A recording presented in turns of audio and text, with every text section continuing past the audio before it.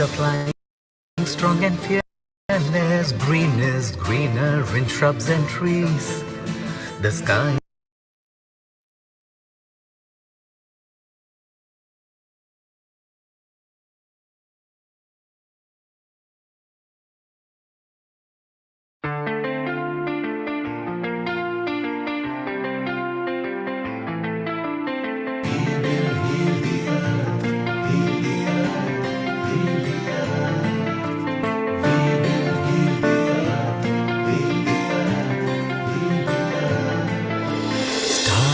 they can tell you stories which are brighter than yesterday. The streets have never been so quiet. The squirrels found a new hideaway. Tomorrow will never be the same. There is so much hope in our hearts. Brick by brick we shall overcome and walk right into a new start. Welcome to the brand new world. We're the children of our Mother Earth. Reach out your hands, let us heal our earth together. Welcome to the brand new world. We're the children of our Mother Earth. Reach out your hands, let us heal our earth together.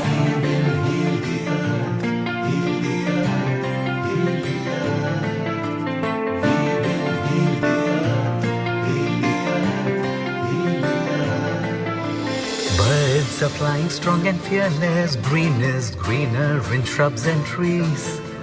The sky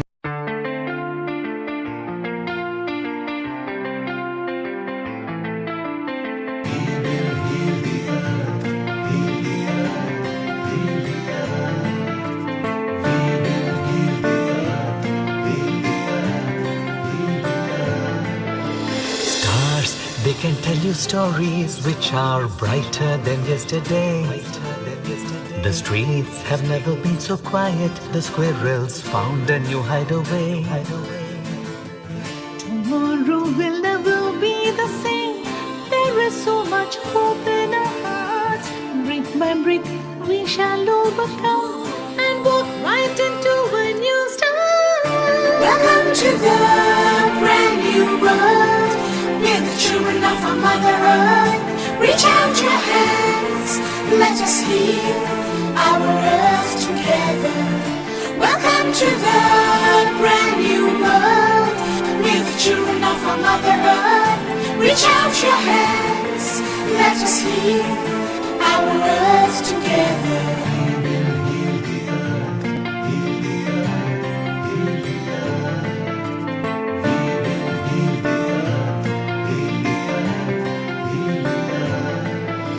Birds are flying strong and fearless. Green is greener in shrubs and trees. The sky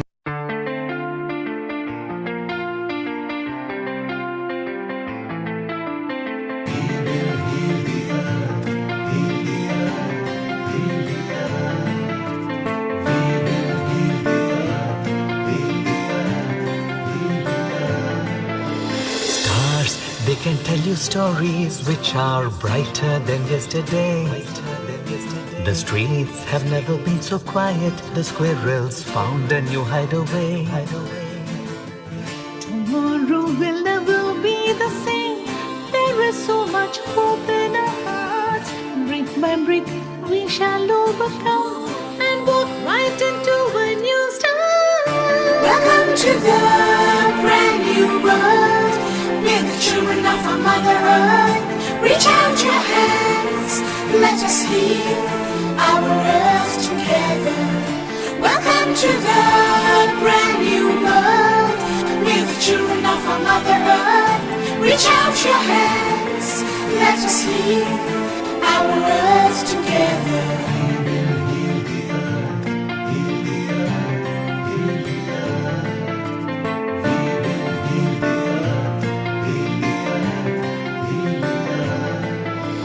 Birds are flying strong and fearless. Green is greener in shrubs and trees. The sky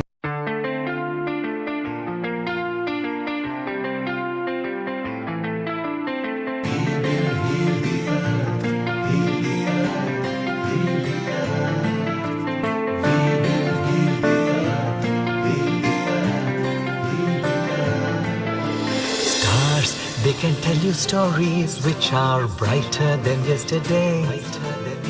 The streets have never been so quiet. The squirrels found a new hideaway. Tomorrow will never be the same. There is so much hope in our hearts.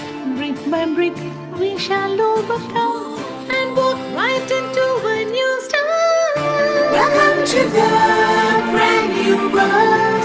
We're the children of our Mother Earth. Reach out your hands, let us heal our earth together. Welcome to the brand new world. We're the children of our Mother Earth. Reach out your hands, let us heal our earth together.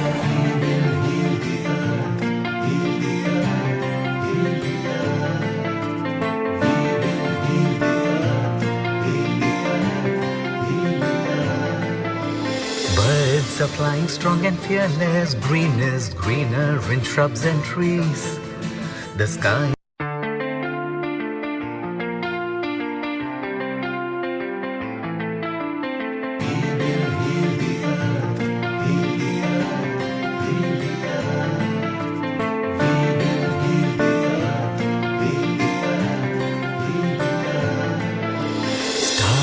they can tell you stories which are brighter than yesterday. The streets have never been so quiet. The squirrels found a new hideaway. Tomorrow will never be the same. There is so much hope in our hearts. Brick by brick, we shall overcome and walk right into a new start. Welcome to the brand new world.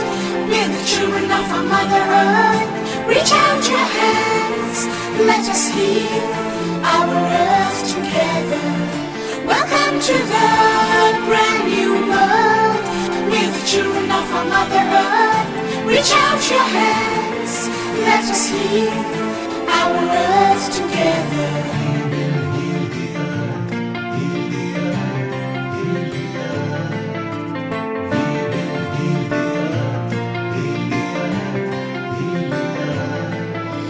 Birds are flying strong and fearless. Green is greener in shrubs and trees. The sky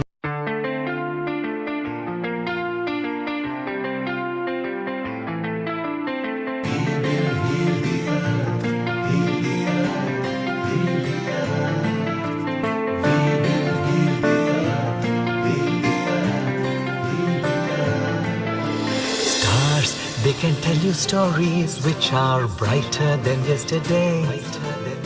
The streets have never been so quiet. The squirrels found a new hideaway. Tomorrow will never be the same. There is so much hope in our hearts.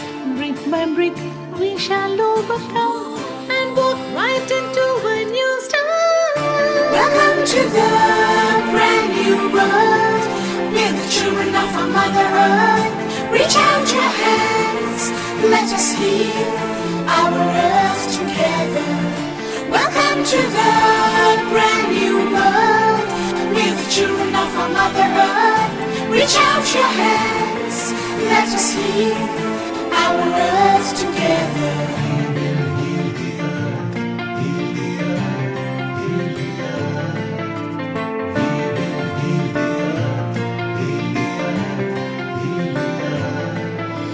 Birds are flying strong and fearless. Green is greener in shrubs and trees. The sky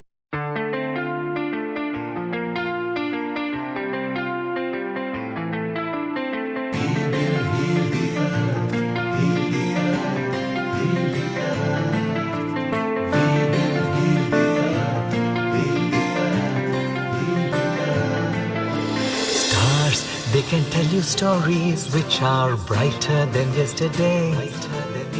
The streets have never been so quiet. The squirrels found a new hideaway. Tomorrow will never be the same. There is so much hope in our hearts. Brick by brick, we shall overcome and walk right into a new start. Welcome to the brand new world. We're the children of our Mother Earth, reach out your hands, let us heal our earth together. Welcome to the brand new world, with the children of our Mother Earth. Reach out your hands, let us heal our earth together.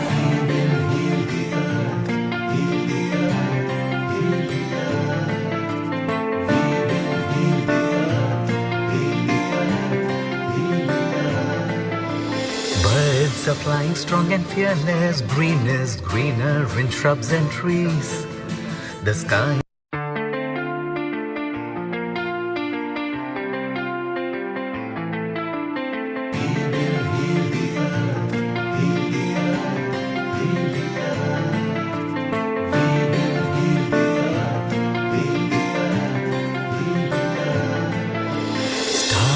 they can tell you stories which are brighter than yesterday. The streets have never been so quiet. The squirrels found a new hideaway. Tomorrow will never be the same. There is so much hope in our hearts.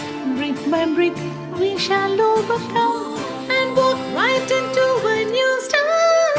Welcome to the brand new world, with the children of our Mother Earth. Reach out your hands, let us heal our earth together.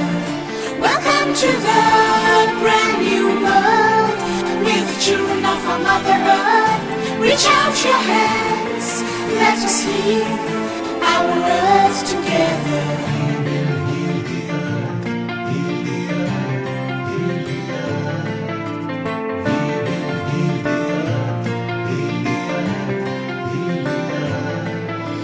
Birds are flying strong and fearless, green is greener in shrubs and trees. The sky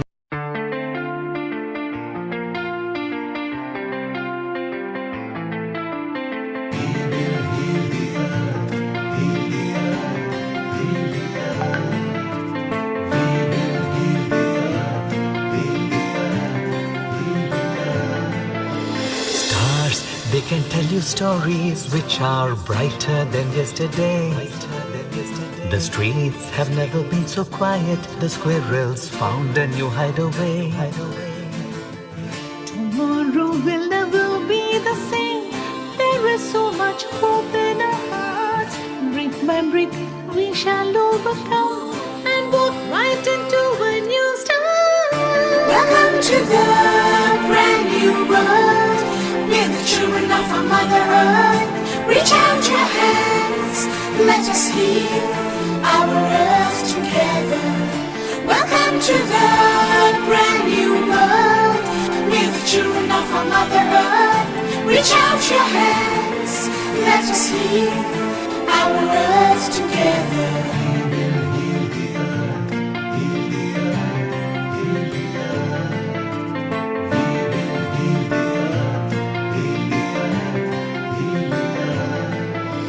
Birds are flying strong and fearless, green is greener in shrubs and trees. The sky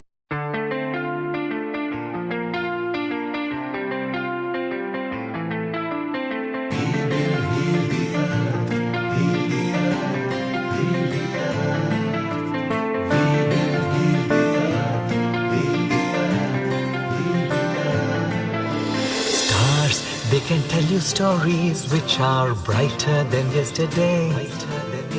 The streets have never been so quiet. The squirrels found a new hideaway.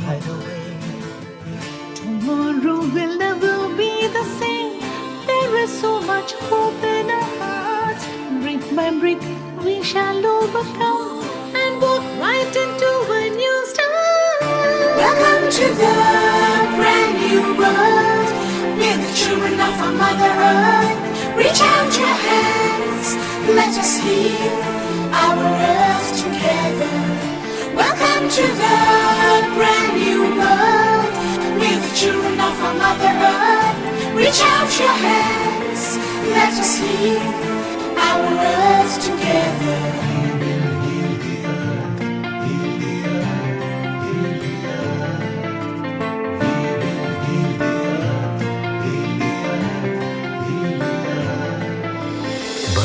Birds are flying strong and fearless, green is greener in shrubs and trees. The sky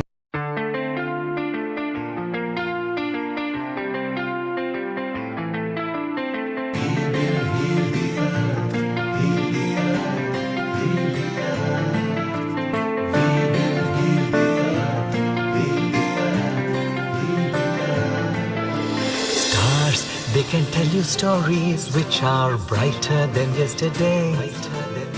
The streets have never been so quiet. The squirrels found a new hideaway. Tomorrow will never be the same. There is so much hope in our hearts. Brick by brick, we shall overcome and walk right into a new start. Welcome to the brand new world.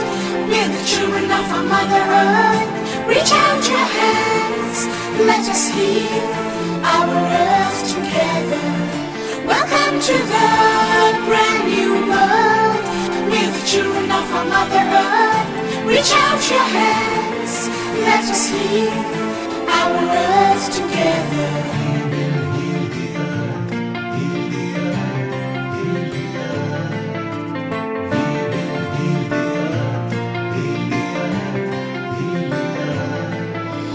Birds are flying strong and fearless, green is greener in shrubs and trees.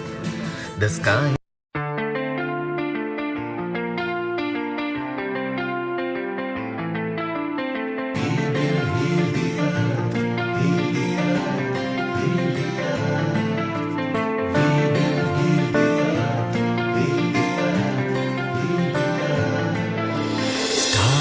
they can tell you stories which are brighter than yesterday.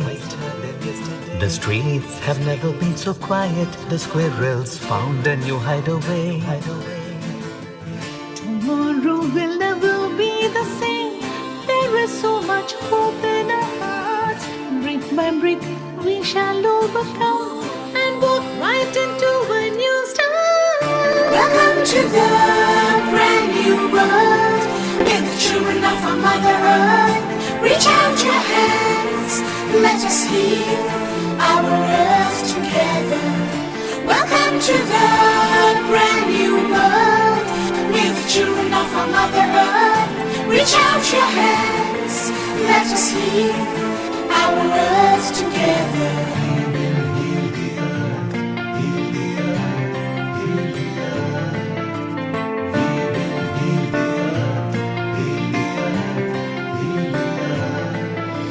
Birds are flying strong and fearless, green is greener in shrubs and trees.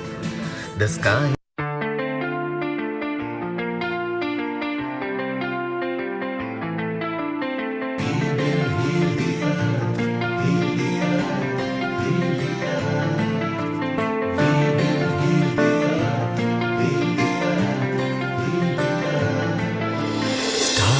they can tell you stories which are brighter than yesterday. The streets have never been so quiet. The squirrels found a new hideaway. Tomorrow will never be the same. There is so much hope in our hearts. Brick by brick, we shall overcome and walk right into a new start. Welcome to the brand new world. We're the children of our Mother Earth. Reach out your hands, let us heal our earth together. Welcome to the brand new world. We're the children of our Mother Earth. Reach out your hands, let us heal our earth together.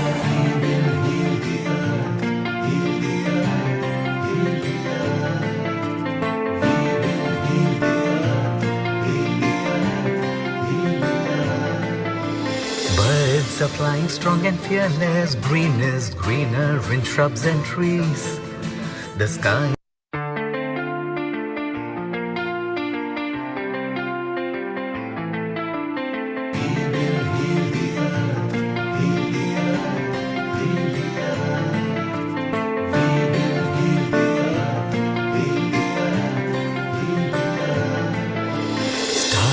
they can tell you stories which are brighter than yesterday. The streets have never been so quiet. The squirrels found a new hideaway. Tomorrow will never be the same. There is so much hope in our hearts. Brick by brick, we shall overcome and walk right into a new start. Welcome to the brand new world. We're the children of our Mother Earth. Reach out your hands, let us heal our earth together. Welcome to the brand new world. We're the children of our Mother Earth. Reach out your hands, let us heal our earth together.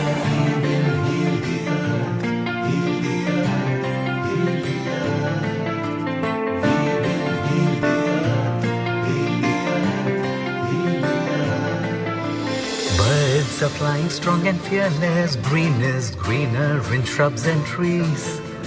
The sky.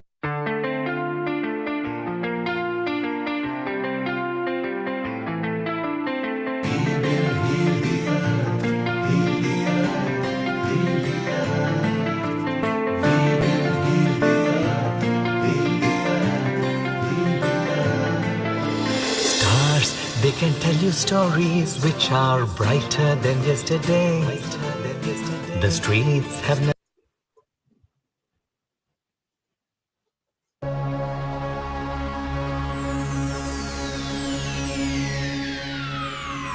Ladies and gentlemen, may I have your attention, please?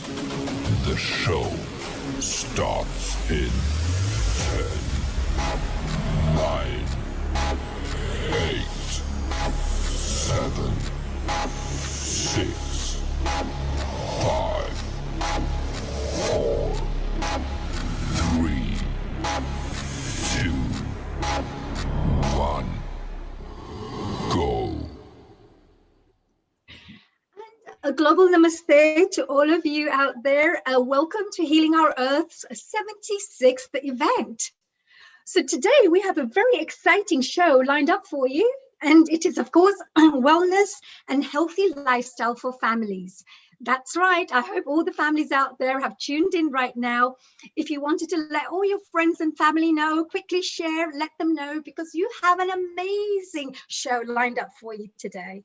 Now, today we have to start off, of course, as always, with a big namaste to every single one of you. First of all, thank you for always supporting us every Sunday, joining us, enjoying our shows. Thank you for your messages every week that we receive. And we're really, really pleased to know that we've got a family that's growing and growing and growing all the time globally. I just wanted to mention also, we have an unfortunate cyclone that's taking place in Goa today. So to all our brothers and sisters and our families, our Healing Our Earth families who are there in Goa, we'd like to say that our prayers are with you. And before we start today's show, I just wanted to say also a very big thank you for last week when we also did a Pray for India event. Throughout the week, we had people praying all over the world for India, especially with the COVID-19 pandemic that we are having to deal with. So thank you very much for all your support. Keep praying, of course, not just for India, but for the rest of the world. So today, I'm your host, Dr. Hani Kalaria, and I'm here to share lots and lots of wonderful things with you. But even more, I will say we have the best guests lined up for you today. So let's start off with our first guest.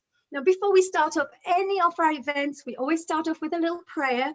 So I'd like to say, if you're there, whatever prayer you say, whichever religion, faith, path you follow, just put your hands together and let's start off with a lovely prayer. I'm going to start off with Guru Brahma. I always believe gurus are very important in our lives, our inner guru as well as outer gurus. So,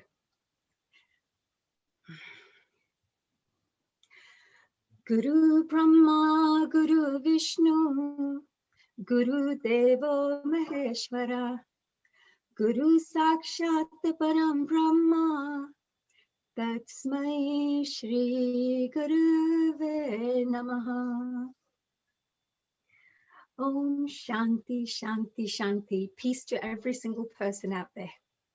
So before we start and I introduce you to our first guest, let's find out what she's going to be talking to us about.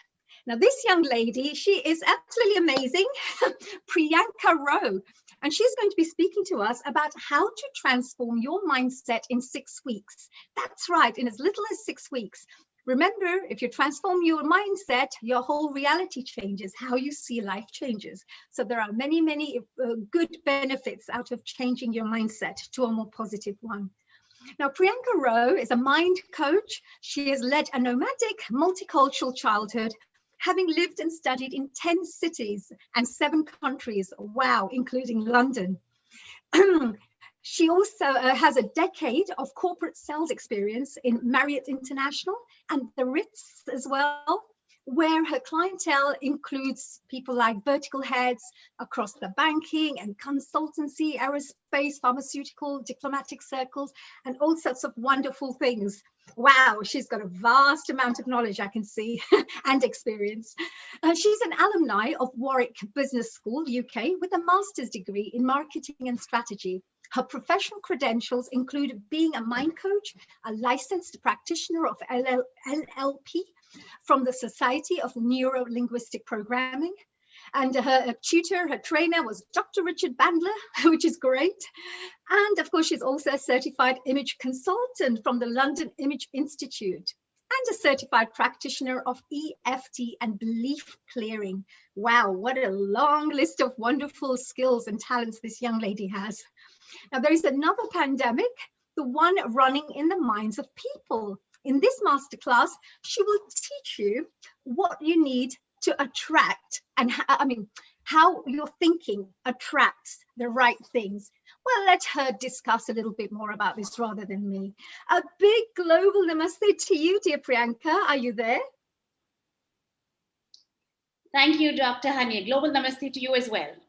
Oh, thank you. Wow, you've done such an amazing amount of work. Before I ask you any questions, because I have plenty of questions for you, which I'm going to be asking you right at the end. I know you have a presentation lined up for us. What do you have for us today? So it's going to be an exciting 40 minutes where I'm going to lead the audience into their minds.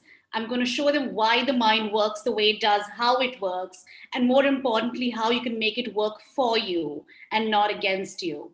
So this is not a theoretical masterclass. I'm going to be sharing quite a few takeaways as I go along the way. So I really hope it adds value to the audience and is able to shift their mindset. I'm sure it will, because I'm really looking forward to this. So are you going to go through some exercises as well so the audience members can join in? Not practically, but I'm going to show them what kind of exercise they can do on their own and what kind of reprogramming techniques that they can apply. All these techniques can be self-coached, self-applied without required coach intervention. So my duty is to make them self-sufficient so they're not dependent on anybody or anything to transform them. Wow, that's amazing. Well, I'm going to let you have the screen. There you go. You're all on air. Please go ahead with your wonderful presentation. Thank you, Dr. Hani. Thank you very much for your kindness. You attract what you believe and not what you attract what you believe and not what you think. Starting today, you will start creating your tomorrow. My name is Priyanka Rao. I am a professional mind coach and now a purpose friend.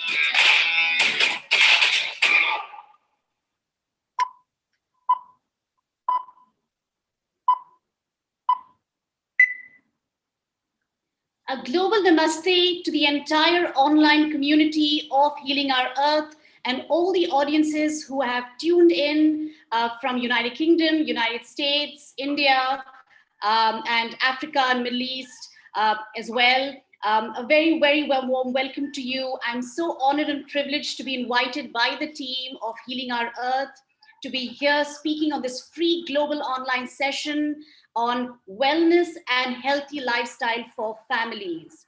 My name is Priyanka Rao. I'm the apple of my parents' eye, roommate to a 50-kilo Rottweiler dog who shares my room, not my bed. I'm looking for my space under the sun, but I found my life's purpose. I'm a nerdy bookworm turned luxury hotelier, turned internationally certified image consultant, turned e-commerce startup founder, and now professional mind coach. A lot of what I share with you today really comes from a place of experience and not theory. You know, I saw this quote on a Deepak Chopra program, and it was so me: teach what you most need to learn. I've been studying the mind for 15 years now, since I was almost 21 years. And I started off to basically, for my own personal growth, and for me to be able to dismantle certain destructive belief systems that I had in me. And I will share what I mean by that as we move along. So a lot of what I share with you comes from a place of experience, and I really hope it adds as much value to you as it did for me. So my job as a coach is to help you live without dependency, emotionally or mentally. You should be able to build coping mechanisms, get self-sufficient, and be able to manage any challenge or crisis in your life on your own without dependency. And my promise is to transform your mindset in 5 days. This is not because I'm a brilliant coach. This is because your subconscious mind is that powerful, ladies and gentlemen. And for some of you, you will start experiencing that as well. My credentials are on the screen. Only in this pandemics for the past 1 year, I've worked across 17 cities in India, 3 countries around the world, including the United Kingdom and the United States of America. And I've clocked in over 500 coaching hours. I'm extremely privy into the mindset of people right now. And I really hope that I'm able to share an insight with you on that as well. I've had the privilege of holding masterclasses for organizations such as Capgemini, Lenskart, Bank of America, the Indian Medical Association, and so on and so forth. I've appeared on television. I've been the keynote speaker at the Indian Medical Association Women's Conference as well.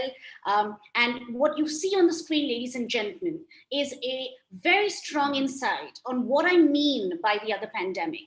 These are all the clients who have met me only in this past 1 year. The number one challenge posed to me has been low self-worth. The second one has been stress or being stuck in a professional career because of the pandemic. The third has been anxiety or stress because of the virus, and then personal relationships. So it's really interesting.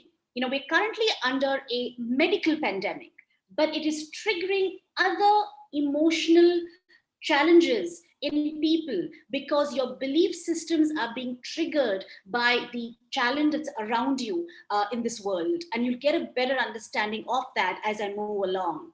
The key here is the last line that you read. Results experienced an average of 3 to 5 weeks. This is because your subconscious mind can reprogram and release in 3 to 5 weeks. In some cases, even finish reprogramming and releasing. The magic and the might, ladies and gentlemen, lies in you. Please start harnessing it. So let's begin right away. On a global level, the only thing common between public speaking and snakes is that both are rated the topmost fears in the world. In fact, public speaking affects almost 75% of the population on Earth. Falling sick, medical bills, death, these are the top 3 topmost fears apart from snakes in public speaking. No wonder this current pandemic has created such a mental health pandemic. It has triggered the top fears in people. The others are, of course, war, natural disasters, crime, pollution, falling short of money. But on an individual micro level, these are the topmost fears that most of us have. The fear of change. Our comfort zone traps us so hard that we are not able to come out of it. Fear of loneliness, so social media, addictions are all a result of being lonely, isolated, and leading lockdown lives. The fear of failing, self-doubt, being judged. What will society think? What will the world think? What will others think? Fear of loss in your family. Something bad is going to happen. This doom story constantly running in your minds. Feeling extremely unworthy. The fear of the unknown and the fear of uncertainty. These are the topmost fears on a micro level that currently a lot of people around the world are experiencing. But here's the good news. None of us were born with any of these fears. Have you ever met a child who has fears, who has negative emotions? No child has negative emotions or a fear because your subconscious mind is born fearless. It's born complete. It's born enough. It's born whole. If you ask a child what do they want to be when they grow older, answers like, I want to be an astronaut, I want to be the prime minister of a country, I want to be a cricketer, I want to be Elon Musk, I want to be a movie star. These answers are extremely probable and possible because as a child, you believe you can be, do, and have whatever you want. But what happens to us as we grow older? All these belief systems start getting dismantled. So the good news is, if your subconscious mind was born free, complete, and enough, it can be reprogrammed to go back to its original state. So some of my clients have removed the depression in 45 days, fear of death in 45 days, sexual trauma, rape memories, abuse in 4 to 5 weeks, overthinking, procrastination, low self-worth, fear of public speaking 3 weeks, fear of driving 1 week, because your subconscious mind reprograms and releases and goes back to its original state. So if we were never born with these fears or negative destructive beliefs, where did we acquire them? Ladies and gentlemen, we acquire belief systems between the age of 7 and 14 in majority cases. It usually comes from our parents and our family because they are our biggest role models. Whatever they tell us, we pick up unquestioned, unfiltered, we believe it to be true. If it's positive, it creates empowering beliefs in us. If it's destructive, it does not. So many of us, grow up hearing statements like, money doesn't grow on trees, life is hard, life is a struggle, don't take risks, we are, a family of limited means, we're middle-class families, nothing comes easy in this world, there's always a competition, there's always a rat race, if you're not rich, you're not successful. And these become our belief systems as we grow older. So our family and our school environment, huge influences. So I'll give you certain examples in this pandemic. I had a client of mine who came to me with the fear of death. She's a banker. Where did she acquire this fear? When she was really young, she was very, very close to her godmother, and her godmother was murdered. And that fear of death struck her when she was really, really young and has stayed in her till the 30s, and that's got triggered in this pandemic. I have another client of mine who's 49 years old who works for an investment firm, and he heard his grandmother tell somebody else when he was 8 years old that his mother is an orphan. That statement hit him so hard. What if I become an orphan? And unfortunately, at 12, he lost his dad, and that fear of losing his loved ones stuck to him till 49 when he met me. So the root can come from anywhere, and the tributaries then can come up in other structures of your life. But like I said, you were never born with it. You never have to live with it. So in this masterclass, you're going to learn that you attract what you fear, not what you think.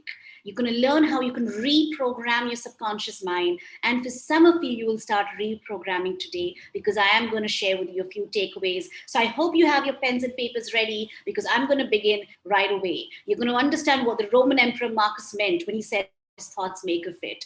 You'll understand what William James, the famous American father of American psychology, said. The greatest discovery of our generation is that a human being can alter his life by altering his attitude. And the famous poet and philosopher Ralph Emerson, who mentioned, you become what you think about all day. But I'll also show you today that you also become what you believe about all day. So let's dive straight into it. When we talk of an image of a person, ladies and gentlemen, there are always two elements to it. One is the image within, what's happening on the inside. And the other is the image without, what's happening on the outside. Your external image is what the world can see of you. It's what you're projecting. It's your appearance, your behavior, your communication, your staff image, your online image, your office image. But here's the first truth of the day. Your external environment is a reflection of your inner environment. What is happening on the outside is reflecting the internal. Let me give you a practical example here. For some of you who have anxiety and stress due to, say, the pandemic, what happens to your body when you face anxiety? Palpitations, your heart starts beating, you start sweating, your legs start shaking, some of your bodies go really warm, some face chills. The anxiety and the fear is internal, but your body is reacting to it. For all of you who have a fear of public speaking, what happens to you when you see a mic, a dais, or an audience? You stammer, you stutter, your mind goes blank, your throat goes dry, your palms sweat, you might forget certain words. Your body is reacting to the internal. So your external environment is a reflection of your inner environment. So what do I mean by the inner environment? I have limitations. I am my biggest limitation. I feel inferior. I'm lost and confused. I lack confidence. I need to change my life. I have this phobia. I have that fear. Can I do it? I don't love myself. I feel like a failure. I'm bored. I want to live my life to the fullest, but I'm not able to. I have low self-belief or I have low self-esteem. Now, your self-belief and your self-esteem are the two most important pillars to build a successful mindset. Ladies and gentlemen, your self-belief is how much you have confidence in yourself, but your self-esteem is how much you love or like yourself. And they're both mutually exclusive. You can have a high self-belief or a low self-esteem. I think I'm a brilliant coach, but I don't love myself. Or I love myself. Main apni favorite hu. I am my favorite person in the world, but I think I'm an average coach. So to build a successful mindset, you need to grow your self-belief and grow your self-esteem in equal measure. So keeping the internal image in mind. For some of you, you might have said, yes, that's me, or I can relate to that. I can resonate with that.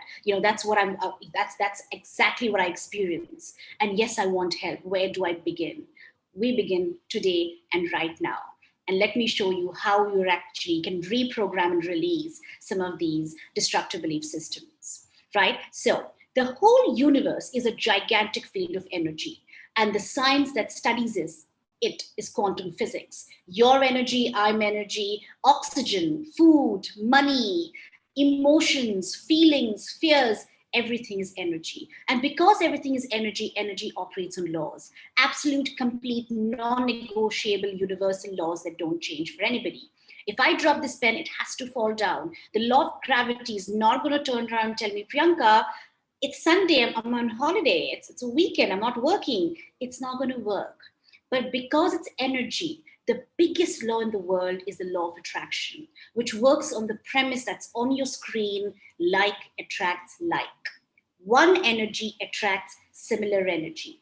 So if you start your day on a positive energy, you've had a great morning, a great yoga, a great meditation, you've had a great breakfast, your boss has sent you an email praising you, you're feeling really good, the rest of the day goes really well. Or the other way around, you're woken up feeling miserable, you've had a fight, with somebody at home, you've got a stinker of an email from a client, you're feeling miserable, and like a dominoes effect, the rest of the day goes negative. So the energy is always attracting similar energy. How does that work on a practical level in our lives? This is what I'm going to explain to you. I know this is a complex subject, but I'm going to make this as simple and as relevant to you as possible. So here is an individual who has certain thoughts. Let's say the thoughts are, I deserve a promotion in my company. I've worked really hard and I'm up for it. I'm ready for it. I need that promotion. Thoughts are energy. So these thoughts will attract more similar thoughts. Like attracts like. So how do I get a promotion? How do I skill up? Should I start acting the role already? Should I have a conversation with my reporting boss? Should I tell him that I'm ready for it? Or should I tell her that, I need the training to get ready for it? All these thoughts are increasing. Eventually, all this energy converts into matter and you attract a promotion. This is basic law of attraction, which says if you ask for something, you believe it, you receive it. I'm sure most of you are aware of this subject. You've read The Secret, you've read other books on the law of attraction, you understand this. Now, this applies universally for everything. This could be a promotion, a job, a car, love, marriage, a business, anything. But we don't get what we want always. So what's the missing link? What's the missing gap? Here's the second truth of the day I'm going to share with you. These yellow thought clouds that you see here are your conscious mind. Your conscious mind is a logical, rational, thinking mind that's right now listening to me, assimilating what I'm telling you. But did you know that your conscious mind is just 10% of your mind? So for all of you out there who say you overthink, you are worry warriors, your mind keeps racing, you have no control over your thoughts, essentially you're just a slave to 10% of your mind. Beyond these thoughts is something known as your sponsoring thought. Your sponsoring thought is the thought behind the thought. It's your belief systems from childhood. It's your values. It's all your memories and experiences. It's your subconscious mind. And this is a whopping 90% of your mind. And it is this sponsoring thought, these belief systems, this subconscious mind that is influencing what you're attracting in your life, which means you don't attract what you think, you attract what you believe. You don't attract what you think, you attract what you fear. So let's say this individual is thinking about a promotion, but the sponsoring thought is, I don't have leadership material. Do I have leadership qualities? Will my peers accept me as their boss? Will I be able to succeed? What if there's too much of stress in the role? What if my work-life balance gets affected?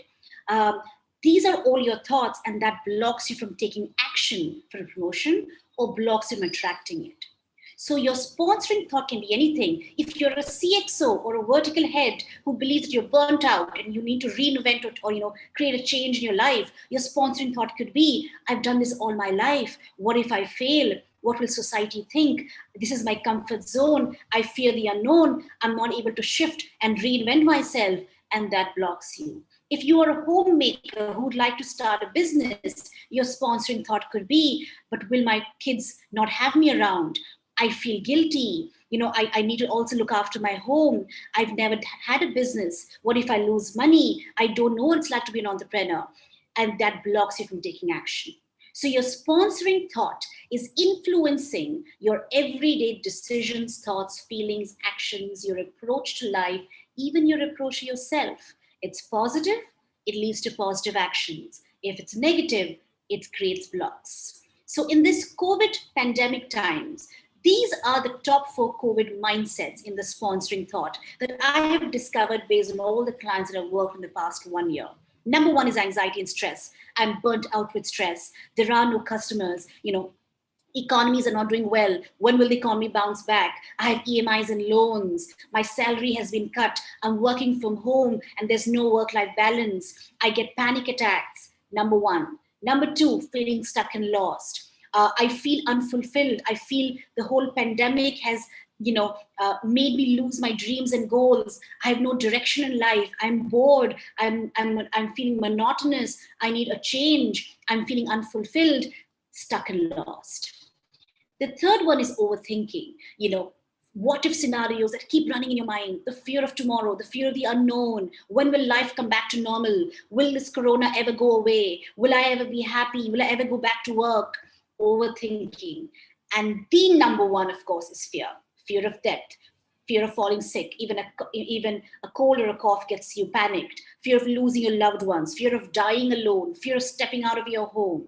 These are the top 4 COVID mindsets that are right now in your sponsoring thought, and that is blocking you from doing what you want to do, or it is attracting more of it. So how can you actually reprogram it? The mindset. Let me show you how. So I'm just going to stop share right now and go into a whiteboard and explain to you how the mind works. So we're just taking a trip right now into your mindset. So here's your conscious mind, here's your subconscious mind, and here's your life. So let me explain to you how the mind works so you can actually make it work for you. We've already established that your conscious mind is 10% of your mind. Your subconscious is a whopping 90% of your mind. And here is sitting all your events and experiences in your life. So how does this actually work? Let's understand how your mind works. Consider your conscious mind as the boss. This is the minds right now listening to me. The mind, the conscious mind, the boss, gives instructions to the team, and the team delivers those instructions to the T to the letter. Your conscious mind is the boss. This is giving commands and instructions to subconscious mind. Your subconscious mind is your creative medium. It creates through the law of attraction. And here's your third truth of the day. Your conscious mind learns through repetition. It learns through repetition. You keep telling it something frequently, every day, and it learns it. And it creates it in your life exactly what you told it. So example and point, I have panic attacks. I am depressed. I'm unhappy. I'm stuck. I procrastinate. I'm lazy. I have this fear. I'm always scared. You have told yourself these statements so very often that you have become it because your subconscious mind has learned through repetition, believed it, and made you that. But here's the good news. This means that you can actually change your commands at any point in time, and your life will start changing. This is not dependent on the planetary positions, on luck, on your horoscope, on on what you have been educated with. The magic and the might lies in you. You can change these instructions, and you can change your life.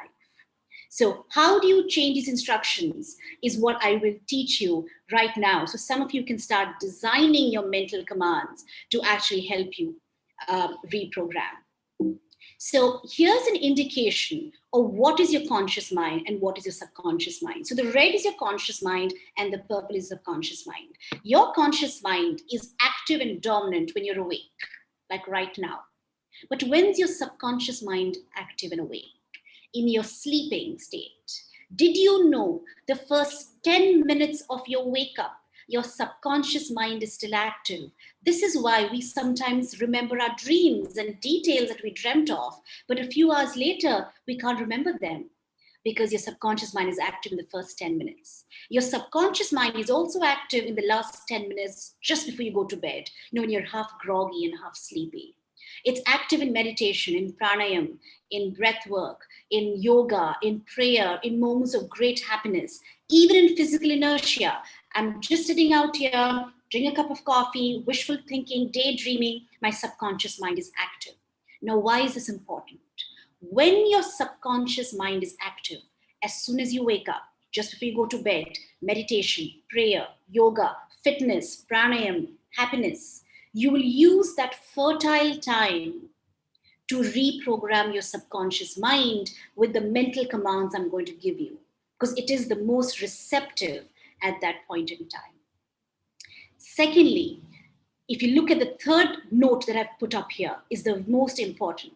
While your conscious mind, ladies and gentlemen, is very rational, it can analyze, it can compare, it can reason, it can choose, it can study, it can assess, it will tell you this is right, that's wrong, this is good, this is bad. Ironically, the subconscious mind, even though it's 90% of your mind, it's the most powerful seat at the table, it cannot study, it cannot analyze, it cannot assess, it cannot compare, it cannot argue, it cannot differentiate. It will do exactly what the boss tells it. So when you're designing your mental commands to reprogram, give your subconscious mind exactly what you want to pick up. You cannot say, I don't want to be scared or speaking in public. The subconscious mind does not understand don't want to be. It picks up scared public speaking, learns through repetition, believes it, makes you fearful. Instead of saying, I don't want to be scared, you need to say, I am fearless, I am fearless, I am fearless. It learns that through repetition, believes it, makes you fearless. Instead of saying, I need to stop feeling so anxious, I need to stop feeling so anxious. It doesn't understand need to stop. It picks up anxiety, makes you anxious. So you need to rephrase that to, I am calm, or I am peaceful, or I am strong, or I am confident, whatever it is that resonates with you. And you repeat that over days, and over time, your subconscious mind picks that up and starts making you calm, peaceful, strong, confident. So essentially what we're doing here is the beta state is your brain waves when you are in a wake state of mind, ladies and gentlemen. And alpha is when you're in light sleep or light meditation. And theta is deep sleep and deep meditation. So what we are doing here is we are using the mental commands and reprogramming our subconscious mind when it hits alpha state, even in our awake state. Like when you wake up, when you're meditating, when you're in fitness, when you're in yoga. So we are accessing your alpha state, even in your waking state. That's exactly the times that are given to you to help you start reprogramming. So given this, grab your pens and papers. Here are 5 techniques I'm going to share with you to help you start reprogramming. The first one is the power of I am. I cannot emphasize enough how powerful these 2 words are, ladies and gentlemen. Anything and everything after I am gets created by your subconscious mind, because nobody can say I am except you. Even if I say I am, it is internal driven. It is intrinsic. I can't say I am for you. So the mind believes everything after I am to be absolute and true. In Sanskrit, which is the ancient Indian language, there is a saying called Aham Brahmasmi. I am that. I am everything.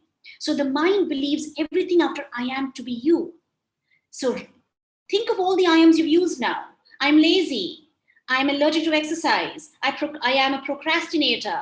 I am unhappy. I'm lost. I am underconfident. I am feeling inferior. And that has become you. But let's change that now.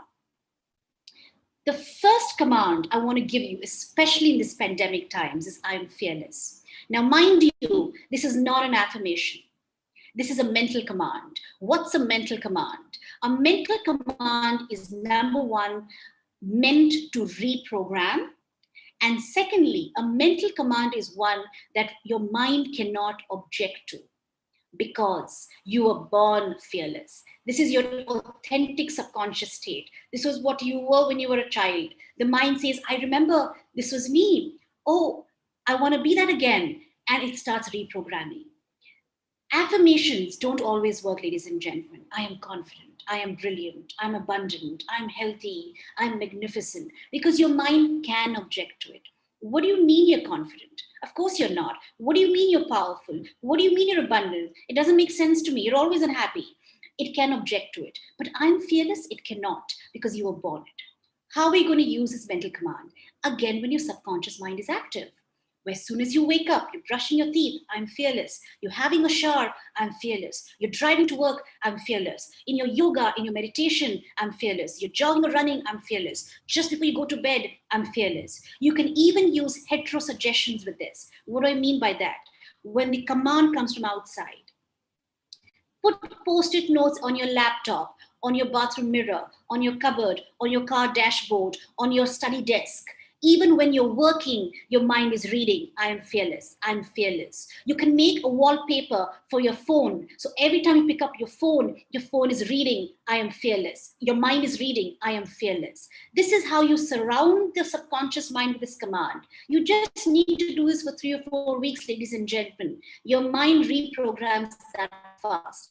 By 3 or 4 weeks, you start feeling fearless, and your actions and decisions then stem from this sponsoring thought. Very, very powerful mental command. That's my first takeaway for you. The second one is something called as drop the coal. If I was to put a hot burning coal in your hand, what would you do? You would drop it, right? Do you have to tell your mind or your hand, please drop the burning coal? No, it does it by reflex, instinct. Similarly, if a negative, damaging, harmful thought comes into your mind, you should be able to drop the thought as well. Now, when you give your command to your mind, Priyanka, drop the coal, the mind goes blank and it drops every thought, because in the entire wiring of our mind, the mind goes on alert mode every time it hears coal. It thinks you're in danger. It thinks you have something that is going to harm you. A life-threatening situation. Remember, the mind's job is to protect you. It has to go into survival mechanism. So when you say drop the coal, the mind the mind automatically goes blank, alert. It drops whatever thoughts you have, and you come in the now, you come in the present. So drop the coal is a very powerful command to drop negative thoughts, to concentrate, to focus, and drop that fear for your mind. The command you'll use is, Priyanka, drop the coal, and you'll see your mind going blank. The third command I'm going to share with you is something that I learned from Marissa Peer, who's UK's #1 therapist, a world-renowned speaker. She actually did this experiment in a hospital where she had one ward where she put up this huge command on the wall which said, I have phenomenal coping skills. And then they had the second ward which did not have this command. And then they were tracking how quick do patients recover and get discharged. And to their utter amazement, they saw the ward that had this command, I have phenomenal coping skills, recovered faster, stronger, quicker, and were healthier and got discharged faster. Because every time the patients were reading, I have phenomenal coping skills, I have phenomenal coping skills, the subconscious mind started believing it through repetition. And they developed coping skills, and they coped, and they got healthier, and they released. Brilliant command, for you to build your coping mechanisms in crisis times like these. So drop the coal. I have phenomenal coping skills and I am fearless. I'm very confident this will help you start shifting your sponsoring thought. But my final takeaway to you is even if we decide to pour in all these mental commands, there is a possibility that your subconscious mind might not shift. Why? If there is a cup full of water, and I ask you to pour more water into this cup, will you be able to? No, the water will spill over. There is no space in the cup. Consider this your vessel. This is your life. You're pouring in mental commands, self-help books, motivational speakers, YouTube videos, positive affirmations, but they're not creating a shift in you. Why? Because your vessel is already filled with limiting belief systems, fears, childhood memories, experiences, destructive emotions and fears. So you have to release it to create space when you're pouring in positive mental commands or positive affirmations. One of the most powerful techniques you can use to release is this one, which I'm going to share with you. This technique, called emotional freedom techniques, is the most powerful techniques that I've come across in my 15 years of study. My clients have removed depression, sexual trauma, abuse, rape, weight gain, feeling unworthy, low self-esteem, underconfidence, fears with this technique. In America, this is taught in schools as part of school curriculum.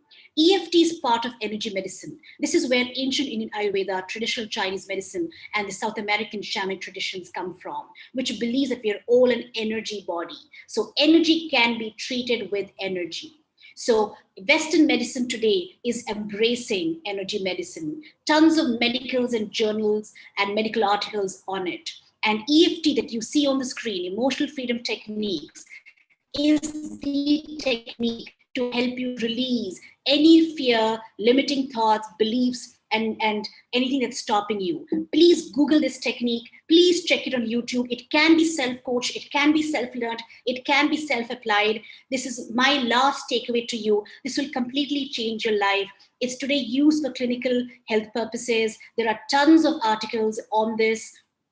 Essentially, we've got energy meridians or energy pathways in our body, which stores negative energy. So EFT is like acupressure, but without needles. It's using your fingers. So when you start tapping on certain acupressure points, it starts releasing the fears, the limitations, the negative thoughts permanently. The key word here is permanently.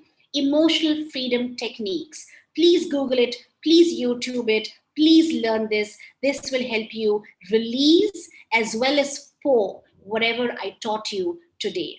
So having said that, I really hope you're able to change your mindset and to change your reality. Remember, you were never born a victim. You are a manifester. You are a co-creator.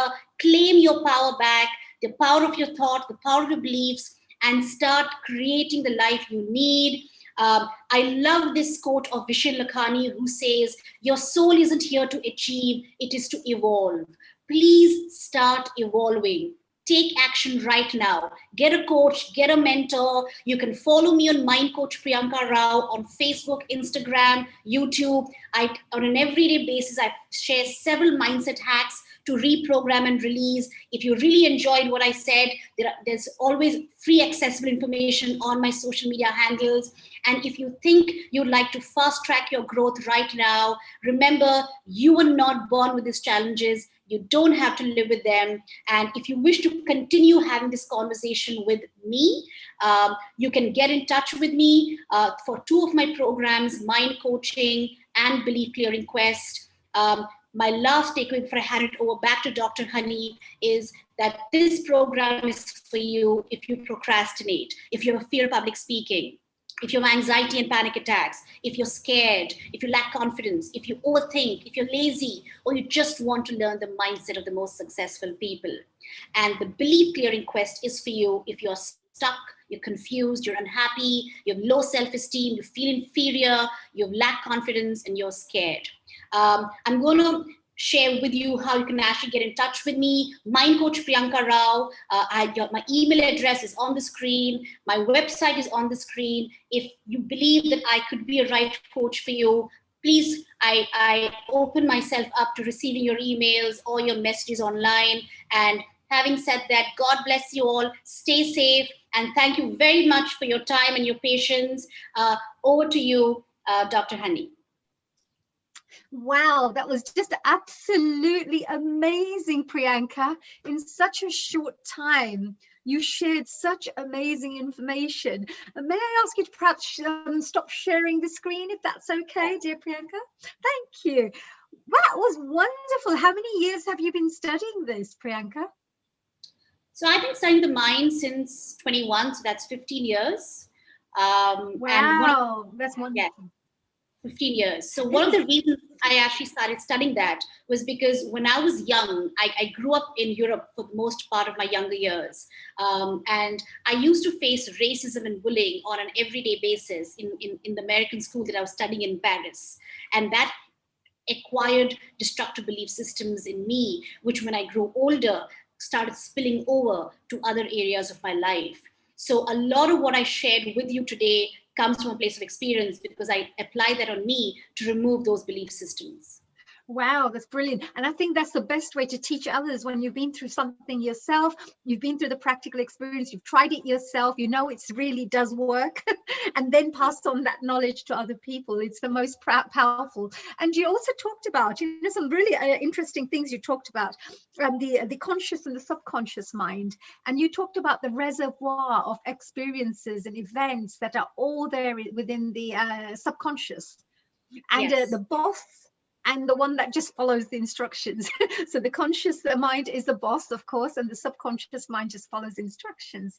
So how you talked also at the end about how to clear some of these negative experiences and events, etc. How important is it? So if people are watching out there, because you have families who are there with children, they're bringing up these wonderful kids, they must be going through lots of different challenges in life. How important is it for the parents to be aware of all this? Because the children are going through these challenges, and in a way, these experiences are being built up over the years. But by the time they're adults, they're not actually becoming the best versions of themselves. They're actually, limiting their potential. Yes. So what message would you like to perhaps give to the parents who may be watching out here of how to instill the good memories in these children? That's a brilliant question, and you've kind of hit, the nail on the head. All the parents who are listening out there, whatever you tell your children, they are picking it up unquestioned, unfiltered, and believe it to be absolutely true. So build empowering belief systems. Think back of your own childhood. Perhaps your parents were not as supportive or as loving or did not push you to achieve your dreams or made you believe that you're not enough or not worthy of what you wanted to be. And that's why you did not do it. But the child does not believe that. And whatever you tell him or her, he will pick it up to be the ultimate truth. So tell them that they can be whatever they want to be. Show them their innate talents and their qualities. Tell them that you will back them up and support them no matter what. Give them a safety net and let them fly. They will amaze you, because every child is born with such an immense amount of potential. And your subconscious mind, like you said, is a collection of impressions, knowledge, wisdom since the beginning of time, in the beginning of human life. It doesn't just come from this present life, which is why when you surrender your subconscious mind, ideas, solutions can come to you, which even you did not know existed. So Picasso, Michelangelo, Graham Bell, Alexander, Einstein, where did they get their inventions from? The subconscious mind. In fact, some of them got in their sleep and they woke up and they quickly took notes. So your subconscious mind can take you to the next level. Allow them to fly. That's my message to the parents. Oh, wow, that's amazing. Yes, allow the children to fly. And of course, they say that memories are very important. So whatever you're going through in life, to try to perhaps look at the more optimistic side of life. So the way you're interpreting life as well at the same time. Because as you mentioned, half full or half empty glass, perhaps some people look at. If you teach your children to look at the half full glass instead of the half empty glass, even that's very important, because they're actually shifting their perception of that situation in life as well, that they're going through. Absolutely. You also talked about, that was very interesting, the way you said that the whole glass, you can't fill anything more positive things in there because there's so many negative things there. And people are full of these, experiences of life and things they've seen or been taught, etc.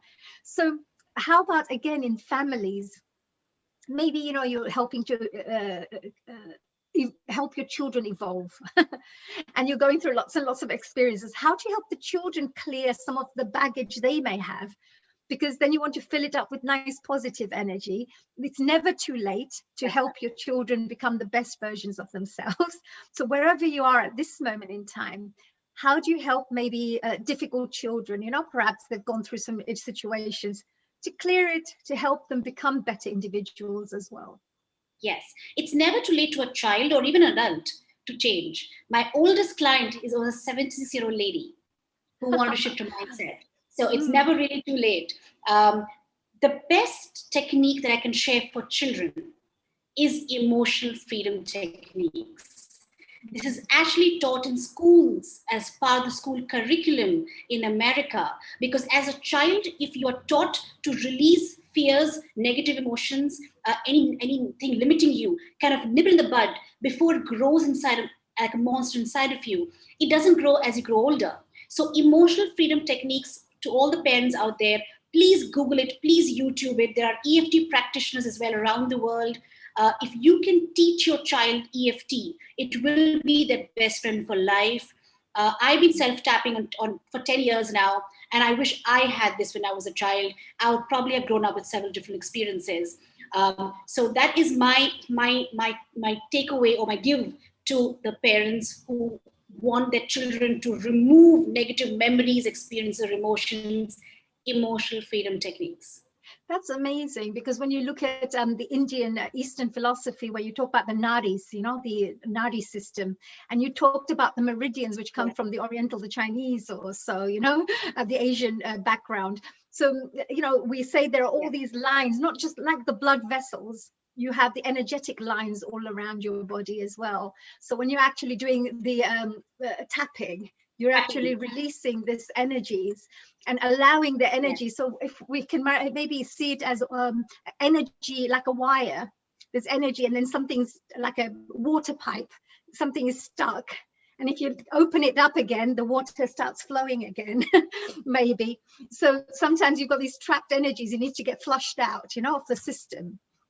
So maybe if somebody's thinking about how does this whole thing work, maybe they could see it in that way and just visualize it. It's just a flushing out of your whole energy system. That's very, very powerful. What you've shared today is absolutely amazing here, Priyanka, really. And you also talked about, the I am. I think this I am is very powerful. It really is, because everyone every time says, oh, I'm so silly. Oh, I'm so, I'm so forgetful. I'm like this, I'm like that. They always say these I ams. So why not say, Yes. oh, I'm a good person, I'm a kind person, I'm an intelligent person, I'm a fearless person. So why not use that I am? So that's a very powerful thing. How do children, I mean, can they use this as affirmations, or families even?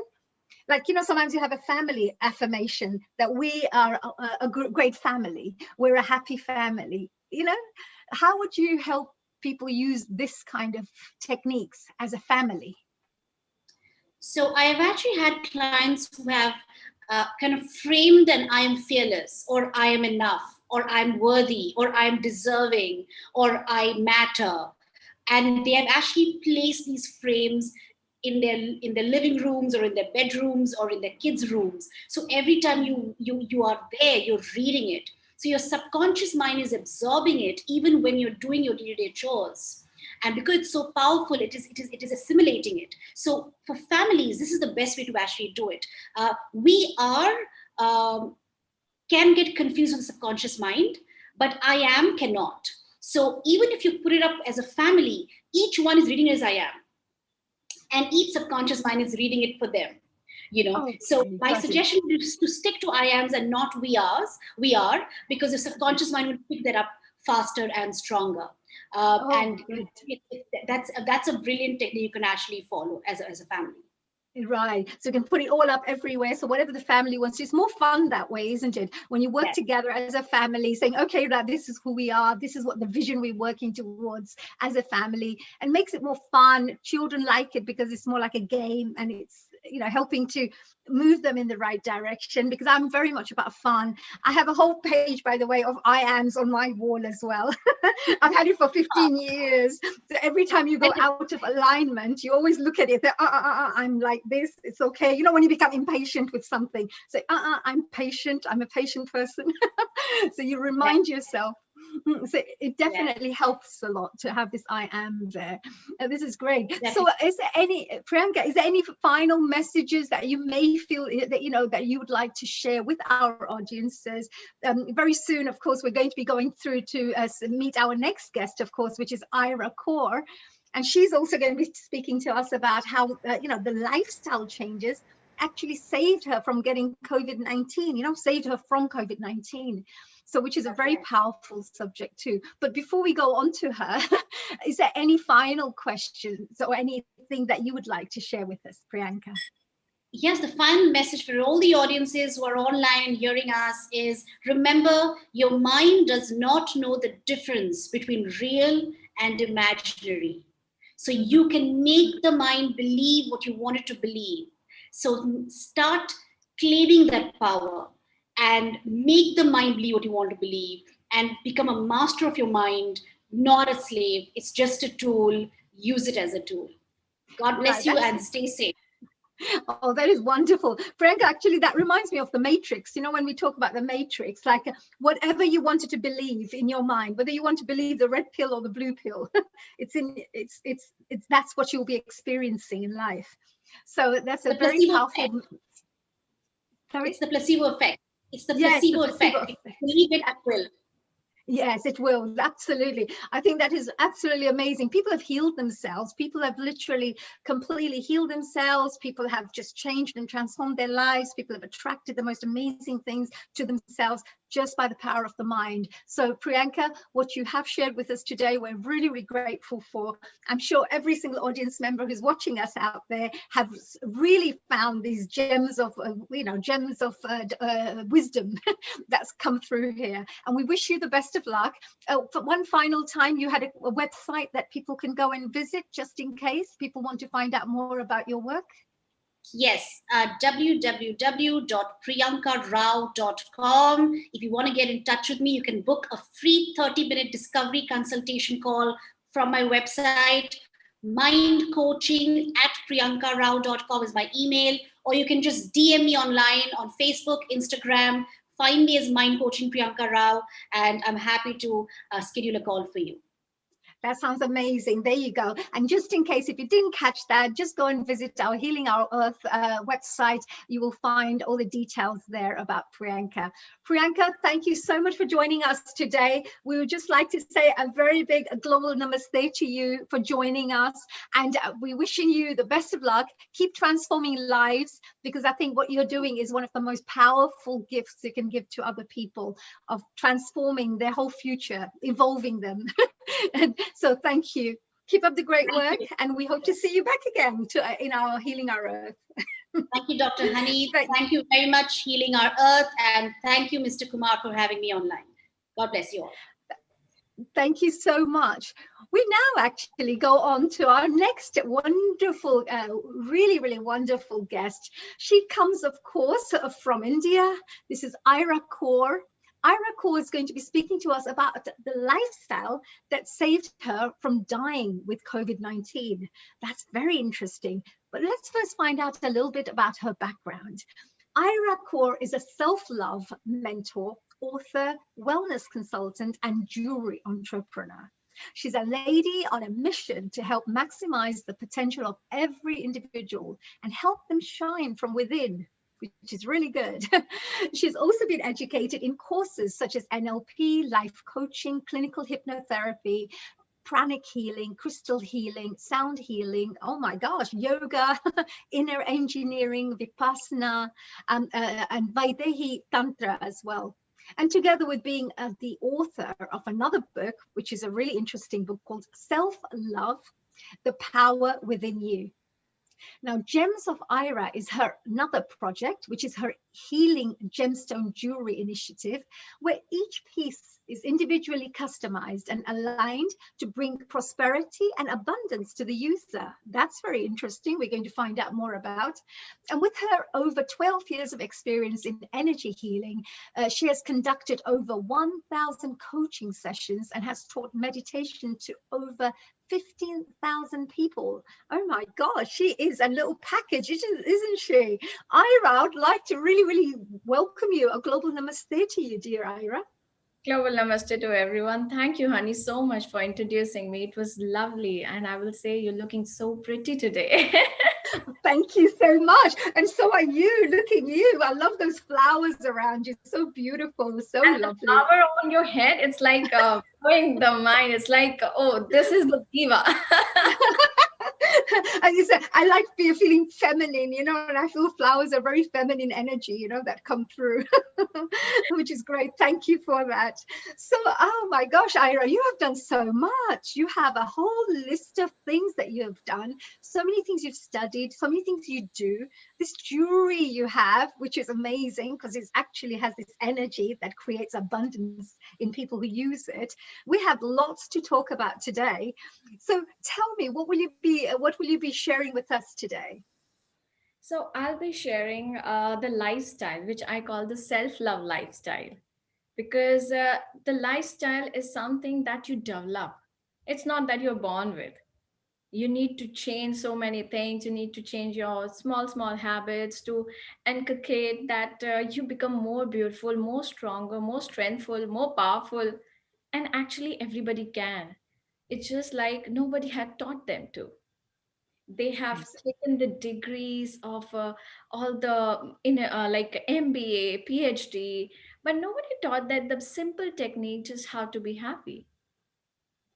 That's very true. And happiness actually is one of the most important things, because, you know, without the happiness, what's the point of life if you're always miserable, if you're always complaining, if you're always not happy with things? So happiness actually is a very important thing. Joyfulness, I normally say joyfulness because it comes from within, right? Yes. So, and I also know that you had also, the lifestyle actually saved you from COVID-19. Now that's very powerful as well. What's that about?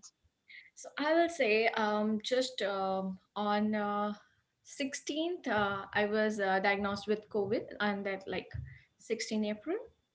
Oh yes. No, which month is going on? Yeah, it's May now. So 16 April. Wow, that's wow. You look great. You know, still with COVID, most people are like, oh, you know, this is really good. You've got great strength in you. So yeah. So what happened? So it happened. It's like the COVID started from my mom. And she was like having fever, but she was like, no, no, it will be normal viral, so it's okay, I won't get tested. And we know that it's going to be something, but she was insisting on not getting tested. So we were still communicating, interacting, though we were like in different rooms, all we were different rooms, but still giving food and everything. And I started feeling like my energy is becoming little low. And but the thing was, my mom has COVID and my dad has COVID, and both are on bed. Like they are really low on energy with cough and cold, and mom had high fever, and my energy was like going down. But at that time, I don't had time to take time for myself, because I have to be on toes to give the food to both of them. At that moment, I felt like my house has become so big. I have to go from kitchen to room. It becomes so like a long journey. Yes, yes, we've heard that actually. People who have COVID, they say they can't get off the sofa. You know, it's like, oh, we can't be bothered to go to the kitchen to have food because they just can't get up from the sofa. You know, they're so lethargic and, you know, feel really tired actually. Yes. Absolutely. So how did you manage? So this is what I need to tell that with that everything, I manage everything. I give, I sit for 1 minute just to energize myself and then get back to work. And it doesn't end. One day, what happened was like my mom oxygen level was dipping, and it dipped from like 93 to 90 to 87 to 86. And everything is gone like, we gotta do something. And in India, it was the time that you were not getting any admissions in the hospital. You were not able to get the oxygen cylinder. It's a complete mess. Because when you have a COVID, like talking over like on a phone for even 1 minute, you get tired. Right. Wow. Gosh. Arranging everything, and finally it's like to get a cylinder, it's not easy. You get cylinder from one place, you get the machine which like operate on the cylinder from another place, and you got the key which can open the cylinder from another place. So Gosh. everything, Wow. A lot of things to do just to get that sorted. Oh my yeah, gosh. like Yes. 4 different people were working to just give us one cylinder. And finally the cylinder got arrived at night by 11:30. And at that time, like I'm helping her to exercise, and as the oxygen level were dipping, it's like no boundaries left now. I have to go inside, I have to heal her. It's like I was not able to understand that what's happening in my body right now, but the power that I have to get heal her, it was so much that I'm taking my like my balls and I'm like playing them there so that she can get all right quickly. And all my friends were healing her, and like I don't get time to ask people to heal me also. Oh dear, we better all pray for dear Ira, everyone watching out there. Such a beautiful girl, you know, we have to send her lovely energy. Yeah. After that, it was like uh, the oxygen comes up. I mean, I make her do proning and do breathing exercise, everything. But the moment she just sits and relax, the oxygen dips again. So now I am getting tired because it's 12 p.m. I'm like a.m. in the morning. I'm getting tired, but I can't get tired. And what I do, I made an alarm on my mobile. It's like every half an hour I have to go and check on her with the oximeter. How much is the oxygen? So the half an hour that I get, what I used to do is yog nidra. Right.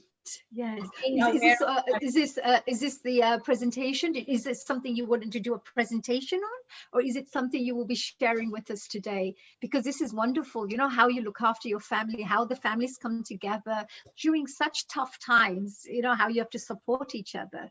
This is Absolutely. something we can all learn from.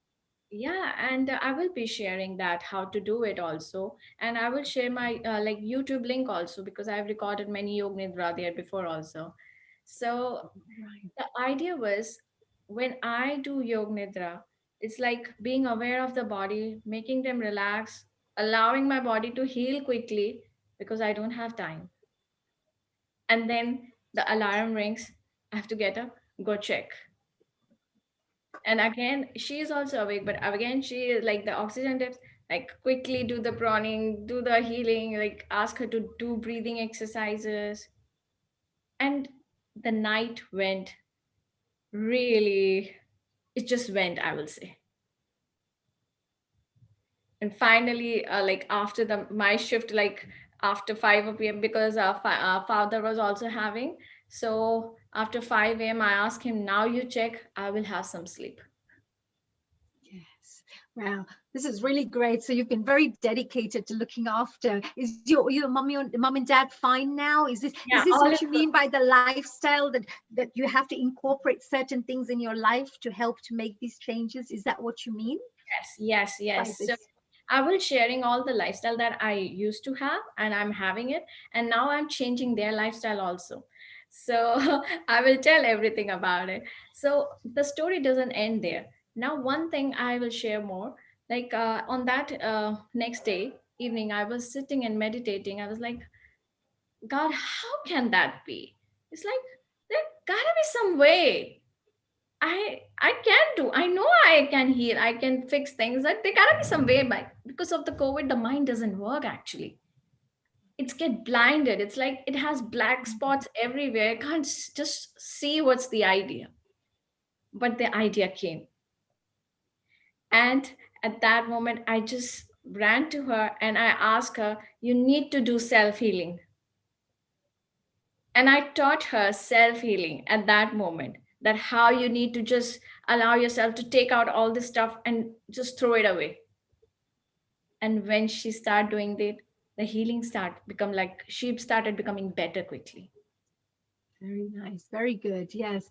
So you've actually had first-hand experience of using your healing techniques and making sure that it really works, and you've seen the results as well. Yes. So after that, I will tell you, like I have doing the moment I get a little better, I've been teaching these techniques to like more than 200 or 300 people so far every day on the some Zoom events. I'm teaching them so that they can help themselves. It is so important right now to heal yourself because not everyone can be around you. Yes, And that's true. like I just heard Priyanka was saying and talking about it. It was so beautiful because I know exactly what she is saying. Yes, yes.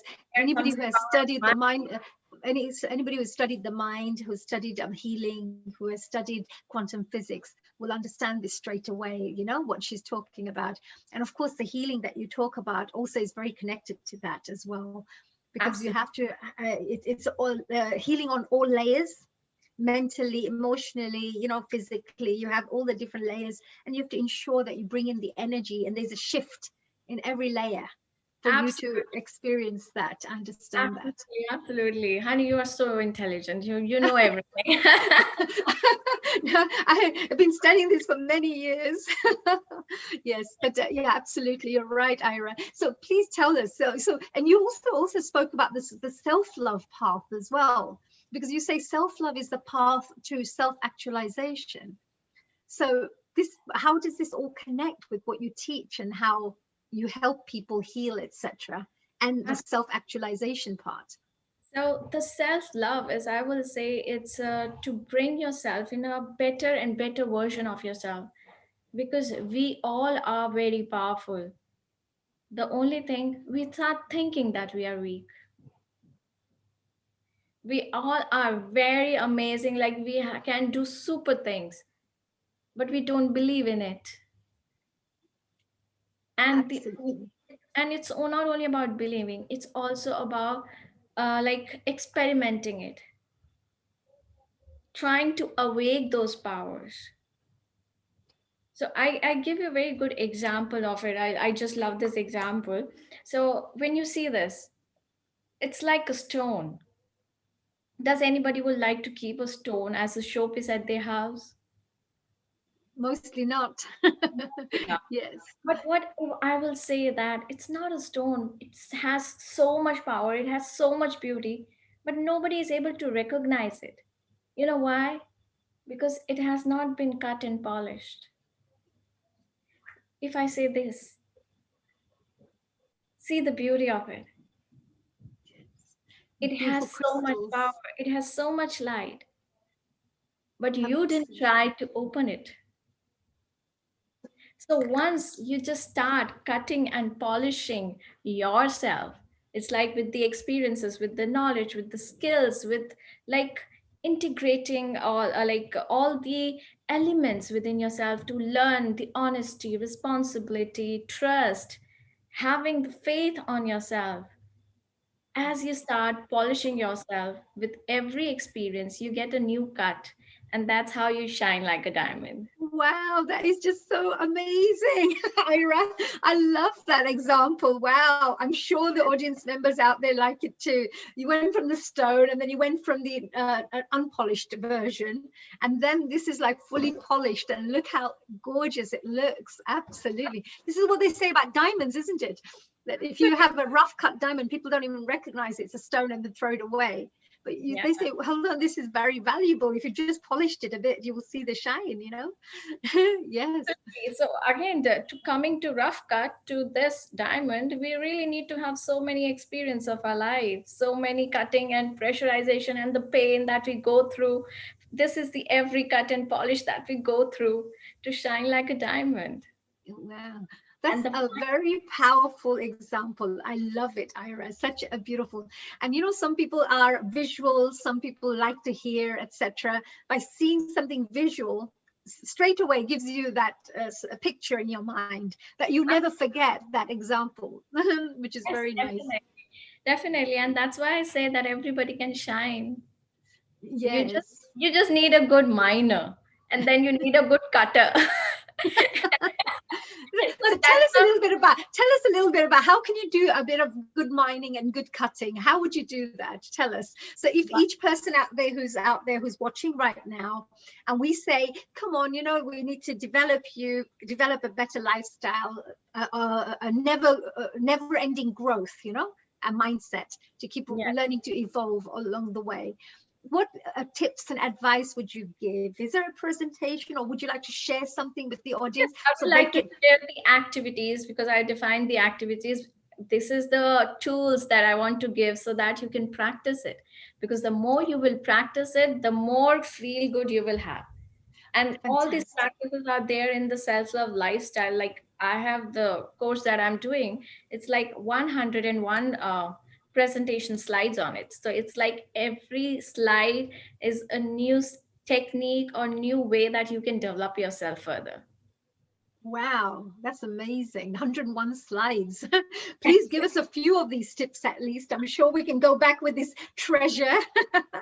First one I will share with you is I call the self-love hug. So in psychology, we will say that self-love hug is like when one hand of like your right hand is touching your left hand, and when your left hand is touching your right hand, it gives a sense of security to you. It just makes your mind think that, oh, somebody's holding me. And you feel good. It's like, okay, I have a support of someone. But And here that it is doesn't me. Support of me. work. I'm Yeah, I've very got support of me. I feel good. but Yeah. I don't end this here only. I go this further step and I incorporate, you can say, the marma therapy in it. And it's called the self love hug with a different style. So just do it with me and you will see how you feel after 36 breath. Okay. Sure. So the I'll do hug that. is different now. You need to put one hand under your armpit, and the thumb is outside. Another. Yes, put the hands and just relax. And just allow yourself to have 36 breath. So just breathe in If and you're breathe out. watching this outside there, dear audience members, try this out. You're going to love this. Absolutely. So just breathe in and breathe out. With every breath that you take, you go deeper and deeper inside yourself. And with every exhale, you deeply relax your mind. You can allow yourself to close your eyes if you feel comfortable. So just breathe in and deeply connect with yourself. And as you breathe out, just relax your body. So just be aware of your breath. And every breath that you take, say to yourself, you're amazing. And with every exhale, the world is amazing. With every inhale, allow yourself to feel the love which is within you. And with every exhale, share this love with the entire world. And just be aware of your breath. Your breath is so powerful, so amazing. With every breath you take, you feel the love. And with every exhale, you breathe out love. Just be aware of your love and be aware of your breath. You are alive because you're breathing. So be thankful for your breath. Be grateful of who you are, amazing and beautiful. I allow myself to connect with the love that I am having, and I allow it to spread inside my body, in each and every part, in each and every cell of my body, vibrating with love to make me feel more amazing and wonderful. Because I am love. I spread love and I allow everyone to love me more. So I welcome love. Just be aware of your breath. Feel your loving breath. It's making your whole body vibrate with love.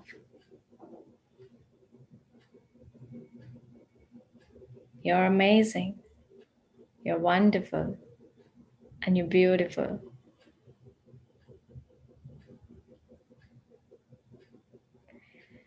Now just relax. And so you can share, how do you feel now?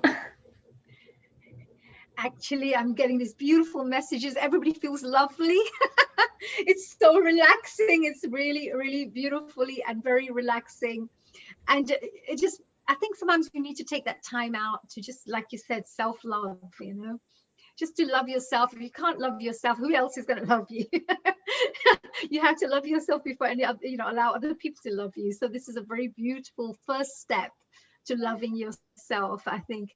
And also it's very relaxing, I find that that's very relaxing too. So They I'll say tell that you when the you science behind it. I'll tell you the science behind it. What happens is, like, under your armpit, here are the lymph nodes. Yeah. So right, the lymph fluid travels, and lymph fluid work is to take out the toxins from the body. So when you just give a little vibration, it's like your fingers also have pulsation. So when the pulsation attached to those nerves, to the nose, nadis or energy meridians, it start pulsating, and it helps the body to bring alignment. That's very clever, isn't it? So you wouldn't even give yourself a hug this way, but you would give your hug by pressing underneath the armpits, so you're actually activating the meridian points. Yes, That's absolutely. absolutely fantastic. Yes, so there's a science behind it. And you said about this lifestyle, about building in this kind of right mindset, so that you can continuously develop a better lifestyle, upgrade your lifestyle, or evolve, let's say. Are there other tips you could perhaps share with our audience Don't members? worry, So, honey, I will share. I will share the tips. I have three, so like it's like one I have shared. I will share yes. three more. So that so the first technique that I shared, because just give an overview of it. I said that you are not only your mind. You have the body, you have the emotions, you have the mind. So we need to work on all the three aspects to actually bring what you are looking for, that joyfulness. So, first, right now, we worked on the body. It's like when you work on the body, the results are very quick because it's directly working on it. And now we're going to work on the mind, that how you can actually, with your mind, heal your body.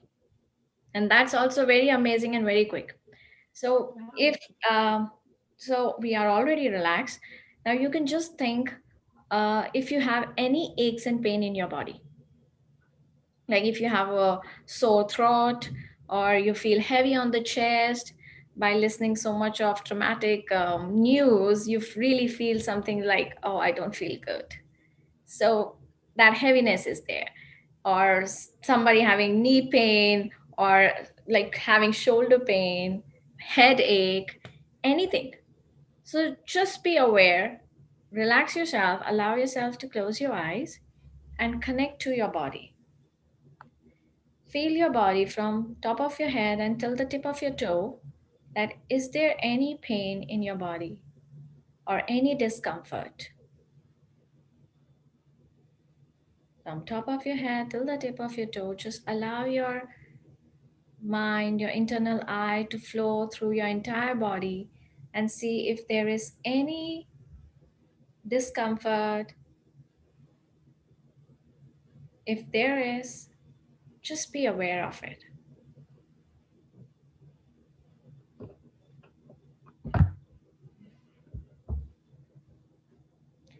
And as you get aware of it, you just need to do one small thing.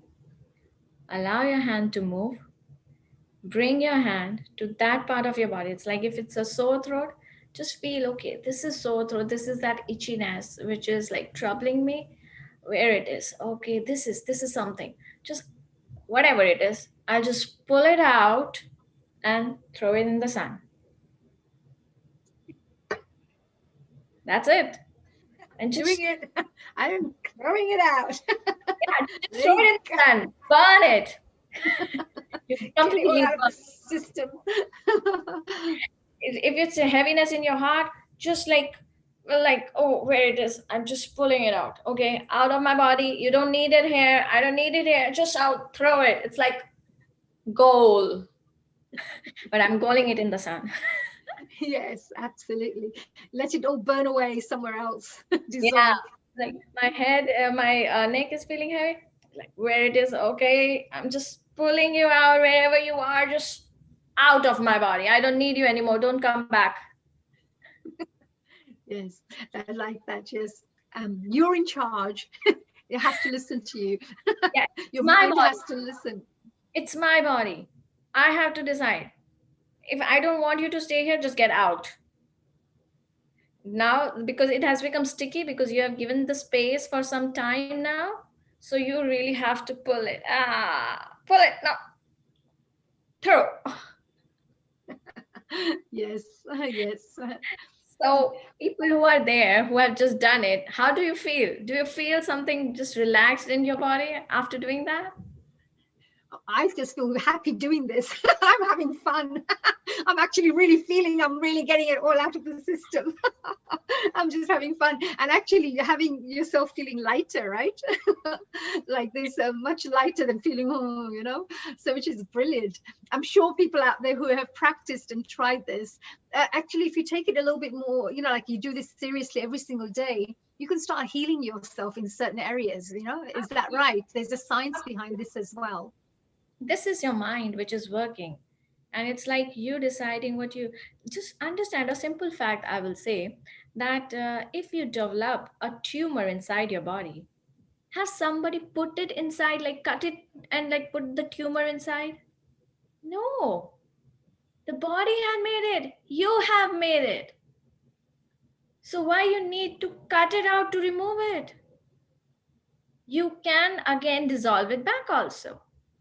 You have that much of power. Actually, I have seen, a long time ago, it was two Buddhist monks, I believe, two Buddhist monks. And this was real. They sat, it was on YouTube. I don't think it's there anymore, actually, but it used to be there. They would go to a patient who had cancer, and you could see it on the screen, where the cancer lump was, very big lump. And Yeah. they just came in and put their hands there and started chanting. And they would just carry on chanting, chanting, chanting, chanting, and kept giving energy. In 20 minutes, literally, you could see it all throughout the YouTube link, 20 minutes link. It started going small, small, small, small, small, small, small, until it was gone. In 20 minutes, the monks, I don't know how they must be so pure at heart, and they know how to turn energy into, manifest energies. So yeah, they must have this really powerful knowledge, and this is what they do. So I'm sure if we were doing it as well, slowly our healing powers would increase as we practice more. Absolutely, absolutely. So, the chanting, the science behind it, I will, if I'll share it, it is like human body is the show of light and sound, right? So your entire body have different sound frequency. So if you do endoscopy, you will hear different sounds from different part of your body. Like your heart is like dhak dhak, your kidney is like chi chi, your liver is like drr, drr. So different sounds are there. So every element, like any part of your body is disturbed, it means the sound frequency of that part has been disturbed. It is not aligned. And if you give the right sound frequency, it will just align all the cells there, and problem is completely gone. Absolutely. Nowadays, you see that's really powerful. Thank you for sharing that, Ira. That is very, very important knowledge actually to share with our audiences. I've seen it also, sometimes you have the music with different hertz. You have 540 hertz, or you have 720 hertz, or 146 or whatever. I use this as like the sound which is create if you have headaches and everything, it just helps you. This is the sound. So I have different singing balls. It's like create different sound frequency, and it just heals you very quickly. Yes.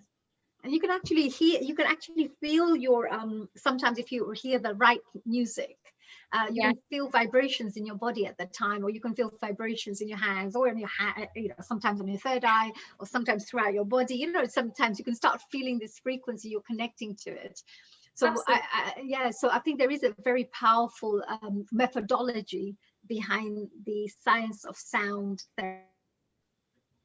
And I will share one thing. It is also like the problems that you are having right now was created with the sound only.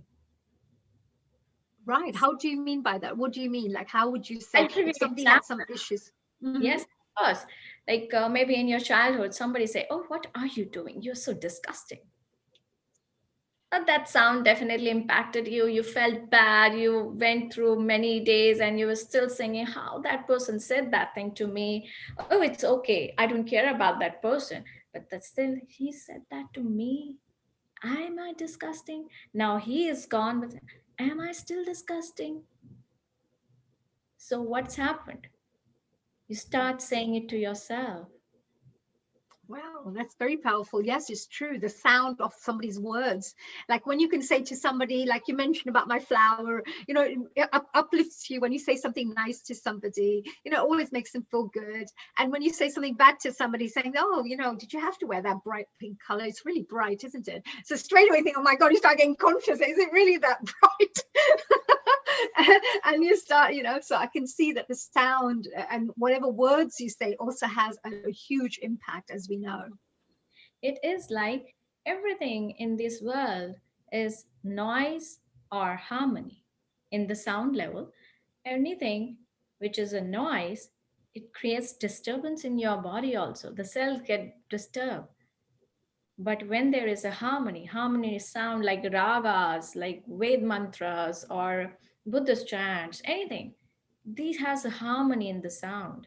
And that impacts your body and the cells in your body. So it is important to listen to good music Yes. because that heals. Yes, you're absolutely right. They've seen that with babies, young children. If you put really nice, good quality spiritual music in the background, their brains will become, will develop faster, and they'll become, their memories will be sharper. They'll remember things. They'll become more intelligent. Something about the spiritual music in the background helps Absolutely. to align with their development. So if families are watching out there, they've got children, etc. So you sometimes even play really nice, like Mozart music in the background, classical music in the background. So that sound is really actually resonating with your brain, the wiring of the brain as well.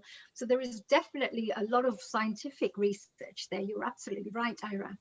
Yes. So the last technique, well, like I actually shared midway many more techniques also, that it's good to have good music and good sounds because that really helps you to work on your body. So I will share one last technique, and that technique I call it's the most amazing technique that I've developed so far. And so to start with, that you can allow yourself to change the pain that you have with the situation very quickly with 5 steps. So And anybody having any kind of are suffering about something or have some negative things or situation they're in, you can change that within 5 steps, right? yes, yes. So let's go. Okay, do one thing. Everybody, just think of a situation where you are not comfortable of. Just think. Okay, and that just by thinking of that situation, I feel, where should I run off? So just get Absolutely. Actually, you're right. It's like, well, that's terrible situation, it's still there, however good you try to make it optimistic, it's still there. yes. So just Mm. think of the situation. Now, as you think of the situation, this is a situation. Feel the situation in front of you like this, like a ball, a ball. And the situation has 2 parts. One part is the fact that it is there, it is done, it is this. And one part is your emotions, that whatever it is, I don't like it. I'm not good with it. So just be aware, okay, these are 2 parts. One part is this is the fact, it is done. And this is emotion, I still feel bad. So when you this emotion, do one thing, just take this emotion and just keep it, like throw it on the ground. Yeah. And so you're left with only the fact. And this is the fact. Okay. It has happened. It is there. It is there. Now I just accept it. So the first step is accepting it. I accept it now. Yes, it is there. I can't do anything. It is there. Now, the second step, appreciate it. Oh, this is so amazing. This is so amazing. Well, let's just start appreciating it. This is so amazing. It's so wonderful. Like, whatever it is done. I can't help it. So it is amazing. And I really appreciate that. Maybe it will help me with something or some learning. I don't know. But okay, very good. You're amazing. You have done something really good. Just start appreciating it. So, by just appreciating it, what's happening when you say these words inside you also, it brings a shift within you. Now you just see the situation, you become more comfortable with it. So, the steps have not over. We will go to the third step. The third step is the intention. Now, what exactly you want? Because you wanted something else and it has not happened. That's why you're irritated, right? So, what exactly you want? So, have one more. Okay, I want this to happen. So, have clarity now how you can do this, like how you can bring this intention in the reality. So, you have to bring it on it. That, okay, this is done. So, I have to do something else to bring this now. So the fourth step is gather all the resources, that how you can do it now. Gather all the resources and just reform it. Because when you gather resources and you start working on it, there will be a new formation again. And in this new formation, it's like something has reformed within you and in the situation. It will happen. And when it is reformed, the last step which you need to do is like just adore yourself that I am so amazing. I have just changed the situation. I'm so amazing. I'm just wonderful. Wow, I'm great. I like that bit. I think I like that. Mine's my favorite bit. I love myself. 5 steps: accept, appreciate, intention, reform, and adore. Wow. And to remember it, you just need to remember AAIRA. Double AIRA. Ira. That's your name. Oh my God, that's genius. I will remember that definitely, that our Ira came up with an amazing system, right? And I like this. I go, to throw it away, replace it, and create new, associations, as we would say. And then, of course, saying that I love myself. Look what I've created. Absolutely, because you are the creator, right, of your life and everything that you have, what you have within your life. So you also talked about reshifting your thoughts and your perception of what has taken place. Absolutely. Like, you just look at it as facts because it's now just a memory, right? It's happened, it's gone. So you really can't do anything about it.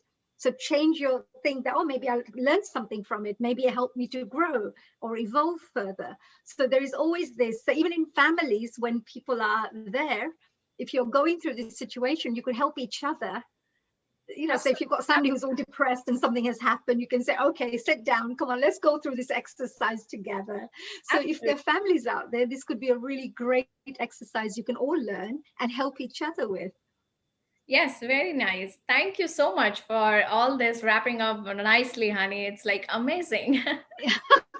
Yes, I just have to say, Ira, that you've been really amazing yourself. You've been really brilliant, and all this wonderful thing. You have such a very peaceful, serene way of explaining everything. No rush, nothing, just explaining bit by bit, and I love it. And you've left us with some very, very powerful exercises, which are so simple yet so powerful that it can create really wonderful shifts and changes in people's lives. So we're very, very, very appreciative of that. Thank you, Ira. Thank you so much. Yeah, and very soon, by the way, do stay tuned in because we have very shortly our next guest who's going to be joining us, by the way, Ira. We've got Chimera who's coming down, Chimera Lamouth. You're going to love her. She's amazing. She's also another lady who talks about families, and she's going to be sharing some really great insights and wonderful tips and advice on families. So do stay tuned in. And Ira, meanwhile, we want to wish you the best of luck for the work you're doing. Keep, keep smiling, keep sharing happiness, and look after your mom and dad. Heal them, heal yourself. And from all of us here, get well soon, because you already look fine. but get out of this COVID thing. Unfortunately, I know many people have gone through it, but I think most people have to be like you, just smile, heal themselves, boost up the immune system, mental powers, and come out of their COVID situation. Yes, absolutely. But Ira, I would like to just finish off with a lovely global namaste to you. A very big thank you. Enjoy your day. Have fun. Keep working hard and come back again and visit us. Surely. Thank you, everyone. Namaste to everyone. Namaste. Namaste. Thank you so much. Wasn't that amazing? Isn't she great? I loved her. I know it was amazing. I really enjoyed those exercises, and that was really fun. I hope you enjoyed that too. Just in case, if you really enjoyed it and you missed out, in the future, this whole program is always on our Healing Our Earth YouTube channel. So you can ask your friends and family to watch it again, or if you've left out or you missed out on some of the information, you can go back and watch again as well. So that will be out there after tomorrow. Now we've got our next guest. She is really amazing. She comes from the USA. Her name is Kimera Lamothe. And Kimera is a PhD. She's a dancer, a philosopher, a playwright, farmer, and a mother of 5. Oh my gosh, how does she do this? And all her kids are between the ages of 11 and 25. She looks 25 herself. I don't know how she made this possible. She looks gorgeous. Now, formerly, she was on the faculty of Harvard University, and she's the author of 6 books, including Why We Dance. I'm really interested in that one, so I'm going to go out there and get that book. She's also come out with various different musicals. Her musical called Happy If Happy When was premiered in 2017, and that is based on her own family story of moving to a farm. Isn't that interesting? And initial productions featured performances by the 7 members of her own family playing versions of themselves. I find that really very, very creative. That's very interesting. And Kimera has received fellowships for her work from the Radcliffe Institute of Advanced Study, the Harvard Center for the Study of World Religions, and the Lower Adirondack Regional Arts Council. I hope I've got that one right. When not writing or dancing, Kimera is helping her children take care of their ox, 3 cows, 4 cats, 13 hens, not more, not less, 13 hens, and a large vegetable garden. I love this family. I think they sound already, I'm really looking forward to speaking to Kimera just now. Now, in addition to sharing details of her own journey, Kimera will be discussing topics including what is a family? What does it mean to become a family? And what role does creativity play in the work of becoming a family? And before I speak about anything more, why don't we just ask our dear and request and invite dear Kimera to join us. A global namaste to you. Dr. Honey, welcome. Very good. And just before we go to Kimera and Sharon, who will be joining us, we have one of our team members here from the dynamic couple, Ravi and Sushma. And can we welcome Ravi because he has got an announcement as well. Ravi, please go ahead and mute. Over to you. Namaste, global namaste to everyone. Our family that have started this particular series, the Feeding Our Earth team, and nearby being Big Brother. And I'm really fascinated about this topic that we're going to be hearing today because it's all about family. And so we have our other group that we normally celebrate a Sunday afternoon with, which is celebrating our community. And a lot of them are going to be joining us, if they haven't already, on YouTube, on Facebook, as well as directly. And it's all about family, isn't it? Because if you think about it, family doesn't necessarily mean just by blood, right? Because sometimes you can have family who are not by blood, but who are closer to you. And so it's a fascinating topic. And it's so good to see that Healing Our Earth team, which is a one big family, is becoming bigger and bigger in so many different countries with so many people getting involved that it's absolutely amazing.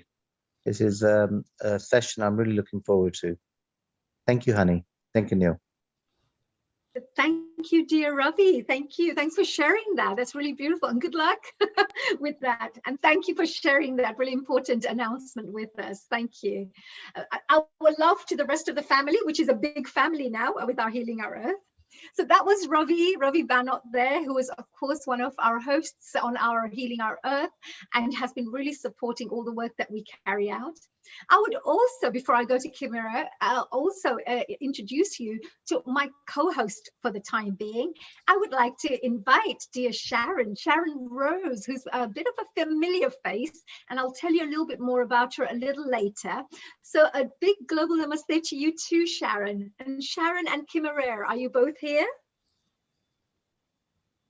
Yes. Global Yes. namaste. A global namaste to you. Kimera, how is it there in the USA right now? It is a beautiful sunny morning here today. Wow. Is it as bright as you? you come across also beautifully bright. That's gorgeous. That's wonderful. And dear Sharon, you're also there in the USA, in Colorado, looking gorgeous and glamorous as always. How are you doing today? Well, thank you so much, my beloved honey. And global namaste to all of you and my dear, dear Kimmer. I'm doing great. I live, some of you might know because I've been on before with Healing Our Earth. I live in Crestone, Colorado, way up in the mountains, 14,000 feet mountains I'm looking at. And this weekend we are having a festival, the Dark Skies Festival, because here the stars are unbelievable and the quiet is unbelievable. And we had the Hopi Native Americans come yesterday and perform blessings and their eagle dance with these little like 4-year-olds with the eagle feathers. Oh, so beautiful. And I've taken footage so that I can bring it to you for you all to see. It was so sweet.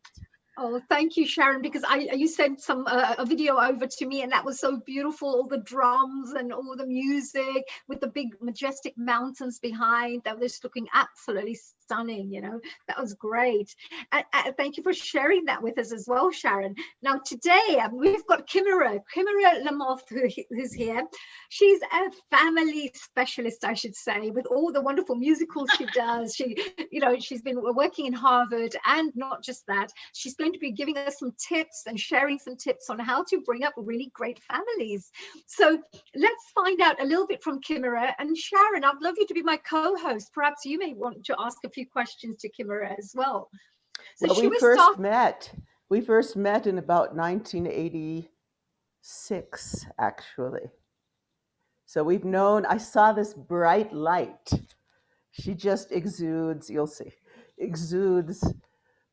grace and intelligence and love and all of the qualities that we here at Healing Our Earth are just wanting to bring out to the world. She embodies all of that. And all those qualities I see in you too, dear Sharon. So like attracts like by the looks of it, right? So which is beautiful.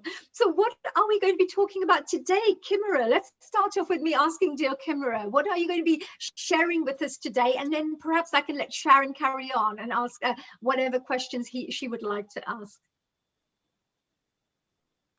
I would love to talk about family and what is a family. I think, especially here in the US, but also around the world, there are lots of ideals of what a family is that sort of float around, and they can become hurtful for people who feel like their family doesn't match that particular ideal, that their family is struggling in a way that isn't perfect, isn't like what a family is supposed to be. And I just want to take away all of that baggage and say, nobody's family is perfect. Nobody's family is ideal. everybody's family struggles, and that struggle is actually where the learning and the beauty happens. So I feel like I'd like to start by just sort of zooming back and thinking about why do humans have families? If we look around the world, we'll see that the family structures in different cultures are very different. They don't always have the same people who are involved in that family. And if we sort of look back in human history, I like to refer to the work of the anthropologist, Sarah Hrdy. And she talked about the human infant. Let's begin with an infant. Human infants are born absolutely dependent. They can't eat by themselves. They can't hold their heads up. They can't walk. They can't talk. They are completely dependent upon a caregiver.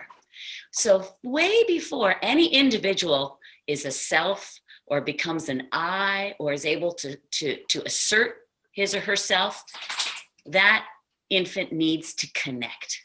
And so this is something that's sort of at the heart of the way I think about families, is that we're not individuals, we're these impulses to connect. As from the very moment we emerge, we have to create relationships with the people around us, with the world around us in order to survive. And the people that we become are a function of those relationships. So Sarah Hrdy has great, descriptions of the fact that infants actually have a lot of agency. They actually work hard to get their caregivers to care for them. How do they do that? Well, through movement, right? That's the skill that they have. And what's one of the first things that infants learn to do? They learn to smile, right? A smile is a movement pattern. It's an essential part of a dance. And once that infant smiles, without even knowing what that is, it starts this interplay with the caregiver, that the caregiver wants to see the infant smile. This infant wants to see the caregiver smile. And you start to create this relationship through movement of helping each other, of keying your pleasure to their pleasure. So the caregiver feels happy if the infant is happy, and the infant feels happy if the caregiver is happy. And this, so I think, so one of the things about families is that they're rooted in this very basic, very primal impulse to connect. It's what Sarah Hrdy calls the first social relationship. And it's in that relationship with our caregivers that we start to learn about what it means to be taken care of. We learn about what it means to feel nourished, what it means to feel nurtured, what it means to feel protected. Now, of course, as that infant grows, that infant is going to start becoming more and more independent and want things that that caregiver can't or won't or doesn't have at the moment to give. And so what happens is that the infant feels what I call the sting of impossible desire. You want something and you can't have it, right? And how an infant learns to deal with that sting becomes important for how all of the other relationships that that individual has going forward, how they manifest. So a family is rooted in this very basic human need to create relationships in order to survive. And those relationships, then I would, I'll say this second thing I want to say about the family is that those relationships are of different kinds. It's kind of like what Ravi was just saying, that the relationships are not only relationships of blood. I mean, we're born into a family, but then as we grow, we also create our families. We choose our families, our partners, our friends, our, the siblings. And there's a third kind of relationship, and that is the relationship of those who come through us, or who we decide, or who come into our lives as those for whom we take care of. So I talk about it in terms of our sort of parents, sort of thought, our partners, so the mates that we choose, and our progeny, the children that we either have conceived biologically, or that we adopt, or that are given to us, or that come through us in some way that we end up taking care of. Now, all of these relationships with parents, progeny, and partners have different challenges. They all require different things of us. And so there's this complicated entanglement of these impulses to connect, trying to connect in all these different ways, which creates a very dynamic and always evolving matrix. So when we think about families, I want to think about it in these terms. I want to think about relationships that, if they succeed, change us. They change us, they grow us up, which is never ends. It's a lifelong process, right? We're never finished growing up. And it's a process that is happening multi-generationally as we, as individuals, learn to deal with that sting of impossible desire, that sort of becoming pressed up in any aspect of our life with that fear that we're not going to get what we need, that we're not going to get what that we want. And how we learn to unravel that, I think, is the opportunity that families offer. Wow. So that was kind of like a big picture, sort of abstract. I'll pause for a minute if you want to say something. Yeah, no, that's really brilliant. Of course, please do continue speaking. I have some questions which I'll probably ask at the end, and I know that Sharon will be joining in a short while too. But do share. I mean, this is wonderful. You also talked about this the sting of impossible desire, which is something that everybody has to go through. That's a very powerful concept, actually. It's something that everybody goes through, where they feel they're not going to get this. And sometimes they restrict their future actions because they feel they're not going to get something, so they won't go ahead to venture out, perhaps. Yes, exactly. And it manifests insofar as you feel it in relationship to those who are supposed to be taking care of you. You're going to feel hurt. And what do you do with that hurt? Sometimes you blame yourself. Oh, I want too much. It's my fault. Sometimes you blame the other. Oh, it's their fault. Sometimes you blame your very desire. Oh, my desire is bad.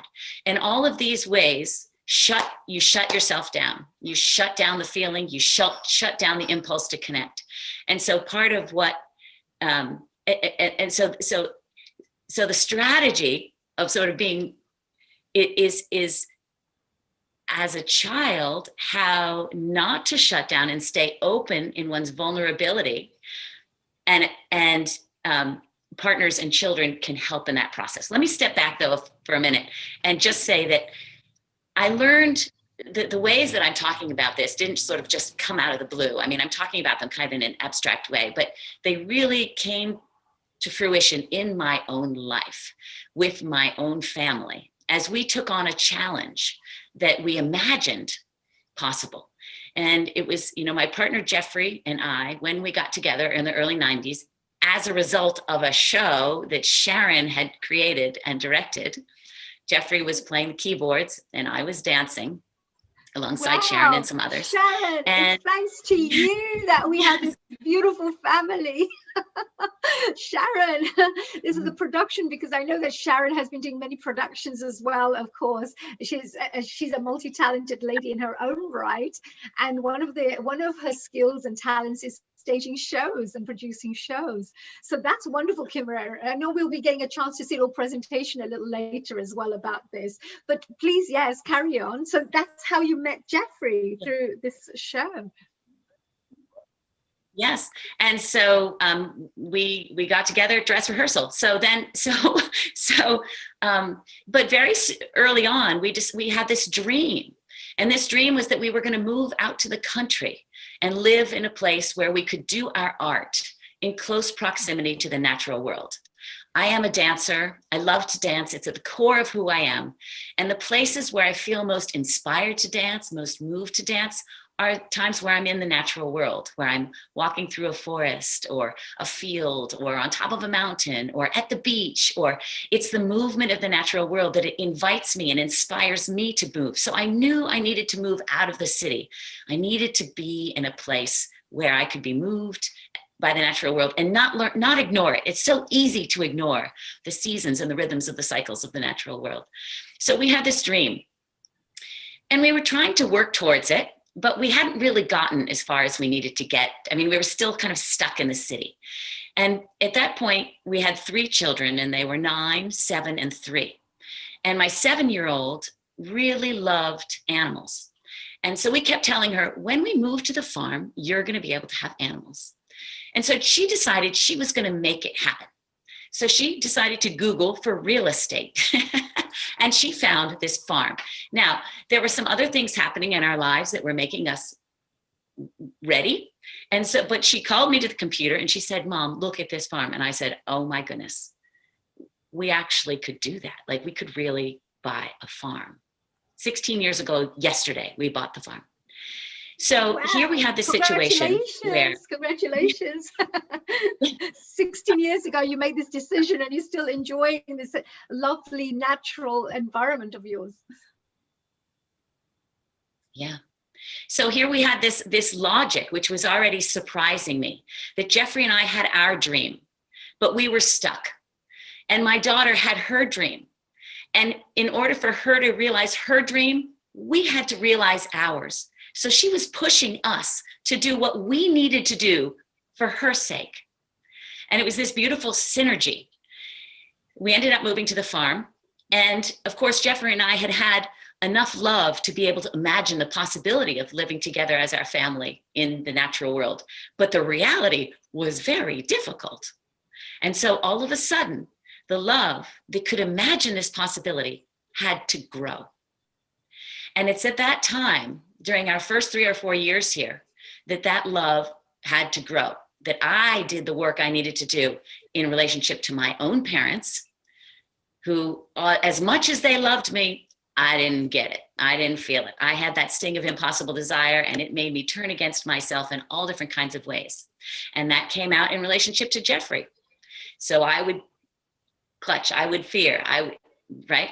And it came out into relationship with my children, because face it, if you are in a place where you're not really happy with yourself, or as Ira was saying, you don't have that radical self-love inside, all of a sudden it's very difficult to be patient with the whining child, right?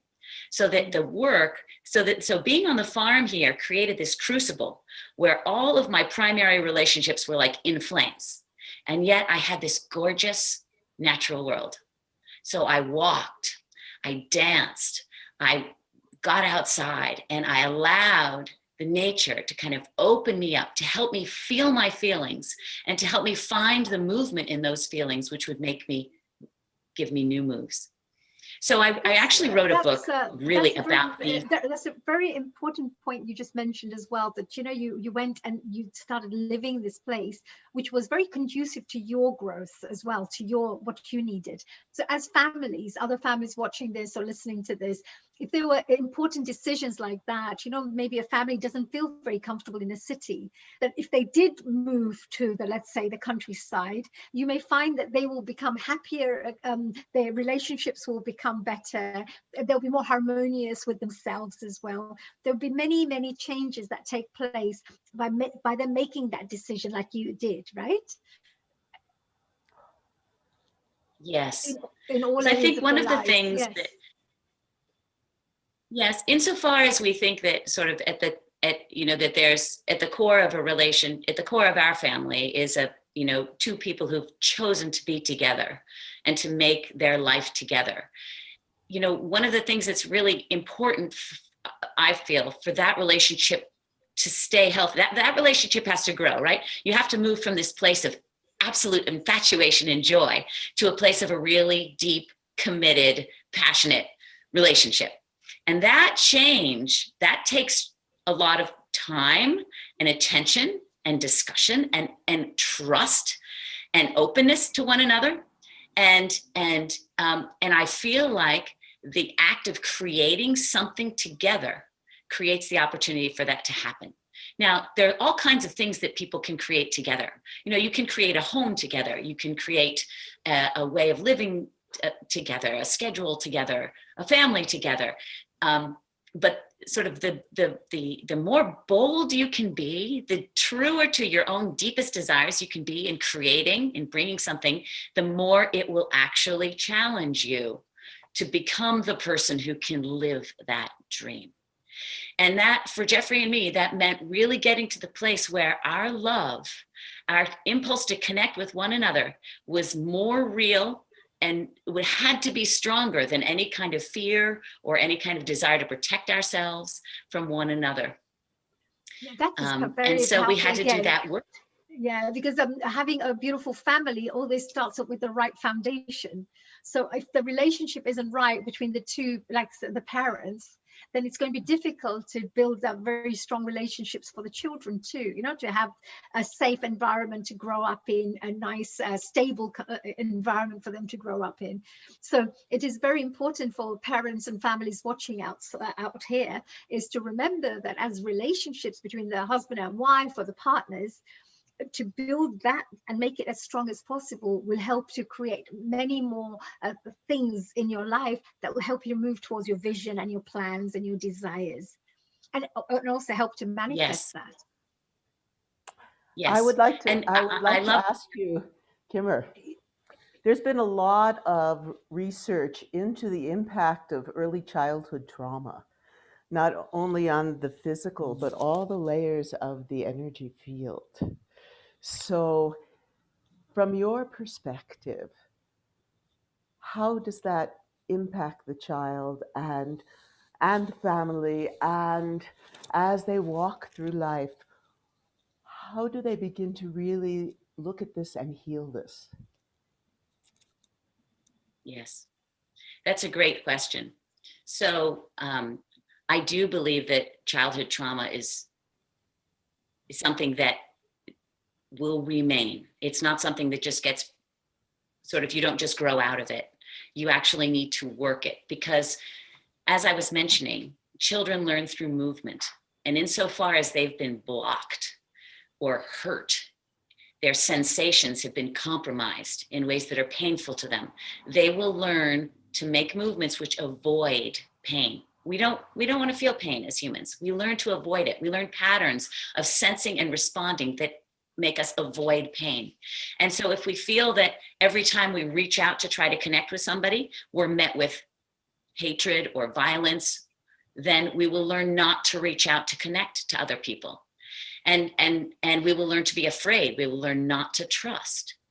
And these patterns of movement will become us. They're in our bodies. We create patterns of silence in relationship to particular kinds of sensation.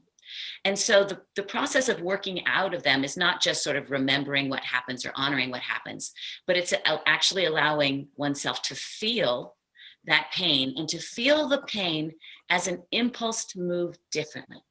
I really believe that our bodily selves have wisdom, that they know how to move in ways that heal themselves. You know, if you get a cut, you know, your body doesn't say, oh, am I going to heal this or not?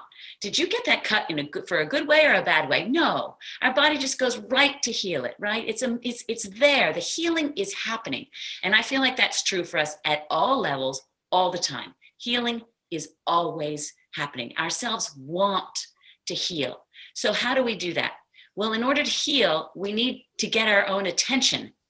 And the way we get attention, our minds are so easily fluttering around. The way we get our mind's attention is through pain. So pain is a way of communicating to ourselves that there's a potential here for pleasure that has yet to unfold. The pain is telling us that there's something here that we can learn that's going to make us feel better. The pain is guiding us to move in a different way that's going to align with the sources of healing in our lives, that's going to help us make connections, relationships that will be life enabling rather than shutting us down. And I feel like, you know, I feel like there are people who can be so traumatized that they become so sort of self-absorbed that they can't connect anymore, that but I think for most people there's still that impulse to connect that can start to grow. And then once it succeeds in making certain kinds of connections, those connections, but this is the challenge. You'll start to make a connection with someone whom you feel love for, like you feel incredible love for this person and you want them in your life. And then what happens? All of a sudden you start being afraid that you're going to do the wrong thing, or that the person isn't going to love you anymore, that the person is just going to go away, or the person, right? So as soon as you start loving, that fear comes back in. And so you have to think about every time that fear comes back in as another opportunity to go deeper, allow that love to grow further, to grow into those spaces that were shut down. You have to allow the love to grow into the places that hurt, the places that are afraid, and become more open to your own feelings so that you reopen those possibilities to connect. I have so I wrote about it, that all this in this book, Family. It's my fourth book. It's called Family Planting, and it's actually published by a press in the United Kingdom with John Hunt Publishing, called Changemakers. And in there, I talk about love, and I work this definition as love is an openness to another as a cause of our being. And what that means to me is that when you feel love for someone, you trust that at some level that person is there to help you become who you can be. And so you trust that whatever arises in that relationship with that person is something that's going to help you become who you need to be. So even if it's fear and it's anger and it's bitterness, it's irritation, it's something that doesn't feel good, that is actually an expression of your desire to connect more deeply than you're already connecting. And this is kind of the shift in attitude that we made and that we had to make when we moved to the farm. I mean, that's just really amazing. Thank you, Sharon. That was a really good question. And thank you as well, Kim Herrera, for sharing that, because that's very powerful information of what you just shared, which is really great. And how did you go about, you did a musical with the whole family coming together and bringing in the creativity as well of having fun and, working together. I mean, can you tell us a little bit about this? Because isn't it amazing when families can come together to work on projects, to work on, creative initiatives? It can help to bond you in a different way. It helps you to bring out the best in you as well. Yes. As a group. So can you tell us a little bit about that journey?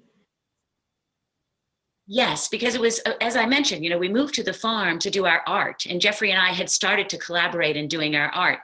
And one of the things I have to say actually right here is that in our life and in our relationship, we really do what we call staying in touch with our freedom. We try to stay in touch with our freedom in the sense that we don't take for granted the way it has to be. So there's so many discussions about family, like, well, you either have to choose to have children, or you have a career, or you have a healthy relationship, or you have a career, or it's either you. There's always sort of a zero-sum game, and somebody's going to win and somebody's going to lose, and you have to have sacrifices. I don't like the idea of sacrifices. I like the idea of creating solutions which work for everybody. And so that's that's in some ways what having children, why we kept doing it, is because we found that it was helping us become the artists we need to be. Like, the children teach us. And so once they got old enough, we started to involve them in our artistic process. We needed to create together, not just Jeffrey and me, but as a family. And so that creation, then they started to get really excited and involved in it. So we started this tradition of doing family shows, and we would do one a year where we put together a kind of review where we would do Broadway ballads and some original of Jeff's musical, and I would dance, and we would have the kids, play whatever instrument they were learning to play. And we got to a point where the kids were like, okay, well, we need to do our own musical. And I had just finished sort of a certain arc of my own intellectual work, and I had some, like, a little bit of open time, and I was like, okay, well, maybe I should write a musical for our family. And then I thought, well, what do I know about? And then I thought, well, I know about our family, so why don't I write a musical about our family moving to the farm? Because as I've suggested to you, like, the move to the farm has been so instructive for all of us. We had to grow so much, and I wanted to be able to communicate this beautiful synergy of parents helping the children reach their desires in ways that help the parents fulfill their dreams. And what better way to do that than creating this musical? So the musical is called Happy If. Happy If. Happy If, did you say? Wow. Yes. So it's happy if you were this, happy if you were that, right? Like that, happy if. Yes. Yes, and it comes from a conversation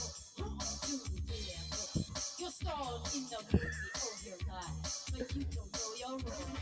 Goodness. Oh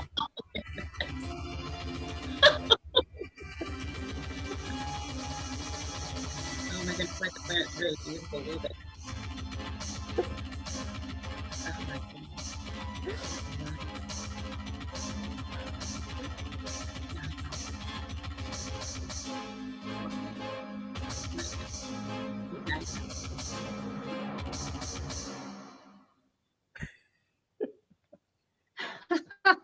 Wow. Kim Herrera, congratulations. Wow, what lovely memories to go back for so many years and watch. What did that feel like for you, Kim Herrera? How would it feel like remembering these beautiful memories?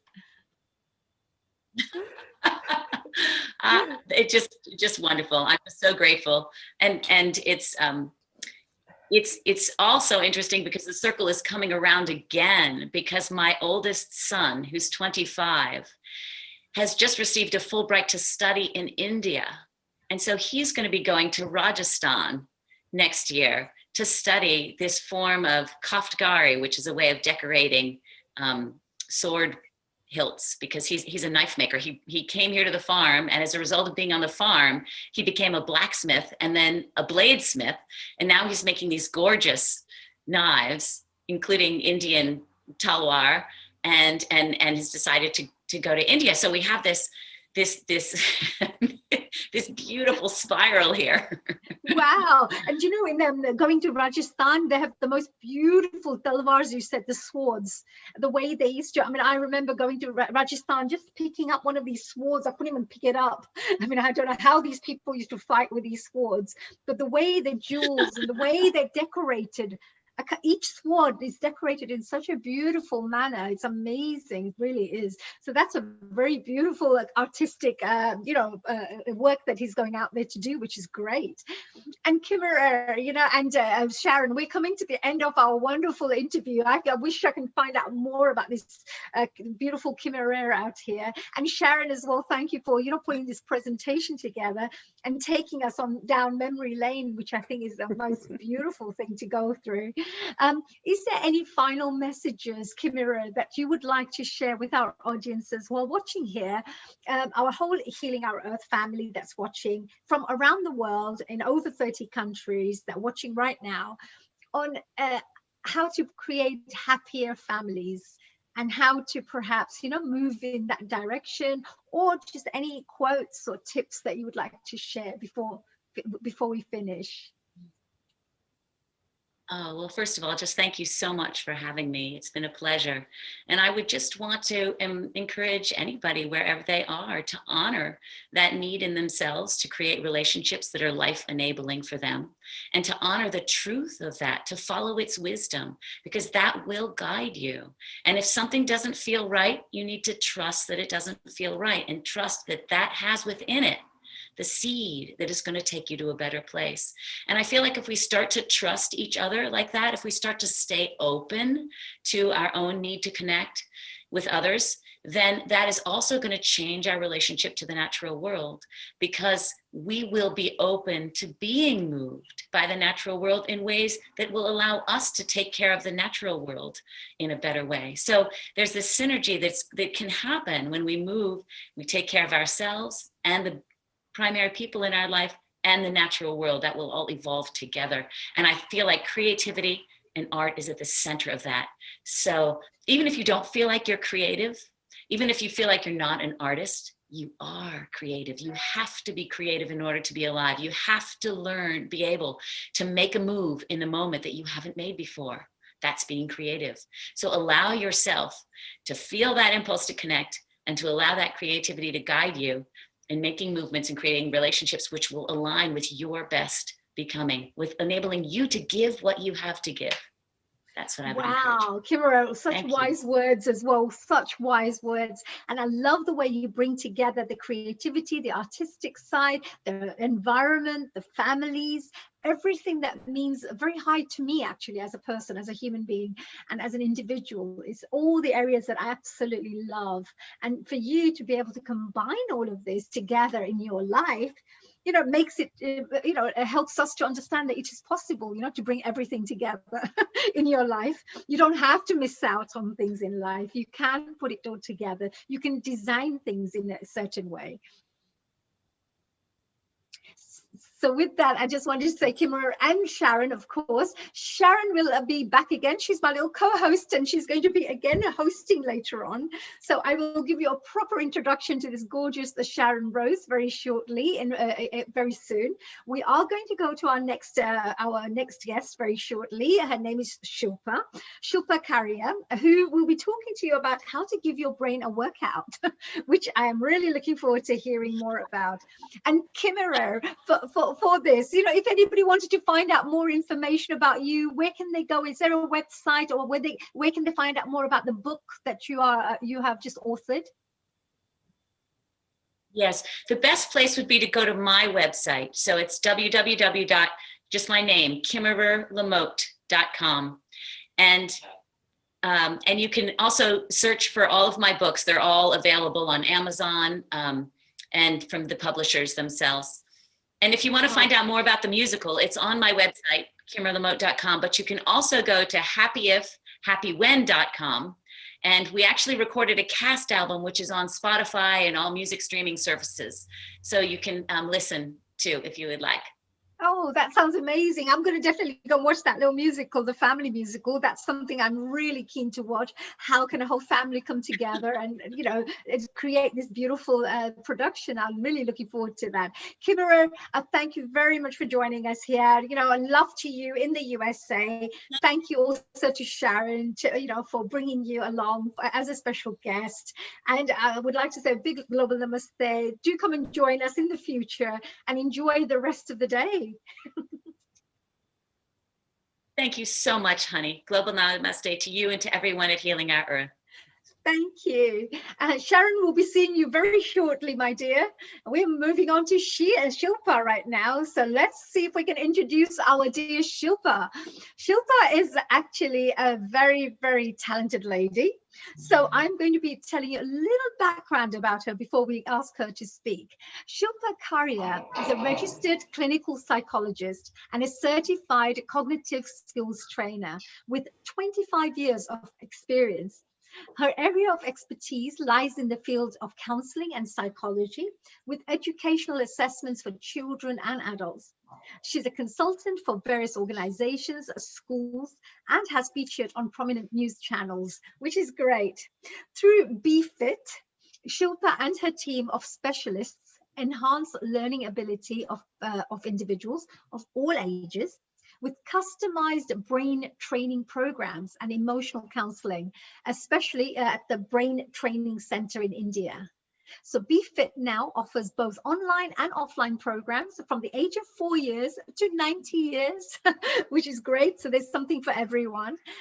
To help to realize Shilpa's vision of revolutionizing the idea of brain fitness for all ages. So I would like to find out from our dear, how are you, first of all? A big global namaste to you, dear Shilpa. Global namaste to you too. Thank you so much. You are doing very commendable work, aren't you? This is a brilliant, because the mind is so important. It's so important. It actually shapes your whole future, your whole life, your whole experience of life. So by helping people develop their brains, I mean, that's one of the most powerful things you can do. Shilpaji, please tell us a little bit about what will you be speaking about today, and what are you going to be sharing with our wonderful audiences? Yes, global namaste. It's an absolutely an honor to be invited by the Healing Earth team on this free global online session, wellness and healthy lifestyles for families. Thank you, Dr. Hani Karla, for your kind introduction. Today's topic is about a brain workout, a workout for your brain. So just the way we exercise our body, Today we will exercise our brain. So physical exercises like gym, yoga, aerobics keep us physically fit. So in the same way, it's important to keep our brain fit. So how are we going to do that? I want you to all stay alert. Pay attention to this test.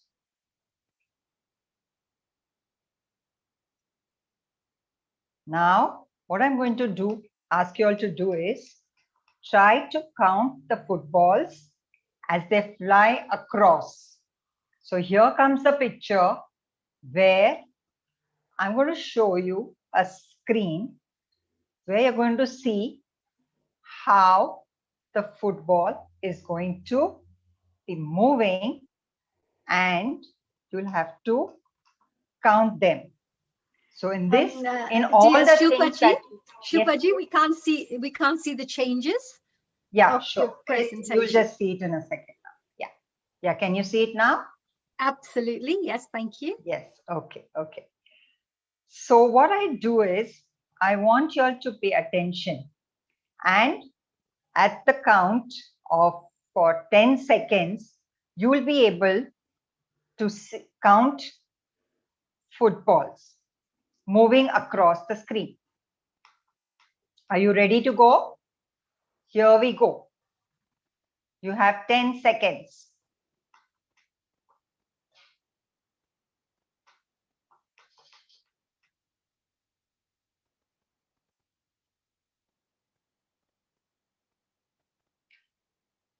Did you count all the 27 footballs? It's not easy. But the thing is, you did not have to count any of them to get the right answer. Do you want to see the right answer? Was hidden right in the board behind. Did we trick you? This is because your brain can concentrate only on one thing at a time. What do you think is concentration? Your visual and mental focus working together. So now, just to tell you, Karlaji, we are going to have a very interactive session with some brain games. So are all of you all ready for it? Okay, so let's see. Let me show you one more image. Yes, don't adjust your screen. The colors that you are seeing on the screen are correct. Can you see a black dot in the center of the image? For the next few seconds, stare directly at the dot and don't look away. We promise you're going to see something amazing happening. I hope your focus is on the black dot. Are you staring at the black dot?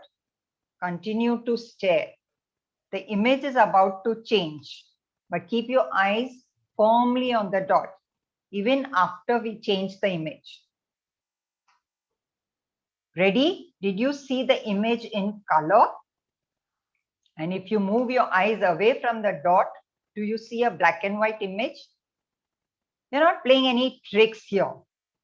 This image is black and white. All the colors you saw were added by your brain. Want to know what's going on? Stay with me. Color is such an important part of our life. We associate certain colors with certain objects, don't we? When I showed you the above black and white picture, did you see the color for a few surprising seconds? How is your brain painting this picture in color if it's black and white? It's something fascinating that our brain does. What we do is we have millions of photoreceptors in our eyes that help us see color.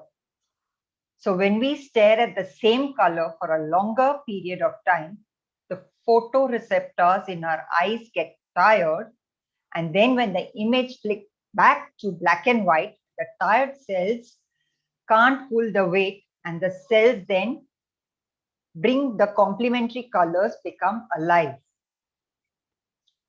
Did you know that orange and blue are complementary colors? The result is that we experience a vivid sense of color when it's not there. So in this session now, I'll highlight the fact that the human brain is considered to be highly dynamic and constantly reorganizing system of being reshaped across our entire lifespan. Did you know that? We always thought that, whatever IQ was there remained. But for this, let's put your brain to a test again. I'm going to show you a sequence of boxes with patterns. Let's see if you're able to find the pattern that connects it to the top row. Choose the correct option from the bottom. Now, what you have here is you have 10 seconds to figure this. So now starts your timer.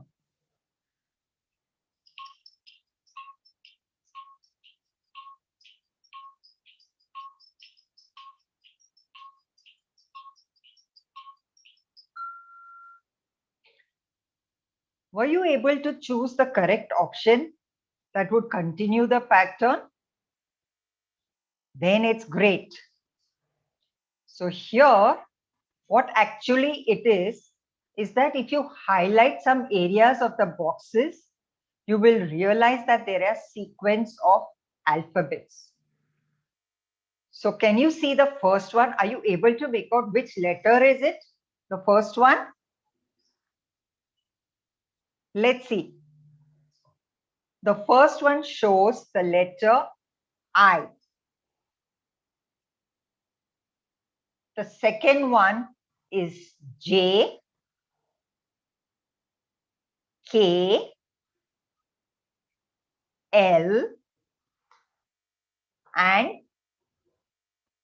the next in sequence will be the letter M. Yes? Now I'm sure since you know the pattern involved, can we try one more? Can you fill in the pattern now? You've got 5 seconds. Your timer starts now.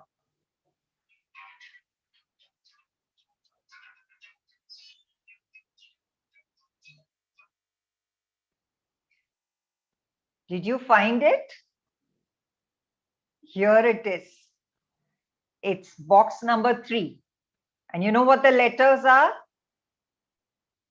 F, G, H, I, and J. So now what I'm going to do is, since you've got the hang of the patterns, now reading these phrases will become easier. So now let's try reading some phrases. Let me show you the first one. Did you all get this one? It says, go for it. Did you get it? Let's try one more. Let me give you one more.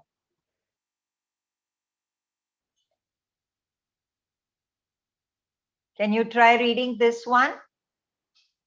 It says, one good turn.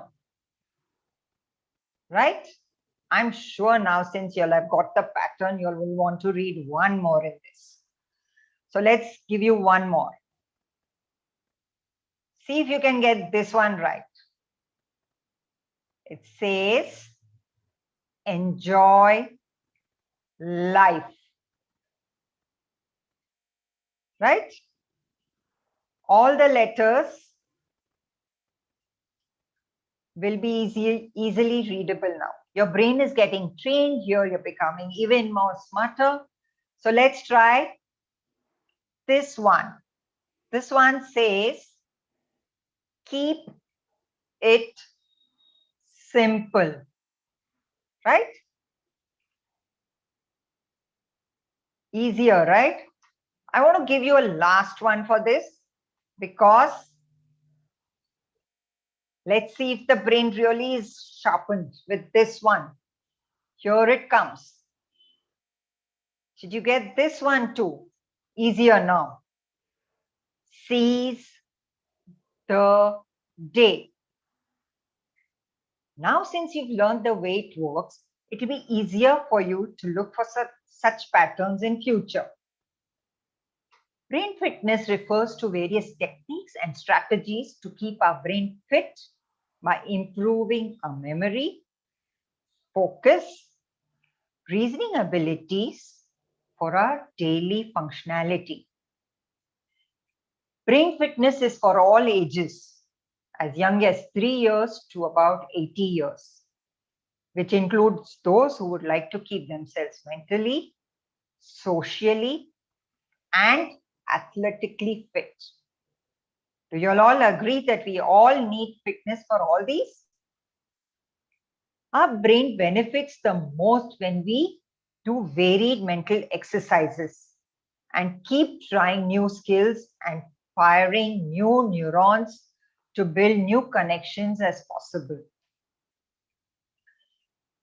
Let's try something that you can try doing while you're just watching this at home. To help your brain create a new neuronal connection and helps in coordinating your hand and body. Now let's try doing this. So what are you supposed to do?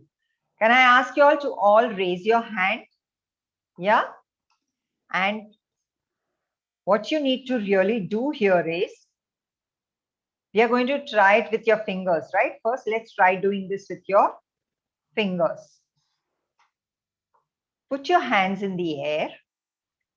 On your left hand, you point your index finger, and your right hand, you put up your thumb. Now, slowly, what I want you all to do is interchange your fingers. Yeah? Slowly, you need to do this. In the beginning, it might be a little tough, and later, I'm sure you all are going to be able to do it faster. Can you keep trying this? So see that your thumb and your index finger are not together out at the same time. So one has to be the index finger and the other has to be the thumb. So here is your thumb and your index finger, then your index finger and your thumb. So now try doing this faster. So do you think if you tried this for 5 minutes in a day, you'll soon be good at it? This kind of an activity activates your brain to create efficient neural pathways that help you build new neuronal connections. So what are the neuronal connections? They are the ones that help you pass the messages, anything that you think, read, do. So all these are passed through our neuronal pathways. So it's very important for your mind and body coordination for healthy spatial and balancing skills. Another important factor that the most of us talk about. Have you ever thought that multitasking is good for us and we can do things faster when we multitask? I'm sure all of us do multitask at some point of the time or the other. The most common example of multitasking is that of talking on the phone, texting, while driving, or when our attention is divided between two tasks, right? Now again, I'm going to come up with a good game to see if you really need or if you are good at doing two things at the same time. Can you try doing this? So in this game, I'm going to play a video in which you will virtually be driving through Times Square in New York City. Your goal is to count the number of times you see the McDonald's logo or the name of McDonald's in the video, and simultaneously, I will be talking to you about burgers. And you will be required to count the number of times I say the word burger. Remember, you're supposed to do both. What are you supposed to do? You're supposed to count the number of times the McDonald's logo or the McDonald's written on the screen, as well as count the number of times you hear the word burger. So are you ready? Let's start. And I'm going to start. Did you know the record for the maximum number of burgers eaten are 5? So what does it take to make a good burger? Why did brands like McDonald's become so popular? It's the patty, the burger bun, the crunchy lettuce, the cheese, and of course the sauce. It's a burger if you can't make the perfect burger right. Hamburger, cheeseburger, aloo tikki burger, paneer burger, the Big Mac fish burger are some of the kinds of burgers you can eat. But who are the giants that make these mouth-watering burgers? McDonald's, of course. Burger King, KFC, Shake Shack, Five Guys burgers, and more. So what's your favorite burger? We won't be surprised if after this you're craving for a good burger. Oh, and did you know International Burger Day is on 28th May this year? So how did it go?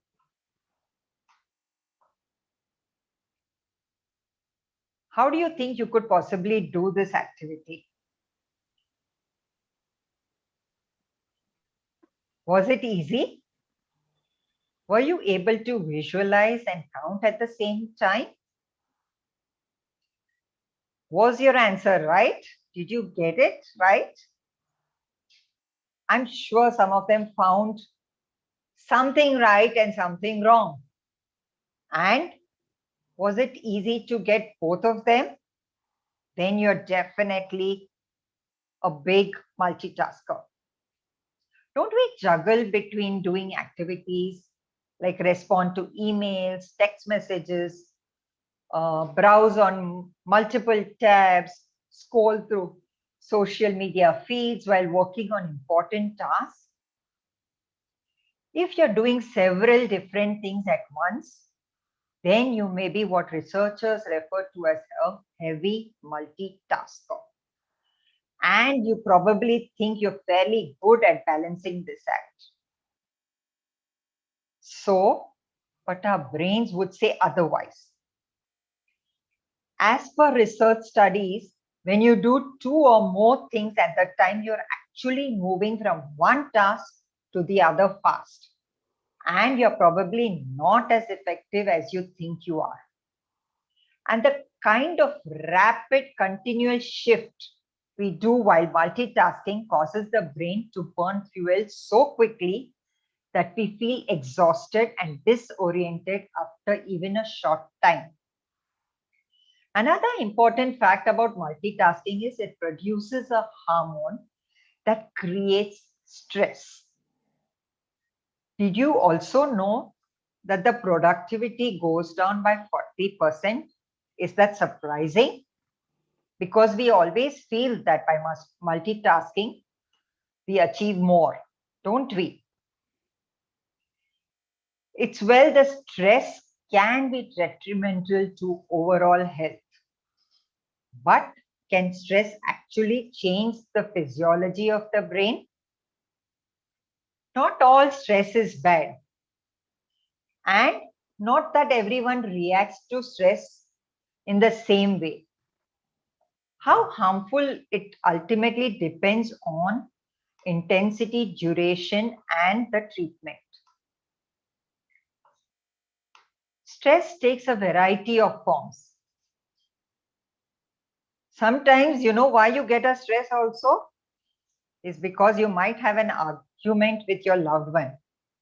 Or sometimes, due to the recent times, have we not seen stress because of these long ailments, because of the COVID that is on? There is a lot of stress sometimes because of some demanding job as well. So there are different ways in which people get different kinds of stress.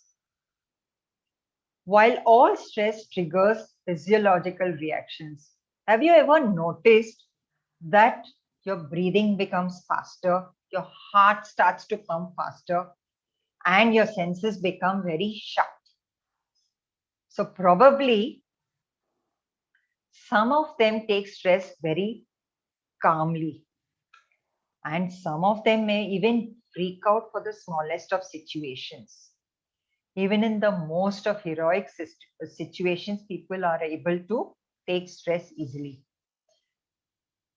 Okay, so let's try a game to find out how do you take stress. So you want to try that? Let's see if you're able to try this. Okay, what you need to do is you need to pay attention. Okay, I'm sure you do. I'm going to give you a list of tasks. Yes, yes. Shilpaji, we have about 5 minutes left. Sure, So sure. perhaps if you wanted to make this as your last one, that would be great. Thank you. Sure, sure. So here, you have to follow the instructions one at a time. So go fast. So count backwards from 10, wave your hands in the air, shout out your name out loud, recite the alphabets, move like a cow, say the letter R 8 times, spell the number 50, and say we love brain games.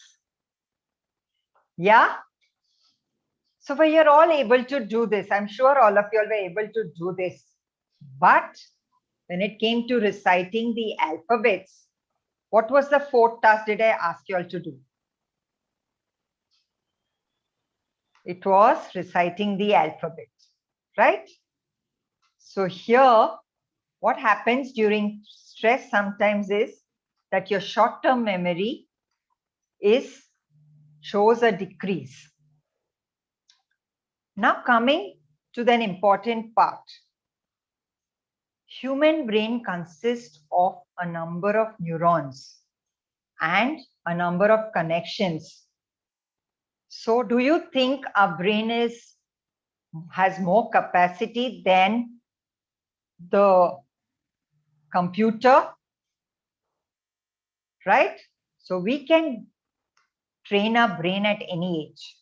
About 63 people of the people believe that they have poor memory. But don't we put this?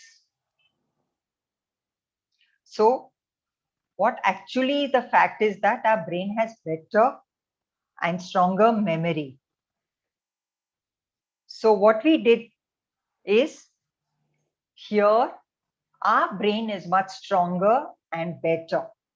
So by doing this, dear friends, don't we think we've charged up your brain a little? Now let us tell ourselves the next time someone mentions fitness and health, we shall not only relate it to our body, but also to our mind. Our mental health is important too. All activities that we did today, especially memory, visualization, reasoning, done today are proven and improving and done by research. So overall brain fitness has a backing and research. So working on these three concepts, we try to learn something new every day. Shouldn't we try something new every day? And maintaining a balanced diet is something which I would recommend. Your brain will be ready for anything to make you sharper, smarter, and faster. Okay, thank you, G, for listening patiently and participating and helping me help you brain boost. Yes, Carla Wow. Ji. A special thank you to the helping our team for giving me this opportunity and to be amongst giving me this to be amongst all of you all today. Namaste. Thank you. That was wonderful, Sheilaji. And this is brain fitness for all. Is that right? Brain fitness for all. Absolutely. This is wonderful. So I just wanted to say, if you could perhaps maybe stop sharing the screen, that we can get you back up. That's lovely. That was really good. That was really good. I thought I'll just give you a little, just in case if you had a longer and had a couple more exercises to do. But that was a really lovely presentation. Thank you. Thank you so much. I'm sure that all of us, I was like trying to do this thumb one. I mean, how do we do this thumb? It's like, oh my gosh, I better get this sorted, right? It was absolutely amazing. And we also had quite a lot of questions coming up for you, dear Shilpa ji. There's quite a lot of people are sending in messages and some questions for you. And I had a question here for you, which says, can we improve a person's intelligence? Yes, as I mentioned earlier, that IQ is not set in stone. It's something that we can do, keep training ourselves on a regular basis.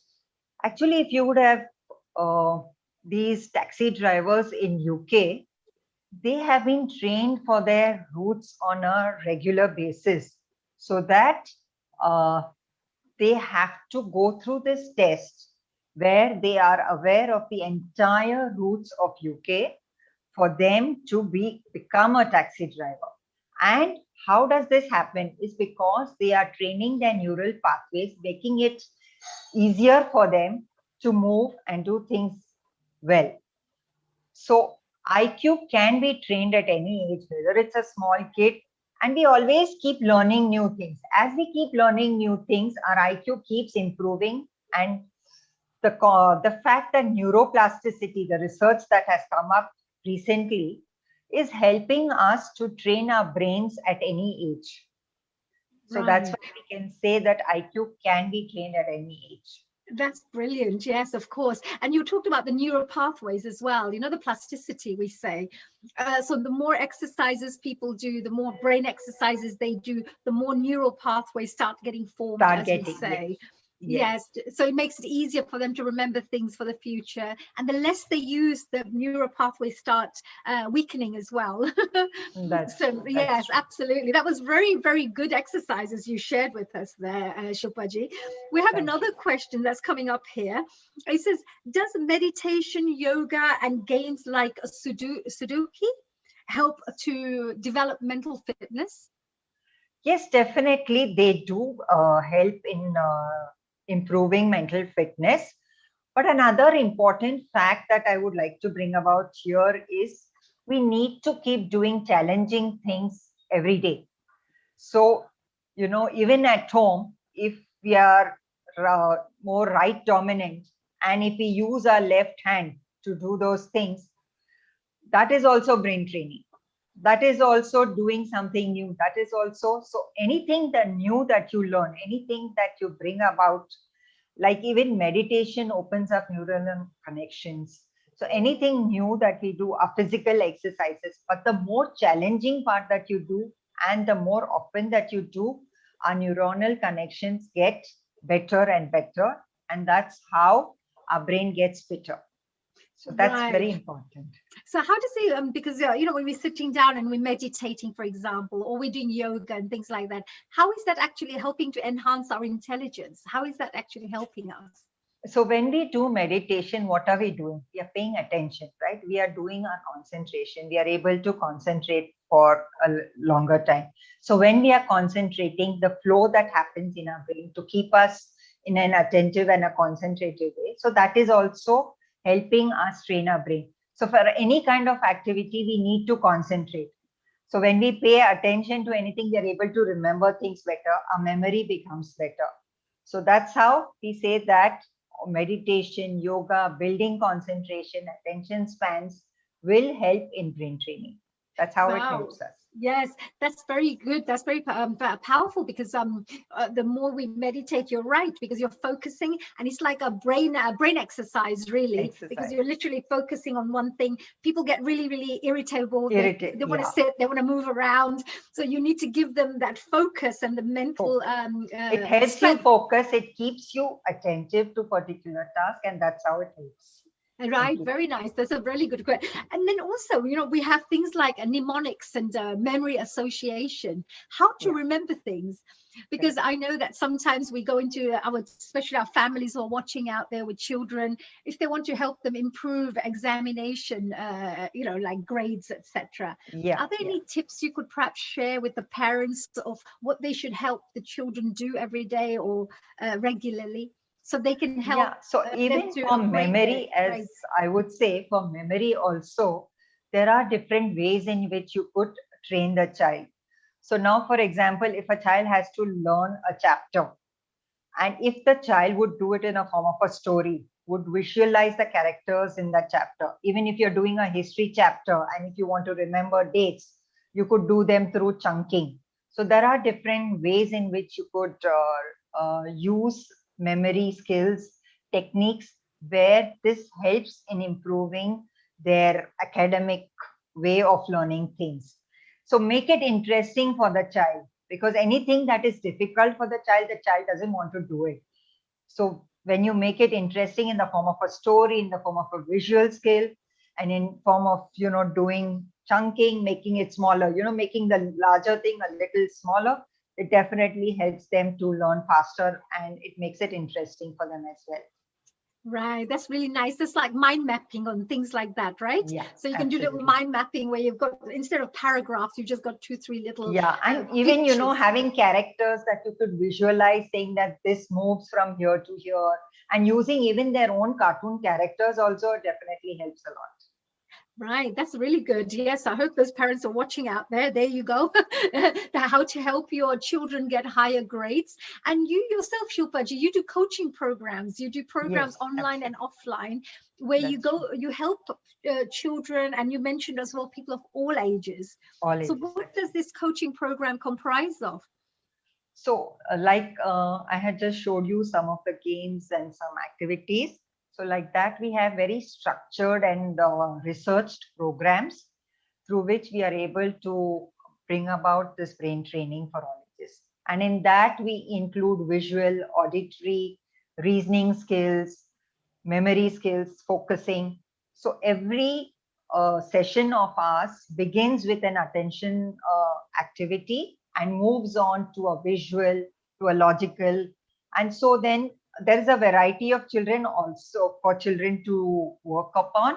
And it makes it interesting because it's in the form of games and activities that you do. So even Wow, in this, that's great. I used memory, I used visual skills, I did logic, but all in the form of games. Right. So it's making it fun. It's making it Fun. interesting. It's inclusive, gets people involved in it as well. So, Yeah. just having fun is the best way to learn, I think, as well. And, Yeah. Shilpaji, you talked about this. Have you got any like case studies where people have come into your courses and what they've been through, how they started and how they left Yeah, after the course? absolutely. We have seen great changes and improvement in IQ also. Usually they say that it's, that IQ cannot be raised. You're born with whatever IQ you have, but that's not the case. So here what happens is children who are not like, born with IQs which are low IQ and who have difficulties, differently abled children who come, they are also, we are able to bring about changes for them as well by doing these activities and by training them in a way that really helps the children. So Right. this, when you do it in a challenging way and you keep doing it and pushing them and making it more and more challenging as they move ahead, it definitely helps in building these skills. Yes. I mean, I've seen, this, I think it's Shakuntala Devi, right? From India, who just Yeah. goes do, and for 555 million times 253,000 divided by blah, blah, blah, plus this much, minus this. And she just comes out with the answers just like that. How is That's that true. possible? So what has happened is her brain, she has been continuously working at building those pathways, building those skills. And that's how her logic reasoning skills and her working memory. The basic thing for math usually is you build your working memory. which is very, very important for any executive function that we need to do. Any kind of thinking, any kind of learning needs to go through a lot of training. And when you do this on a regular basis, you can build it. Anybody for that matter can build this. Yes, I think so too. Because I remember, when I was growing up, we were trying to remember memory association things. So if to remember somebody's phone number, if you had, And I if don't know, you five, yeah, you had Yeah. like pictures like 590, and then you think of what does look like a snake, like a 5 snake, or a 9 with a head, somebody's head. associate it with any Yeah, object that you can. yes, and then you can And see the whole then picture in your head, and you remember all the numbers that way, and you just be able to remember the telephone number. So it's a really powerful way that families and parents who are watching right now, not just for the children but even for yourself. Sometimes you forget, oh, I forgot this and I forgot that. By keeping your especially brain names, active. especially people who are not able to recall names of people who they've just met with, and so it becomes like they feel that the memory is not good. So Yes. here what happens is you can associate it, that person's face, and then you can remember a certain characteristic of that person, and you can easily remember the name and recall it even later. Right. So there are certain techniques which we do teach them, and when they come to our center, and we tell them how to work on these techniques to help them remember better. That's brilliant. We had so many questions coming up for you, dear Shilpaji. We've got Miranda from South Africa. Is there any brain exercises for dyslexic people? Yeah, we do work for children with learning disabilities as well. And cognitive skill learning, along with remedial learning, definitely is a big success for us. So we've seen a lot of children learning or having learning disabilities have improved because of this skill training. Yes. And what kind of exercise can they do? I mean, is there any particular exercise they can do for the dyslexia, just in case, to help to start building Especially up what happens with dyslexia is their language abilities are, they find language a big drawback. So to build language, we use a lot of techniques, and it's very, very helpful where they can build analogies through vocab building. So we have games for them to build vocabulary. We have games for them to make creative writing. So all these things are taught in a fun way. Right, right. So there you go, dear Miranda from South Africa. If you're listening to here, so there are like creative ways of developing the language. And of course, I'm sure at the end we will be sharing the website. So if you want to find out more, I'm sure they can contact the organization. There was another question from Hansaj. She's from Birmingham. She also asked the same question. She was saying, are there any exercises for people suffering from dementia because they keep forgetting things? Yeah, absolutely. I was just coming to that point because I wanted to do that, because I said that at any age you're able to do brain training. So especially for children, for adults with dementia, Alzheimer's, if they try, see, we can't stop dementia. We can't, go back to where something, there are no medications for dementia or Alzheimer's.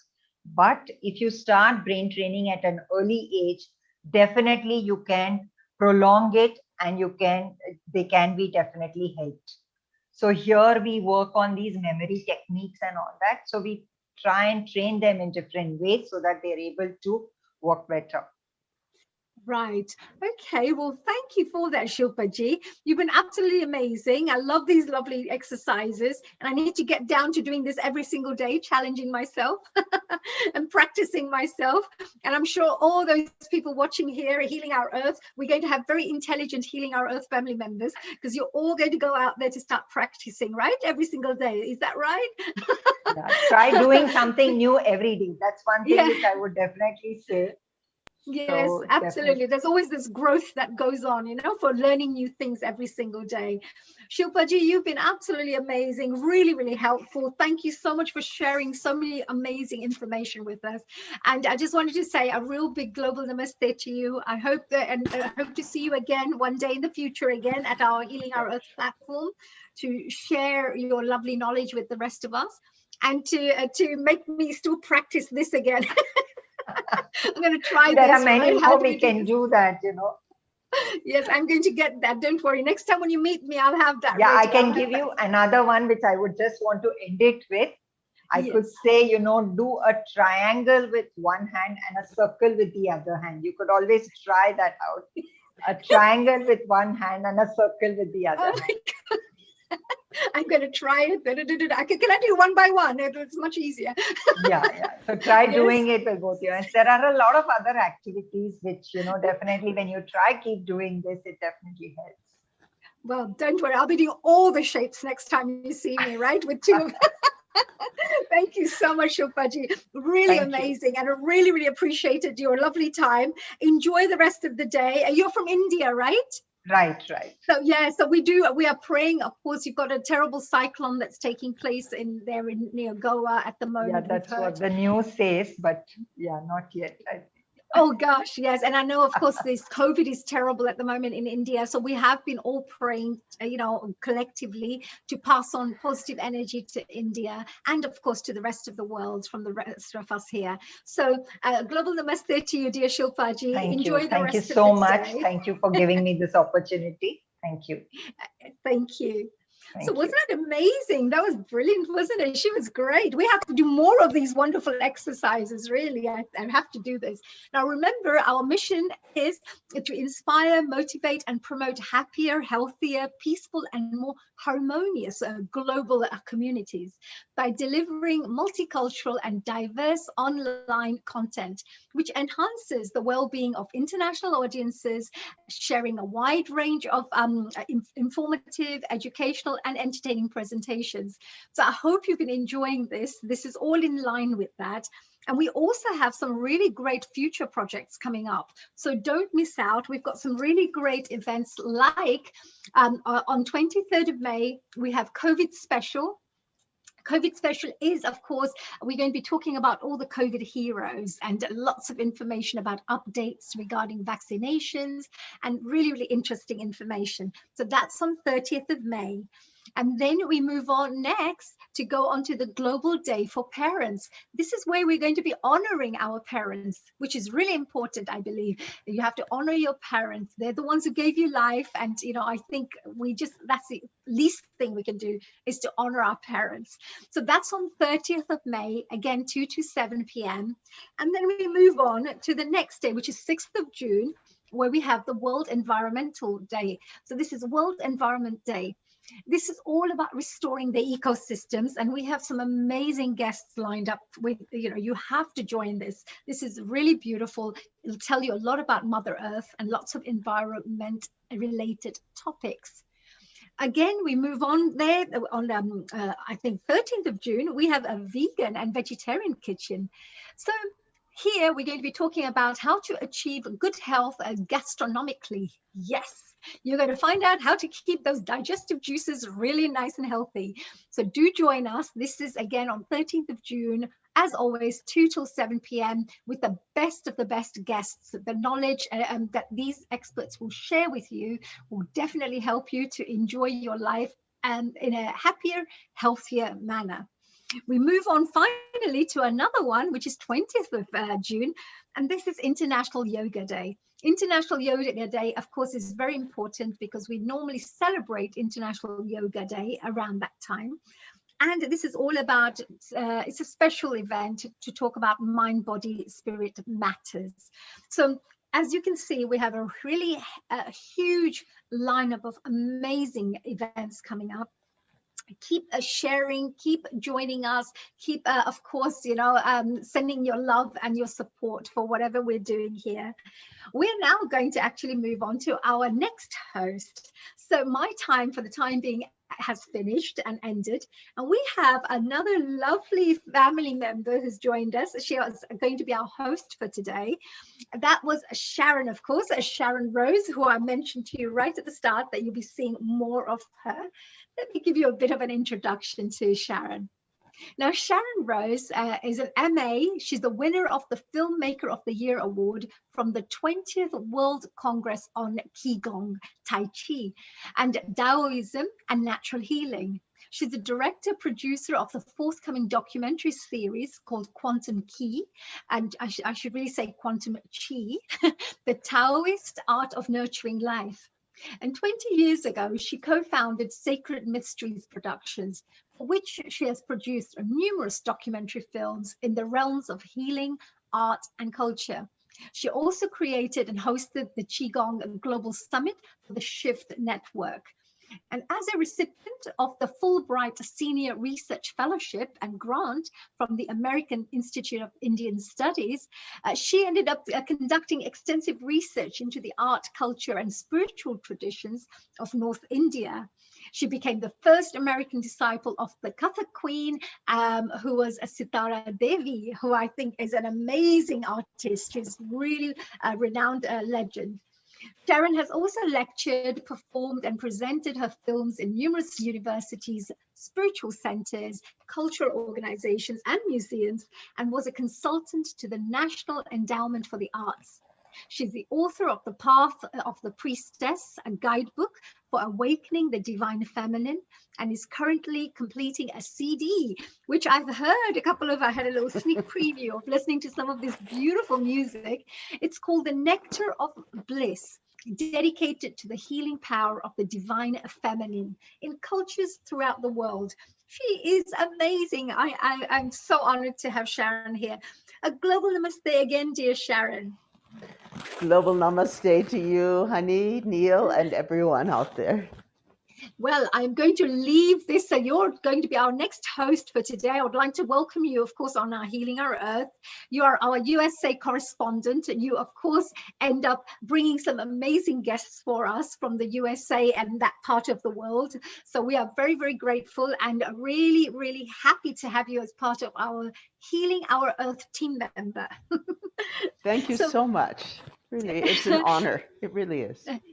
Well, I'm going to leave the gracious you now to take over. I know you have a wonderful guest lined up for yourself, so it's all yours. Take over, my dear Sharon Ji. Thank you very much. Global namaste to you all. Today I'm going to bring in Elzbieta Kosmicki. She is very, very talented young woman, and she has a dojo in which she's teaching children, young girls, how to really find that inner power, how to work together in community, how to care for themselves. But I'll give you her full bio. Elzbieta has professional credentials in body talk, classical Chinese medicine, structural integration, somatic therapy, women's and children's health, Eastern and Western herbalism, Qigong, and martial arts.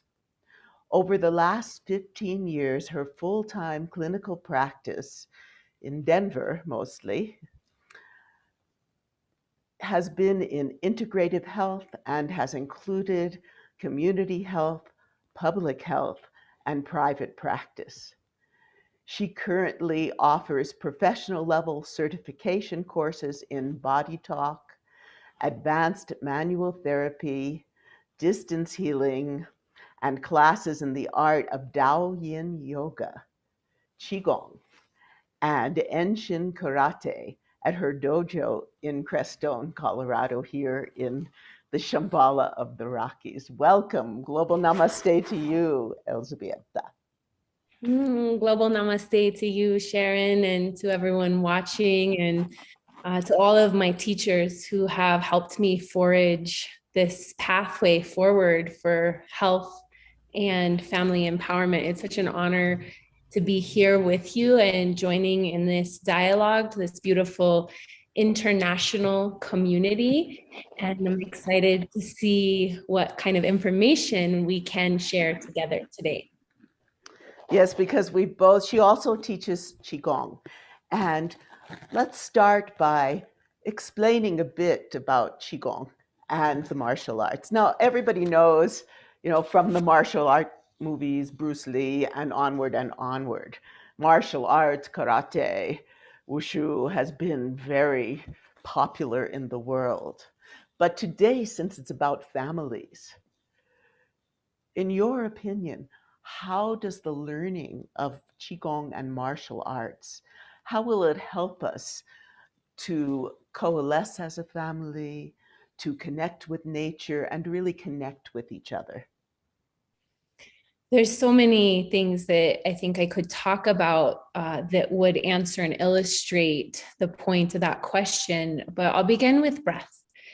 Our breath is our single most available tool that we have immediate access to at any given moment to greatly enhance awareness, connection, presence, as well as transformation within our bodies.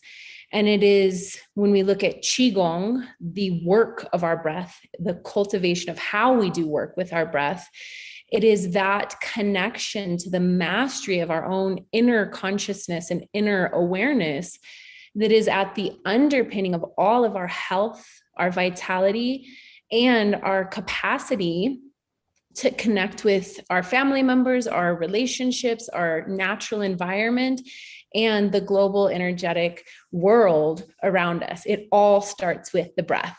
And what's fascinating is that our breath will modulate our different states of responsiveness, our different states of consciousness, and our emotional and physical health and intelligence within us. We have different breath patterns for all of these different states. And when people go through trauma, conflict, difficulty, challenges, it is the breath that is the first thing to respond. And so when we teach martial arts, we teach Qigong, we teach people the mastery of breath, not only in their individual bodies, but in their relationship to the alchemy of a connection to another, to what we would perceive as our opponent, which is actually just another reflection of ourselves.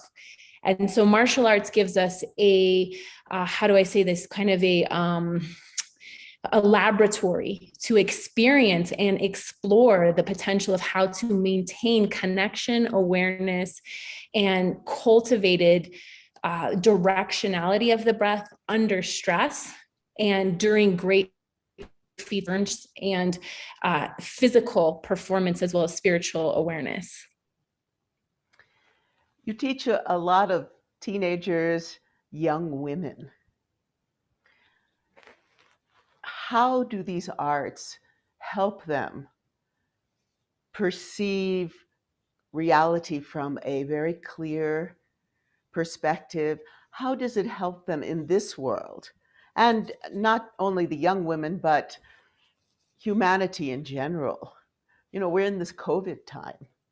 And you have so much knowledge of classical Chinese medicine. You have this beautiful online magazine that you create called Reasons and Seasons, and there's so many levels of knowledge in there, from eating with the seasons to all kinds of exercises you can do. So starting with the young women, what do you offer them to enhance their self-esteem, to help them protect themselves in the world? And then how does that expand into the rest of their lives?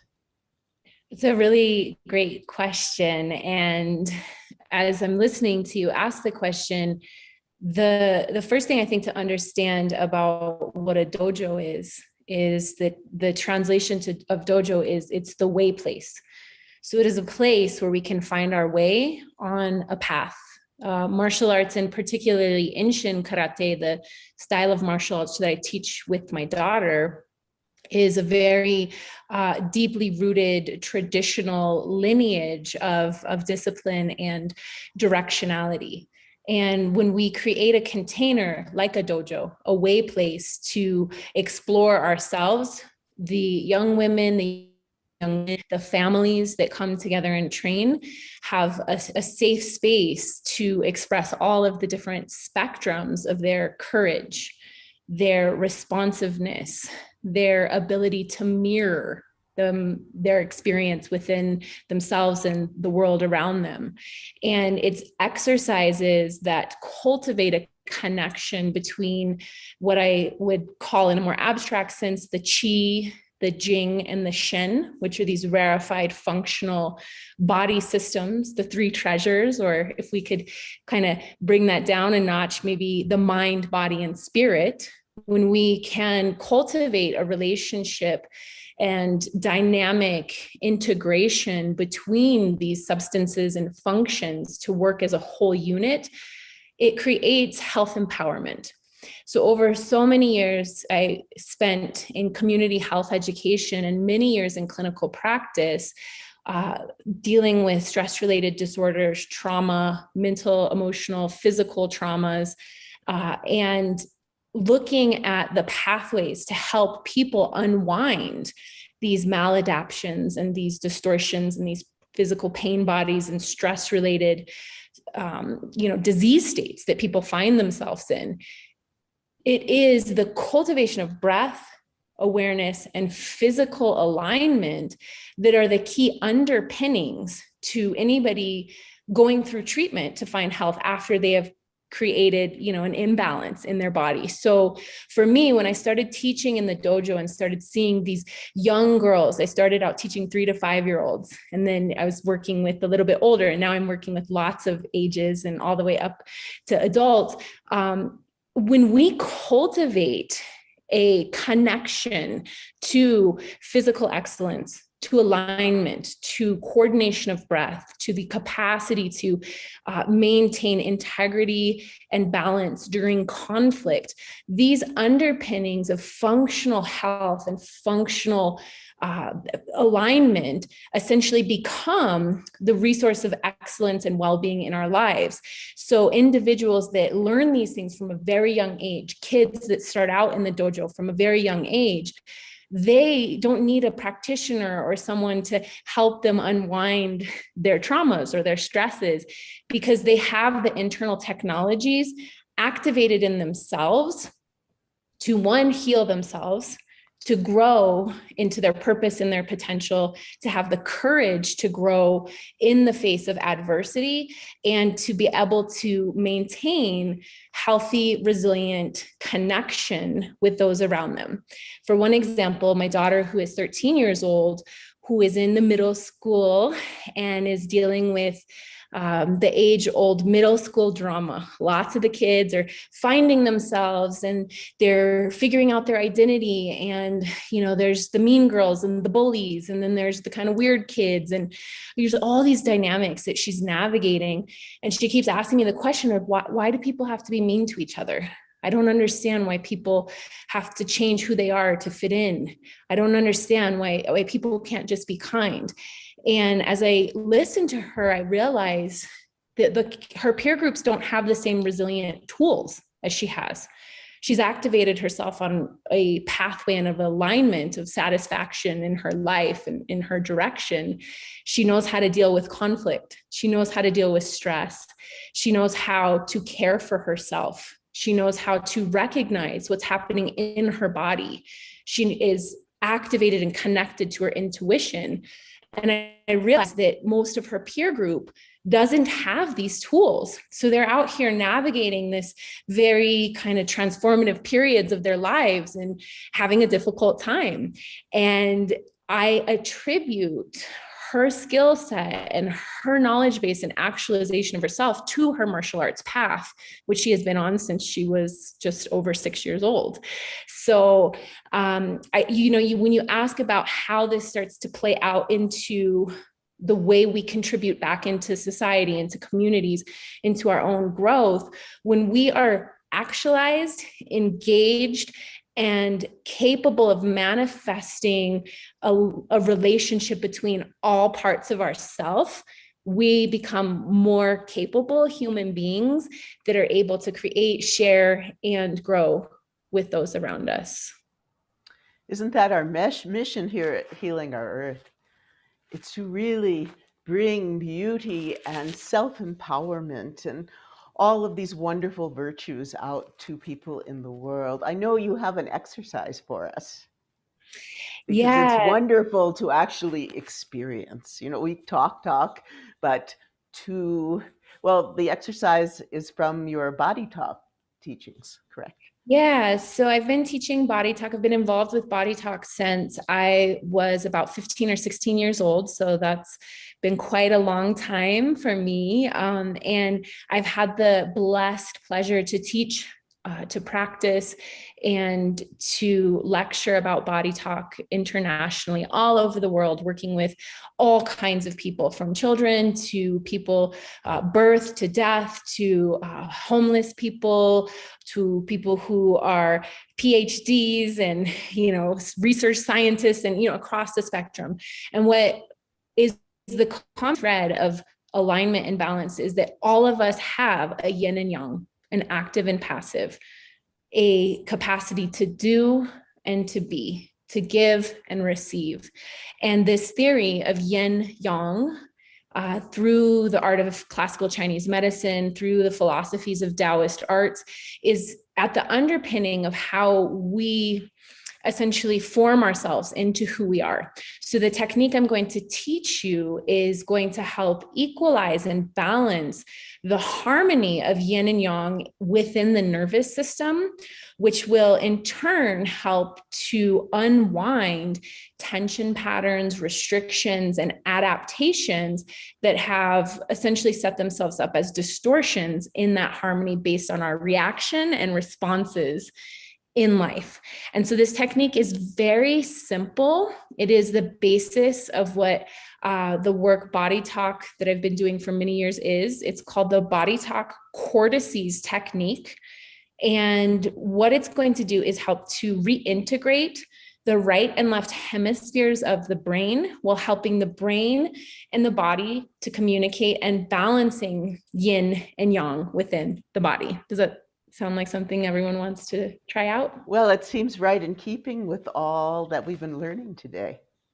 Wonderful. So just to prepare anyone who's out there listening and joining us, if you can find yourself in a comfortable seat, wherever you are, feet flat on the floor, adjusting and just noting where your sit bones are, and then just beginning with the breath. Remembering our breath is our single most available tool that we have immediate access to greatly enhance awareness and connection. Each inhale, scanning our higher frequencies of thoughts and emotions. And each exhale, scanning our more dense frequencies, our bones, our tissues, the felt sense of how we are in our bodies. We're going to use the technology of the breath to focus our intention, our mind's eye, on harmonizing the right and left hemispheres of the brain and updating the brain's image of the body, staying with the breath,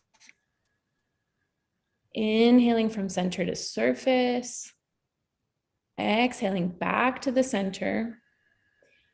I'm going to invite you to take one hand, whichever hand you choose, and place it on the base of your skull, right where the neck meets the head. Feel the sensation of the hand on the brain, and then direct the intention of the breath into the space underneath the hand. I want you to imagine that there is a bridge connecting the right and left sides of the brain. That bridge is your hand. You can feel the vibration, communication, see the connections, synapses firing back and forth. Take your breath into that observation and awareness. When you feel ready, I'm going to invite you to tap with the other hand over the crown of the head. Big breath in, activating the brain, thinking about linking up the right and left hemispheres of the brain,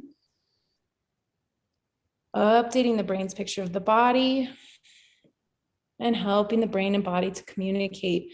Hand taps over the heart center, activating and connecting to the heart brain, Sending that intelligence and awareness of the heart brain. And you can tap also over the gut brain, activating our survival belly impulses, linking up right and left hemispheres of the brain. Once you're tapping, I invite you to bring your hand, one hand breath up. We're going to cover the entire brain, almost like we're putting this awareness across the midline, and continue to tap. Allow your hand to tap freely between head, heart, and gut. Activating at the mind, the heart, and the gut, the three brains, three dantians, linking up right and left hemispheres of the brain and updating the brain's picture of the body, allowing the hand that is on the top of the head to just continue to walk across the midline, activating all parts of the brain. Let the breath send this information through the body.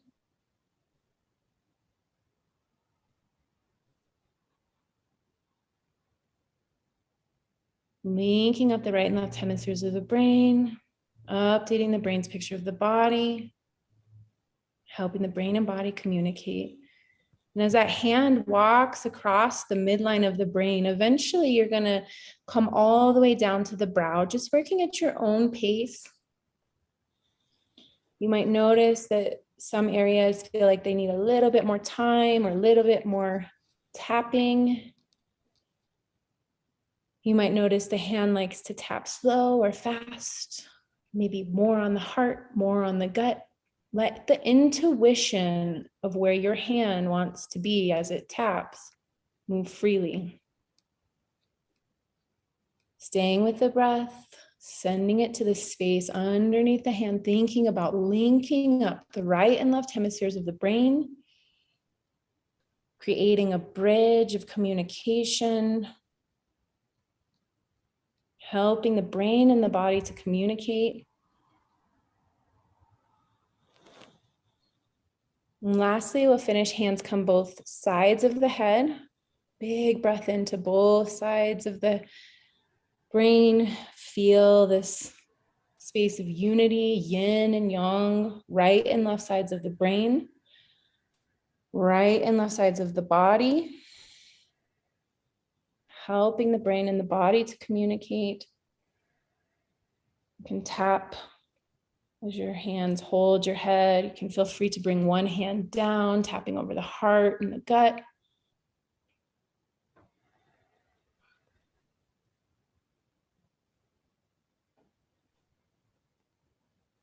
And then I'll invite you to just, if you haven't yet closed your eyes, hands come softly onto your lap, and take 3 full expressions of breath.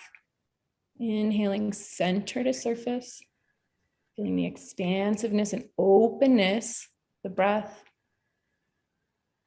Exhaling back to the center, lengthening and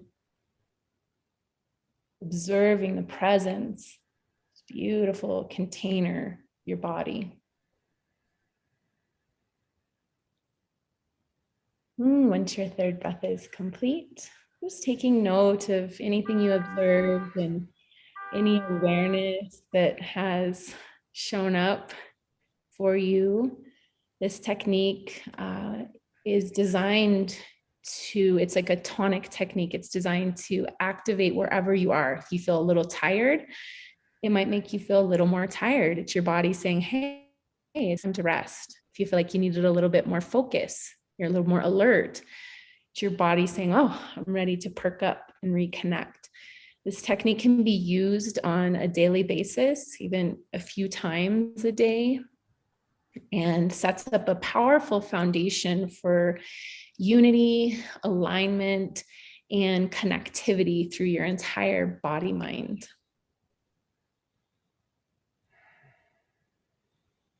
Beautiful. Beautiful. Thank you so much. I enjoyed that very much, and I'm sure everyone out there has too. I'd like to now speak about, we call this empowering families through Qigong and martial arts. So let's start with, what is Qi? Qi as the life force.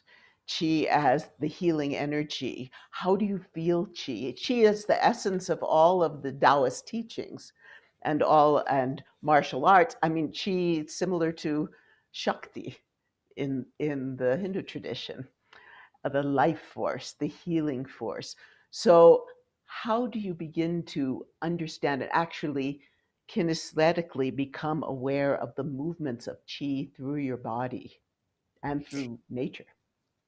I think it's important to demystify. I mean, there's so much alchemy and mystical study associated with Qi, because once it has been experienced and activated, it opens up our potential to connect to everything and to act upon life. But to demystify that, very simply, we have variable types of Qi that run through our body system that are sustaining, protecting, digesting, nourishing, and supporting all of our biological activity through the 24-hour cycle.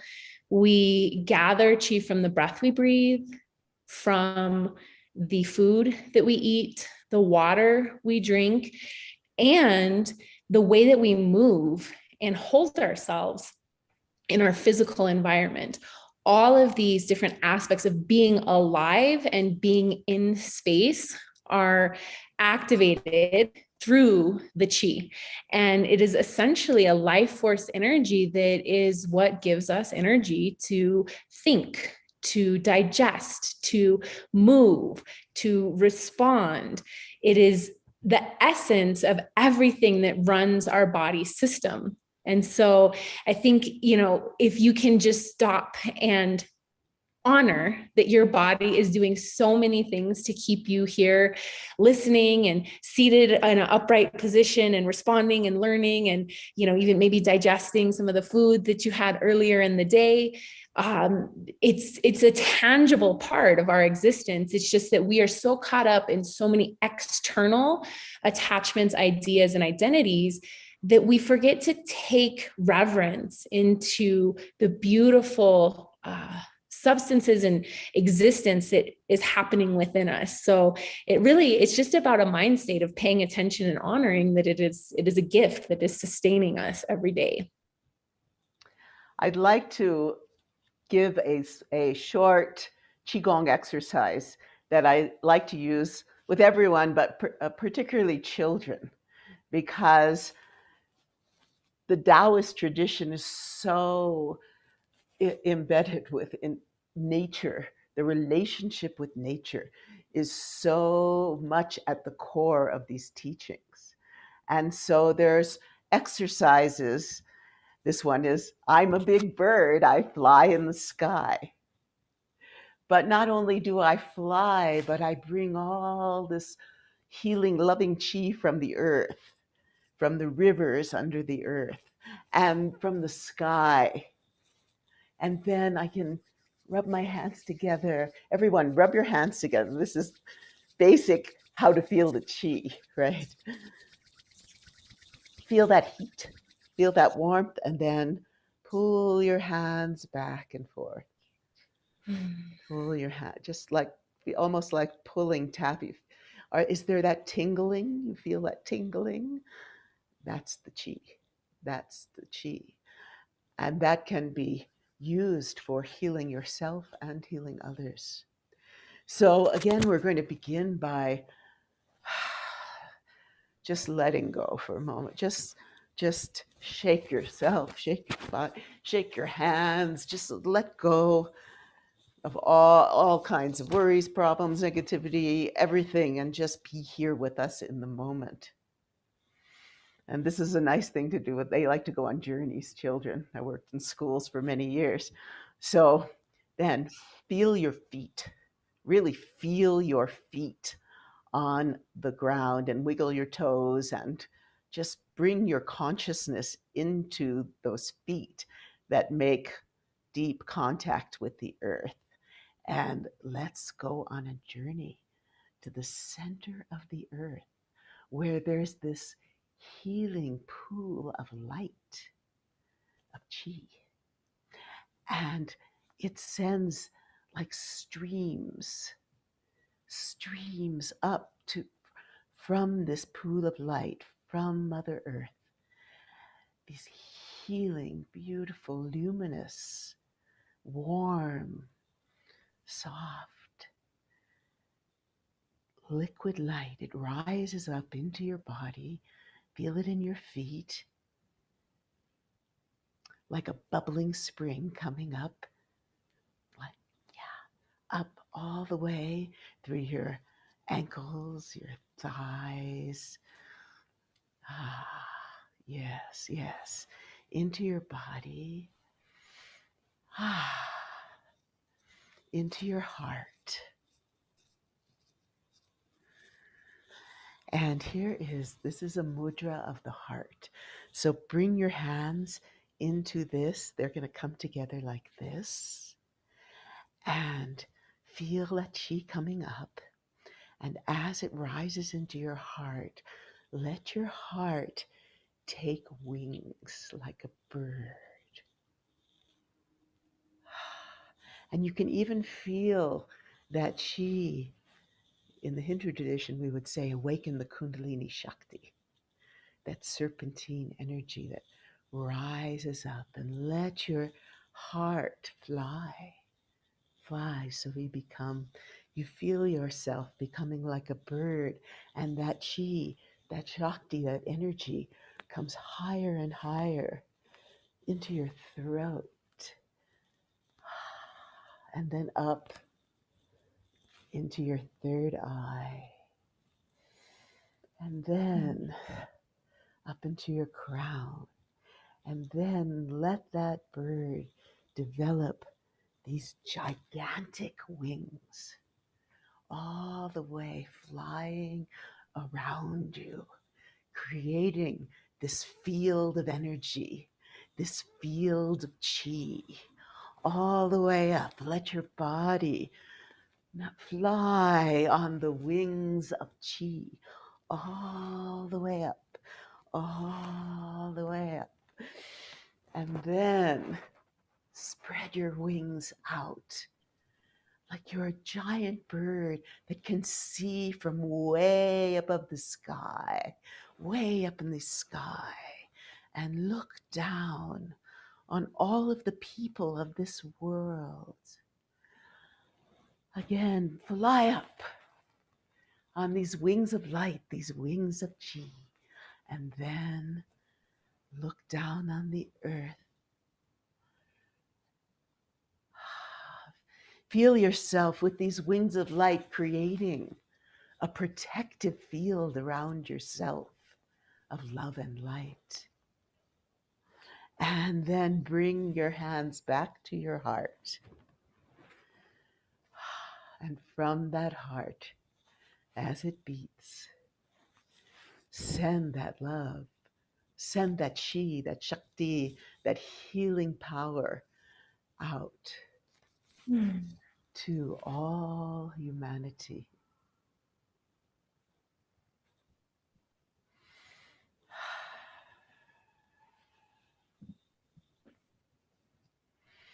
It's one of the things about the Taoist tradition, the connection with nature, that healing power of nature that I find to be so beautiful. You moved from Denver, actually the city, to be out in nature. So tell us about that journey and how it has impacted you and your family. First off, thank you for that beautiful practice. One of my Qigong practices that I do personally for myself every morning is the Eagle Qigong. And I am so excited to blend your teaching with my own teaching. I think it's going to be really wonderful and in freeing my body to feel that natural energy of that eagle energy moving through me. And yeah, so I started when COVID hit, my clinical practice, I really pulled back. My kids were at home. There was a lot of restrictions in the city as to what could and couldn't happen. And I essentially had the time to create in a whole new way. For many years, I've had a professional career in radio journalism and have a deep passion for education, information sharing as a core resource of how we help empower individuals, families, and activate people's intelligence and healing. And so, long story short, I created this digital interactive platform called Reasons and Season, which is a digital magazine and podcast and food as medicine practices, creative ways to activate your relationship to the elements and the seasonal movement that is naturally happening within each one of us. And as I was creating that from the basement of my city apartment in one of the busiest streets in the United States, I was longing for nature. I was, writing about nature. I was writing about the elements. I was out in the morning early before the city would wake up, practicing with the trees, practicing with the elements. And I was at the same time anchored to my computer, producing this digital production. And as I was longing for the mountains, I had what I would call a waking dream in a Qigong practice at very early 5 a.m. in the morning, connecting to the North Star. And something just told me to look online and see about, what it would be like to buy a house outside of the city. And sure enough, I found a home that was actually built to be a dojo. And it had been a dream of mine for the last decade to come to this sacred mountain range, the Sangre de Cristo mountain range, this beautiful, like just breathtaking, pristine environment, and open a dojo and train with my family and train students in a high altitude natural setting. And so sure enough, this house was built to be a dojo. 6 weeks later, I purchased the house and moved here. And I felt like because of the work that I was presenting in the Reasons and Season project, the magazine, that there was no way I could sustain continuing to theorize and, regurgitate what I had learned over so many years in clinical practice and helping people find their way. Is I had to be immersed in it. So I found myself here in this beautiful, pristine space, and it has allowed me a channel to open up to my own elemental training as a martial artist, as a Qigong practitioner, as a writer, as an artist. And it's allowing me to further synthesize the hypothesis, which I came up with, which I, through my research, found that it's pretty much just common knowledge through all wisdom traditions, is that it is really the disconnection from our relationship to the elements and to the nature within and without of our symbiotic connection that is the source of all of our Western diseases. And as I created this platform, I've been teaching people on how to observe the nature within them, the movements of the season within them, the elements within them, and encouraging people to be more engaged and connected to the natural world around them. And so here we are, we have our dojo open. We have probably around 30 students right now that are coming regularly to train. And we're, working to support in the future, bringing people to have immersive seasonal elemental trainings, learning Qigong and martial arts and Tai Chi and seasonal cooking and foraging and nature as a healer. And yeah, so that's kind of my story of how I ended up in nature. I've always wanted to, I've grown up in Colorado, which is a beautiful natural environment anyways, but have spent lots of time in all of these mountains and knew that someday I would get back to them to live. And I'm just so honored that the pathway opened up for us to be able to be here. Yes, we are so blessed to be living in what's known, Crestone, which is known as the Shambhala of the Rockies. And I'm planning to bring on for the environment my dear friend Hannah Strong, who has devoted her life to the environment and spiritual pursuit. And so when we have the environment show, she will join us. And she had a vision of creating a community. They bought all of this land, her and her husband, and they were giving it, they have a nonprofit, the Manitou Foundation, and they were giving it to different spiritual groups. So we have at least 33 I think more, different spiritual communities here and a beautiful Lakshmi ashram. And it really, this place teaches you, it's a teacher. Nature is such a teacher. And it has done that for me. The other thing about families that I think is really important right now is to grow food, even if it's a little plant. Plant some seeds. The process of planting seeds and growing food and eating food that you have grown yourself is so wonderful for everyone and children. We have a greenhouse in which I'm watering, we're still hand watering.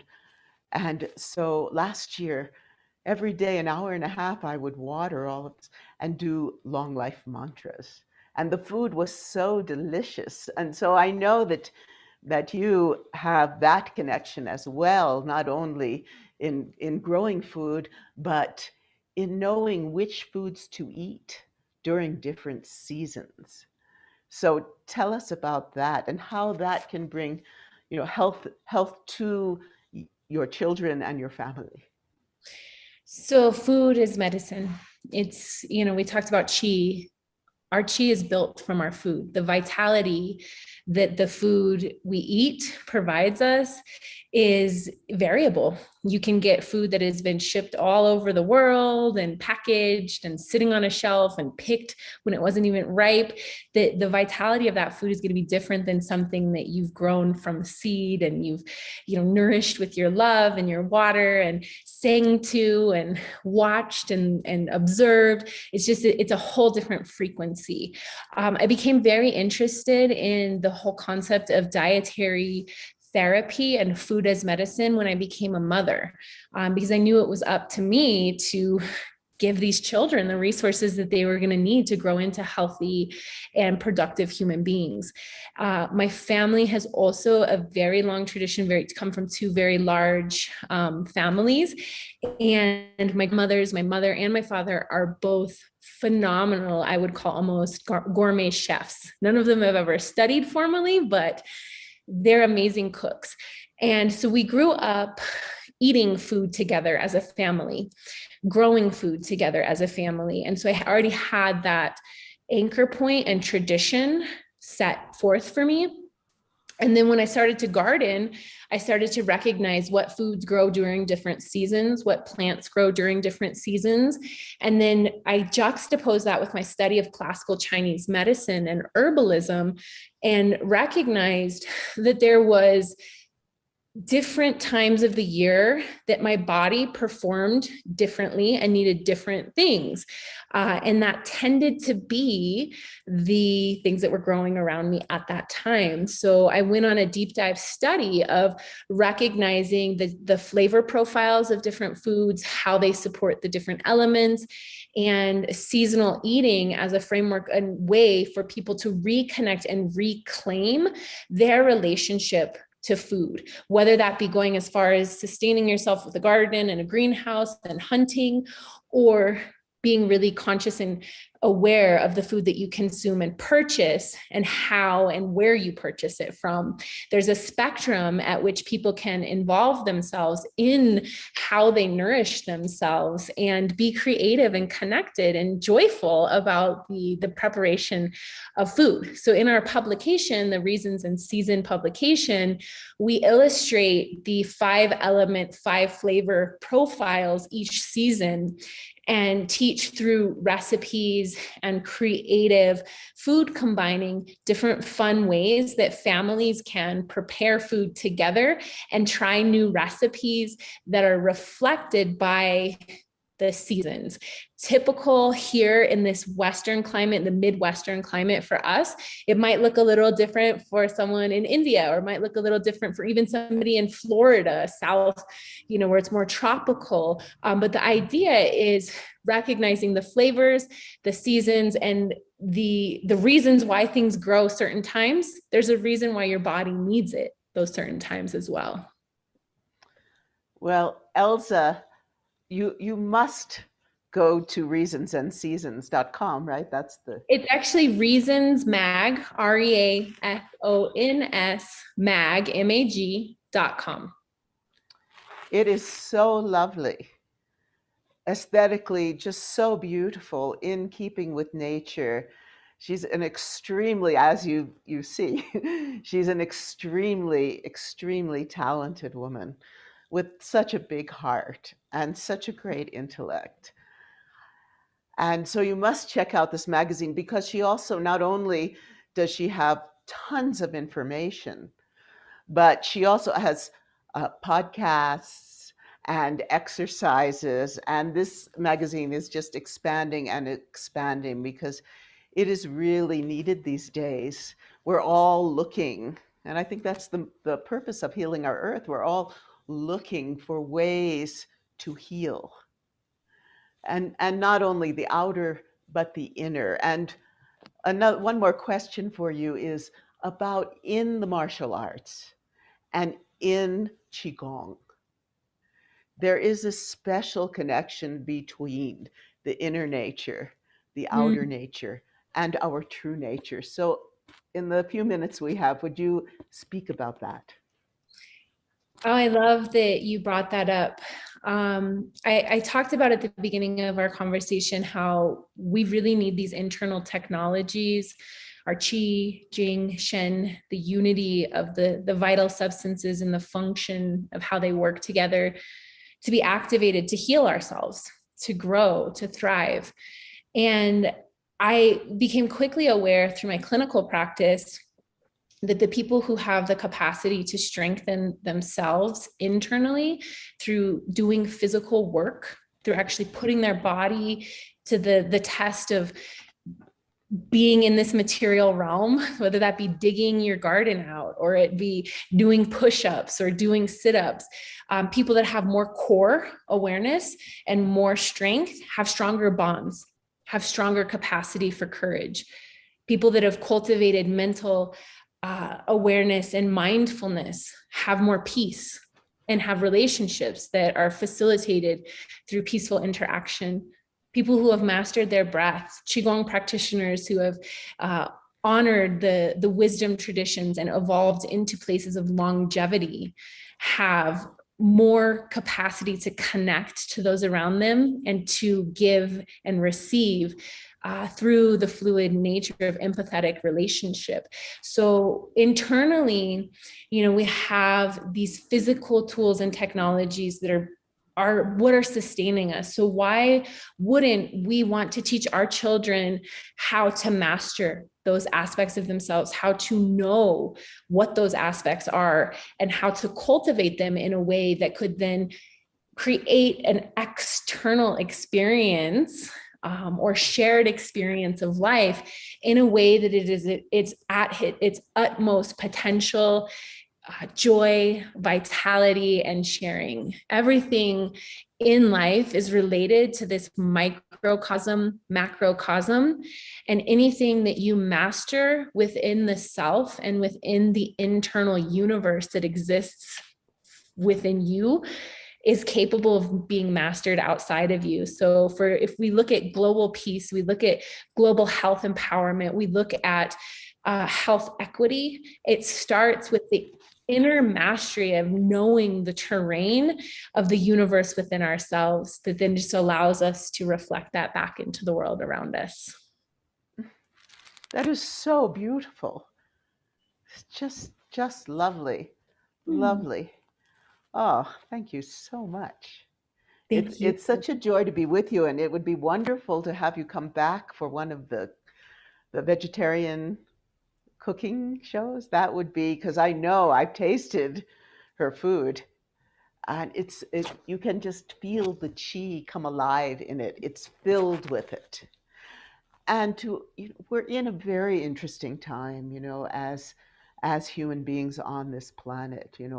We have the COVID, we have a lot of discomfort and divisiveness, and yet, what can we do? We want to be the phoenix rising out of the ashes of this COVID, very qigong. Here we are, the big bird flying and letting the past go, letting the pain go, letting the worries go, and just be in presence, in the moment, alive, and enjoy. And that is, I know, an essential part of what you teach.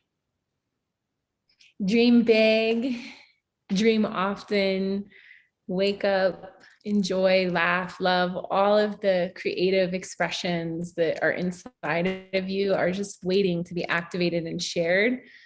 And what a beautiful gift it is to be able to empower people to have the courage to express those inner natures through these beautiful arts and these ancient wisdom traditions and these thought-provoking dialogues and conversations. And it's such an honor to be here with you, Sharon, and share this space. This is not the first, but many dialogues deep, and to many more dialogues of activating and enhancing this conversation around vitality. So thank you. Thank you so much. And for all of you yoga practitioners out there, what I'm finding is that, well, myself, I started yoga when, like 1970 in the Iyengar tradition. I was very fortunate to be around people who were his senior teachers. And now that I've had now a 5-year journey into Qigong, the blending, that's what's so beautiful about right now. The blending of these traditions to be able, we're so fortunate that we can pick and choose and weave together. And so to all of you, global namaste, Elza. Global Thank you so namaste. much. Thank you to everyone. Thank you, Sharon. And again, thank you to all my teachers who have forged this path forward to help draw the strength to cultivate this world we're existing in. Thank you. And now it's time for me to hand over hosting to the beautiful, talented, and so much more, Dr. Sheila Doby. I'm sure you all know her. She has been a host for quite a while. And you probably have heard all about her. What a humanitarian. What a loving, giving human being for so many years. She's given to people of all ages, to people of all economic backgrounds, to people of all cultural backgrounds. And so it is with great joy that I welcome her. Global namaste to you. Global namaste to you too, Sharon. And I send the hosting off to you. Thank you. I'm not going to let you go so easily. I want to have a quick chat with you. How are you, Sharon? I'm good. I'm coming out to California to visit my family. My granddaughter is coming up on 2, and my son and his wife. Oh, wow. So you're going to have to give me a call because that's where I'm at, right? Yes, I know. I know. So you had such a wonderful speakers, and I was just kind of listening on to the tail end. Can you give me like some 3 great learning points that you learned? Because I kind of missed the session because of the time difference. Oof.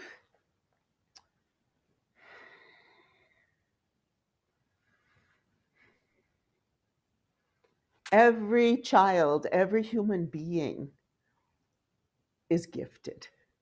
And as parents, as friends, we need to look and see that gift and nurture that gift inside of everyone.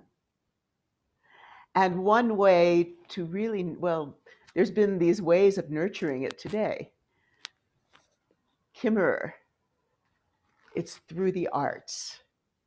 Her whole family, 5 children. This woman is Wonder Woman. Well, here's another one, Elsa. Wonder Woman, to write 5 books, to have 5 children, to write musicals and perform them. Even one was off Broadway. That's amazing inspiration for us women, and to remain as feminine, to bring this yin, even though having this kind of strong side, the Durga side, but to bring that true feminine nurturing power, that loving power, you know, to the world and to your children is very, very important. And so I'm just thrilled to have these two models, role models, because we need role models. We really do. We need them these days to lead us into this next period of beauty. And as I like to say, that the Brahma Kumaris always called that we're in the diamond age. So we're in this transition. And I also want to welcome our beloved Dr. Amalia Waiching Lee, who's here with us from Malaysia, Singapore area, and is a Qigong master healer, teacher. And I'm looking forward for the day that Elsa and Amalia will meet. I can't wait till we all like, where this ends and we can actually all be together. Because one of the most amazing things about healing our earth is how we all ended up meeting, right? We've just met so many amazing people through our community, all together trying to make a difference. I mean, I can see on my screen like Dr. Honey and Elizabeth and just a great bunch of people that have just got together, thanks to Neil Kumar, who helped put us all together. And now we're just doing this great work and contributing and helping each other grow and learning. It's been such an amazing journey for me. Wouldn't you agree, Sharon? What's your journey been like? Oh, well, from the first time, well, it was Amalia Waiching who introduced me to Neil, right? And, since I have such a deep, serious background in Kathak and Indian culture, it was like coming home. It just reinforced being with all of you. I have the same values. I embodied all the stories, all the myths in Kathak. You dance the gods, goddesses, the demons, Mahisha, and everybody. And so that current runs very deeply through me. So to me, to be with all of you is just such a gift and such a blessing. I just feel like I'm with my community, and I'm thrilled to bring you so many people who have really been blessed, like these two here, who have blessed my life with their knowledge and their gifts. And thank you very much. And I've of course fallen in love with Honey. I have to jump in here. I love this. It's like it's a girly session, right? We were meant to be talking about families, and look at us, right? But actually, what Sharon said was very, very powerful. Is the family unit? It's normally the moms, the females. They're the ones who have to be very strong. We need to nourish them, to look after them, to strengthen them, to give, for everybody else to give them the best that they can have in order to do the best that they can for the family units. So I can see that the women at the moment, although we're having a girly session, I also know that the role of the women in the world, in the families as well, is a very powerful one. Yes, I want to also acknowledge the power of Indian classical dance for body-brain integration and opening neural pathways. As Honeywell knows, your eyes are doing one thing, your hands are doing another thing, your feet are doing another thing. And so just the essence of that dance really enhances your intellect, as we were talking about earlier, and brings you so many wonderful experiences. So I recommend for all of you out there, just find an Indian dance form, because also it's bringing the rhythm in too. And the tradition that's been carried down from guru to disciple, from mother to daughter, father to son, etc., of these Indian arts is just profound. That's what I have to say. It's just profound. I've studied all over the world, But because it's been this living lineage for thousands of years, it's been perfected. And so I just really encourage you to study, to just immerse yourself in the beauty of the ragas and the talas, in the movements and the stories, of course. Absolutely. And you also spoke about the fact that, it helps you with the memory development. Today, we had some amazing guests, Sheila, who are all here, and they were talking about how to develop your brain, how to become more positive within 6 weeks. There were so many wonderful guests who shared some exercises and tips on how to heal and how to build better families as well, how to create better family units, etc. So some really amazing knowledge, etc. And what Sharon just shared just now is about the right and the left brain, that, as we say, because by doing the dancing, it's not just logical, but you're being creative. So you start using both sides of your brain. And in that way, definitely the neural pathways do start, it's like the plasticity starts creating ways. Isn't that right, Amalia? You're looking gorgeous today, aren't you? Thank and how you. have you been? And what's your take on families, dear Amalia? Oh, families is just a legacy of a continuum of our souls incarnating. That's what I feel like. And going through all the DNA and the matrices, so it's we can really bring in all the very best in the lineage from the ancestral lineage, and then we can clear as you do healing, especially through dance, and to evolve even in a more evolutionary state, transcendent state, let's say. And so the family units, I think, very powerful in learning about ourselves and karma, because we incarnated together. And of course, then some people say, I didn't come from this family. Or some people feel like black sheep, in the family, like myself. But I think we are just incarnated in some of these places, and to evolve and to change and to bring light into the group soul, we call it, right? So, and there's so much to learn within the family, and the divisions, and then the arguments, even just growing up amongst the siblings, and to actually feel the joy of love and cohesion as well, and the closeness, and the love of family. So I just think I have a very good family. I've come from an amazing family, so I'm very grateful for that. But also I'm seeing the disconnect in many families. I just did some work yesterday. So I think in each of the family and the children, I feel the children are our teachers, actually. And right, I'm sure the mothers will agree. My name is Amma, so I'm mother to many, even though I don't have any biological children. So I just think that the family unit is such an important matrix to be in, to learn whatever lessons we have.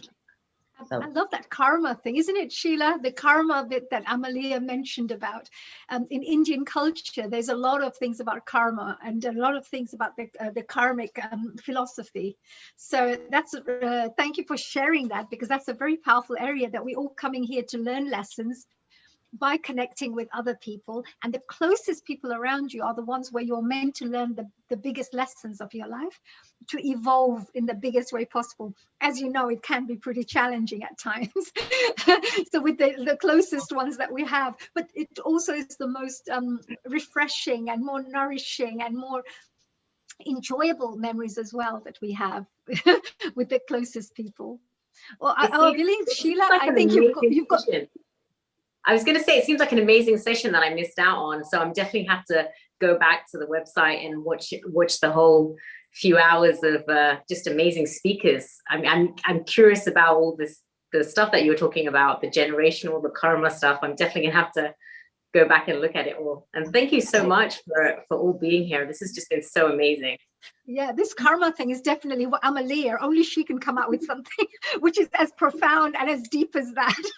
No, she finds all the nuggets. Yeah, Sharon as well was our first, our wonderful host today, Sheila. I know we should leave you to it. You've got your next guest coming up, I know. But Sharon was a fantastic host today as well. It was her first, what do you call it?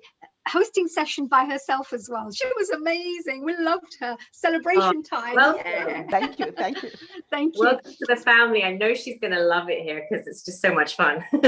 Yeah, so welcome, our dear Sharon. You're one of our sisters now, right? We don't look at the colors, or we don't look at faith. We don't look at any of the languages. We are just a family here. That's been my whole life. And to come together with you, it's been so uplifting, and we've only just begun. Absolutely. We've got a whole journey ahead. I mean, we've got all the goddesses that we need here.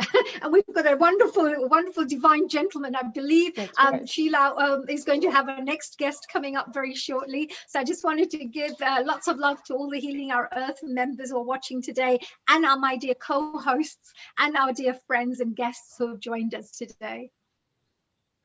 Thank you so much. Namaste to everyone. Global namaste to you guys. I'm so excited to bring on our next guest. It is a dear friend of mine. He's an amazing personality.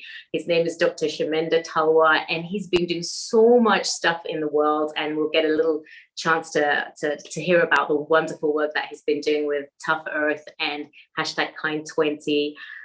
He's such an amazing person. He is a global leading expert psychologist, and he's been doing a lot of work with government organizations.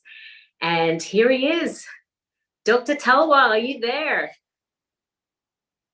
I think he's frozen. Is it my internet that's gone down, or? Can you hear me? Hello? So, Dr. Dovey, just one moment. We are trying to connect with him. He's out and mobile. The internet is bad there. So you can chat with Dr. Kalaria and Sharon meanwhile, and I will bring him as soon as he's there. Over to you.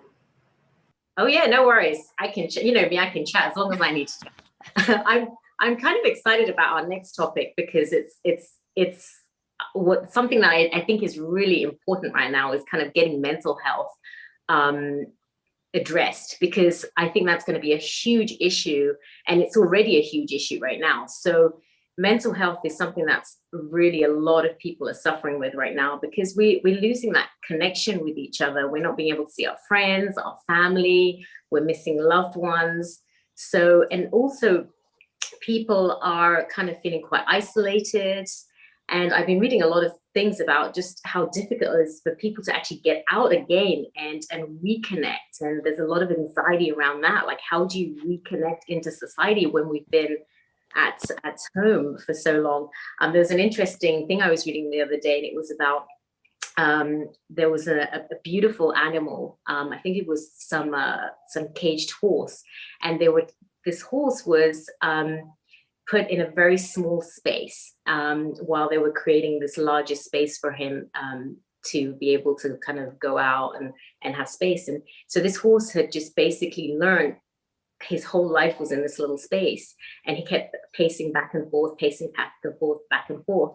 And eventually what happened, this beautiful ranch was built for him. And when the doors were open to the ranch, he literally just stayed in a very small amount of space, and he couldn't go out even though there were no barriers anymore. And I think that's what's happening to the human psyche out here for a lot of people, is as things start opening up, especially here in the US, we're starting to kind of open up a little bit, and people are being anxious of just going out. And there's a constant fear of the unknown, and a fear for your safety and your health. And that's taking a huge mental toll on people. So Dr. Talwar and I are going to be just chatting about some tips on kind of how to get out there and just a little bit of more mental health and things to help us during this difficult time.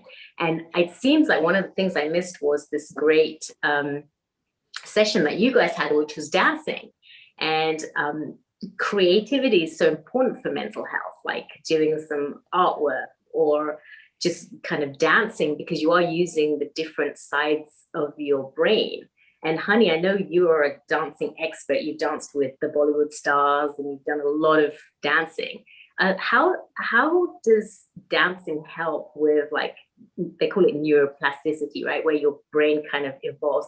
Can you talk a little bit about that while we wait for? Sure, of course, of course. Actually, you know me, I'm just like you, we can talk for hours. Actually, when I used to run my dance school, you know, so I used to have 1,800 students coming to learn dancing every week. So there was quite a lot of students that I was dealing with. And a lot of them I would try to bring out, of course, on terms of their personal development, not just teaching dancing. What I found was parents would keep taking these students away from the classes during exam time. And I would ask, why are you taking this child away, you know, when they just want to come along for classes for 1 hour a week?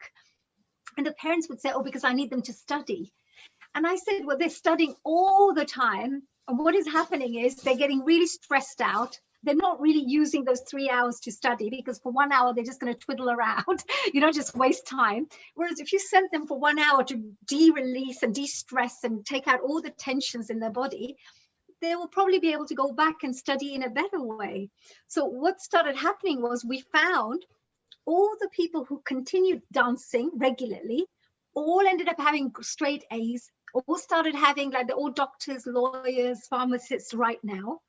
And a lot of people who are being taken away are the ones who would suffer from stress, anxiety, would get a little worried, you know, going into schools and things like that, going back into their exams. So I can definitely say to everybody, all the parents and families out there, I know that you've got your next guest who may be joining just now, but just to finish off there, all the parents who are there, do help your children, do get involved in creative activities, because when they study maths, when they study, I don't know, statistics, economics, and whatever they're studying, they will need something which is a bit more creative.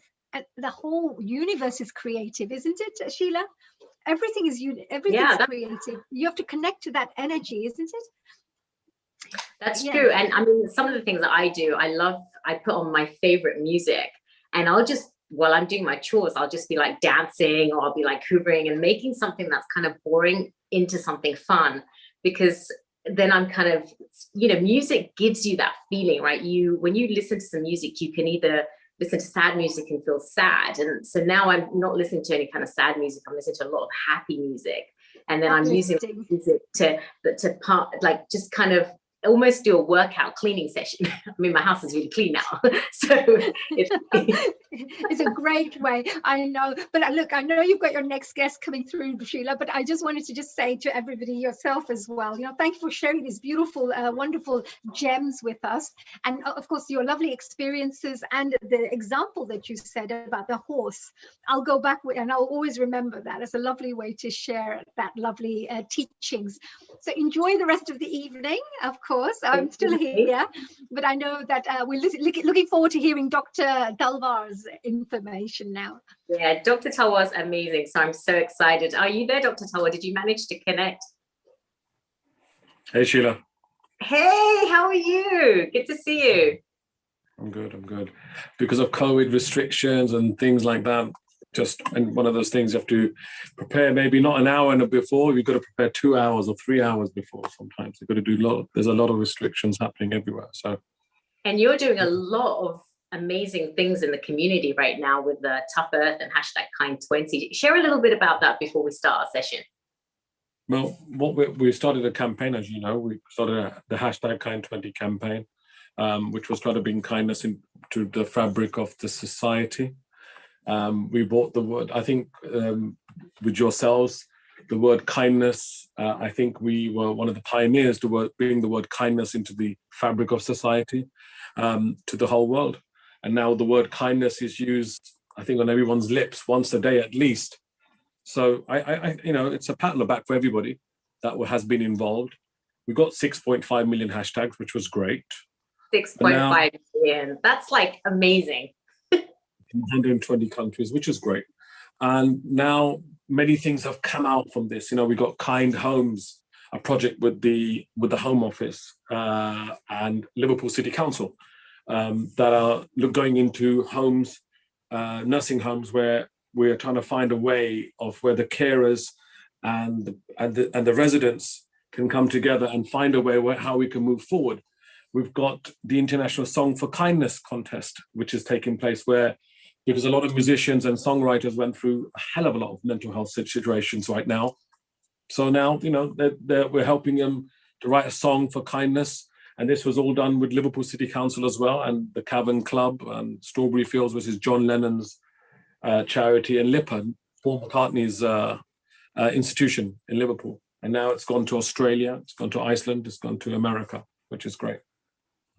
So how do we get involved? I mean, I know I'm involved, but how does all our viewers get involved with your project? If anyone wants to get involved with the Kind 20 movement, if whatever country you're in, if you're in America, for example, you're one of the ambassadors. Contact yourselves to find out how they can basically any project that they think that brings kindness and elevates and empowers people, communities, children. Tell us. Let's talk about it. Let's share it, because not just one organization can do this. It's all about working together as a family, and now the family has become one global society. So it's incredibly important that organizations get together, charities get together, schools get together, governments are getting together, just to show us what does kindness mean to them, or how has kindness impacted them since COVID. Got so it. In America, if you want to get involved, contact Sheila Dobie, Dr. Sheila Dobie. Yeah, it's an amazing organization, great, wonderful people. During the pandemic time, Dr. Talwar's group was actually able to help feed thousands of people that were having issues with hunger. And it was just amazing. I mean, you're all the way over there in England, yet you've been able to impact globally so many things. You're just such an amazing human being. So thank you for all the work that you do. I'm just a servant, like we all are. So this brings us to our next session, which I think the world needs right now. Just before you hopped on, we were talking about the mental health crisis that's going on, and a lot of people are just feeling a lot of anxiety, a lot of stress. I think, listening to a lot of people on radio or television, I think COVID has educated many people around the world. They are so educated now in mental health, in psychology, in understanding, in kindness, in happiness. People understand people now. No more, it's helped out. People have educated. We've got so many good, incredible recipes out there that make you feel good. People have become cooks now. I mean, come on. That's me. That was me. I never cooked anything before in my life, and I managed to make a decent meal the other day. I mean, it's not great, but it was a pretty decent meal. It's taught us so many things. COVID has taught us so many things, to be much kinder, honest, and I think on top of that, brave as well. We've become much braver as well, and helping each other, which was missing in society. The other thing I noticed that was good about COVID was how our environment just kind of started healing up. Like there were, there was clearer waters, there was less pollution in the skies. It's like the world just needed a break to heal. Absolutely. And I think, again, it's not gone away. I know for you guys it has, but for us, we're coming out of lockdown sort of tomorrow. But then we got this new Indian variant that's come out now, and it's targeting a lot of people. There could be another wave. There's a big possibility about that. But hey, we're much more prepared, and I think we're more resilient. I think now with the vaccine as well, and I think we're going to be more resilient here as well at the same time, not just in our bodies. Mentally, we're going to be resilient as well. And coming to our topic now, the 30 tips to help us. And I think because of time. Because I'm sorry I'm late. Let's do the top 10, Sheila. Let's discuss the top 10. The top 10. Top 10 for all the viewers of Healing Our Earth. And this will help them. And if you don't see this episode live, you can always watch it later on. I'm sure Neil and the team will put that together. But hey, let's just go with the top one. Why don't you start with the first one, Sheila? The first top tip, number one. So I want to talk about my top tip, which is something that I think is really important, which is exercise. And even if it's just 15 minutes a day, walking around, your garden, or if you don't have that much space, just even in the small environment that you have, dancing or having some kind of movement because when you have movement, it helps with mental health, right? So for me, I think it's about 15 minutes a day, dancing, some kind of movement that helps. And it really helps with mental health, right, Doc? Absolutely, 100%. Any form of movement, any sort of change of environment, any change of mindset sort of brings a different type of, I think, psyche to the way you are putting forward your thought process. And that's really, really important. Very important. All right. So that was my top one. What about yours? Well, look, I will say there's a 30-second fix for 2021, and I think that's really important. And I'll explain what the 30-second fix is. When we get up in the morning, whatever happens, you get out the right side of the bed, the wrong side of the bed, you're having a good mood or a bad mood, whatever mood you're in, do you brush your teeth, Sheila? Well, of course, I'm a dentist. Exactly. But good mood or bad mood?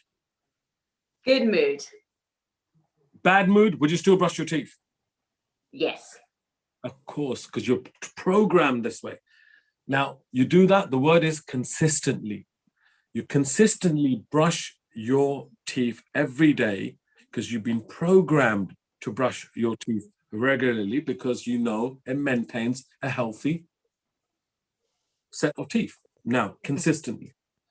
When you go to the gym for one day, for 2 hours, and you slog it out, you come back and look in the mirror, and you think, well, nothing's happened. Well, of course, nothing's happened because you're only gone for one day. But I don't know when. If you go for 2 months and go consistently, even for 30 minutes, three times a week, you can bet yourself that you will see a change in the mirror in 3 months' time because you went consistently. Now, if we get up in the morning for 30 seconds, think of something nice, think of a piece of music. Could be your loved one, could be your child, could be your mother, your father, piece of music, for example. You know, anything that makes you feel good, just for 30 seconds, hold that thought. Then, I don't know when, but if you do that consistently for a few months, your mind will be set, programmed, and resilient against any negativity that you face in that whole day, because you've just set a foundation. You just set a foundation within your psyche of getting up and always having a great, strong, positive foundation of being in positivity. So when something negative comes, it bounces off. Something negative comes, it bounces off. You will be resilient. So by the time you get to the end of 2021, COVID might be there, but you might have the resistance of basically tackling COVID. So that's the 30-second tip of 2021. Oh, I like that. And I like the fact that it's something that you do first thing in the morning and it's going to set up your whole day. And another thing that I find that helps is when you first get in, I know sometimes you get up and you kind of feel stressed out, is to breathe, right?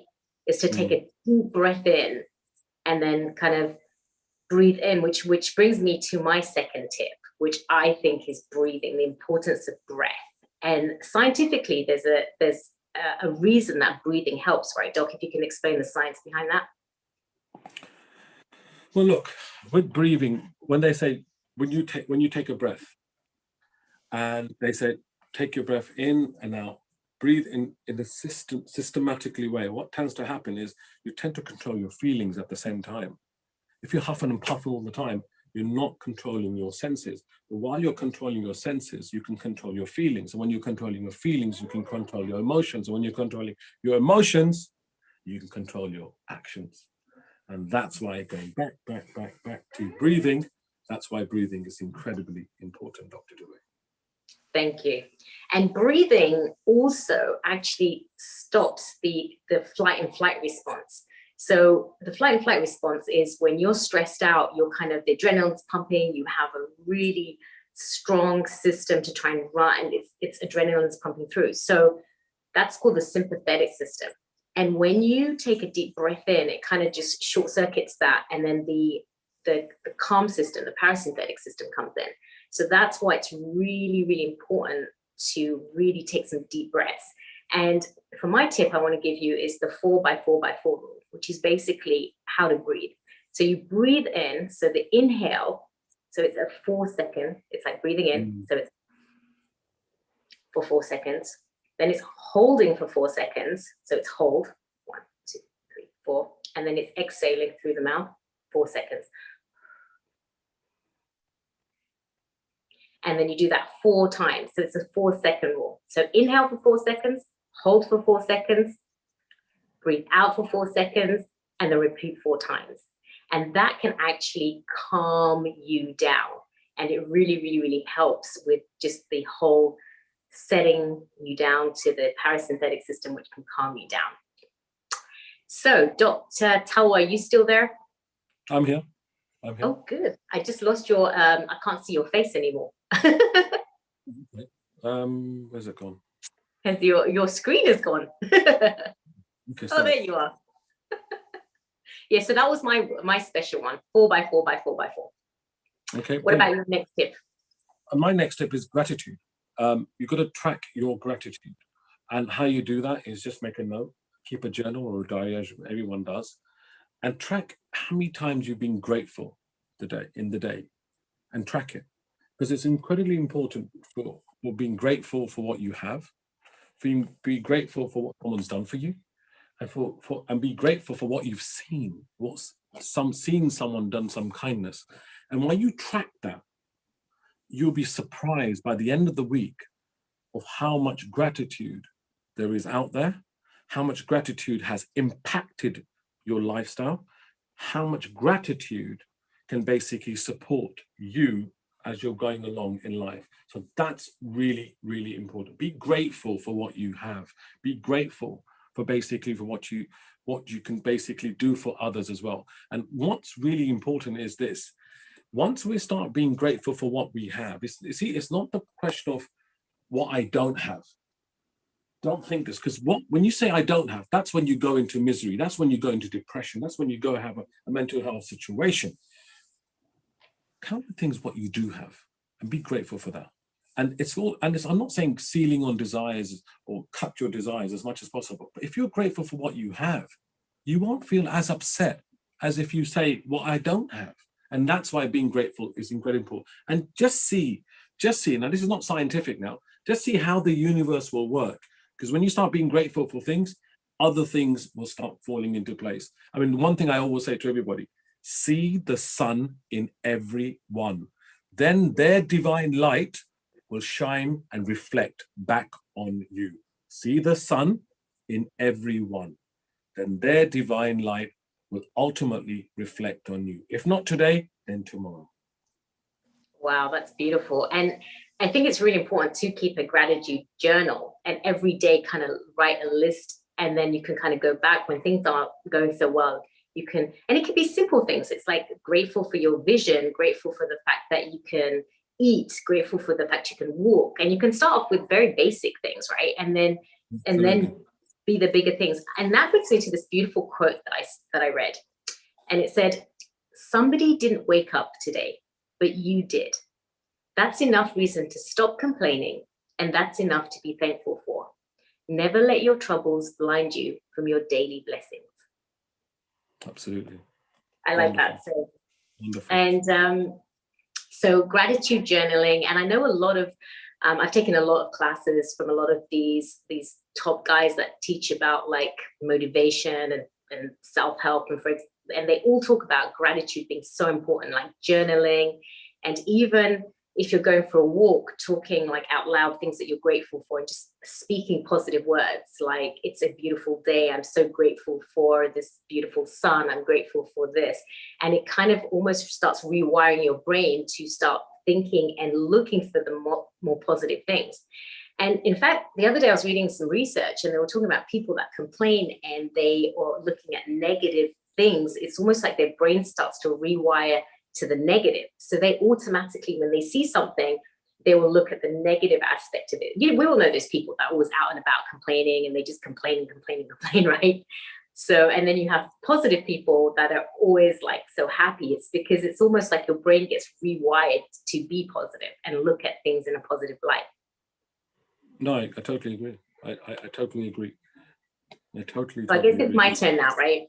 So my thing that I think is really important for happiness and thriving through this pandemic is sleep.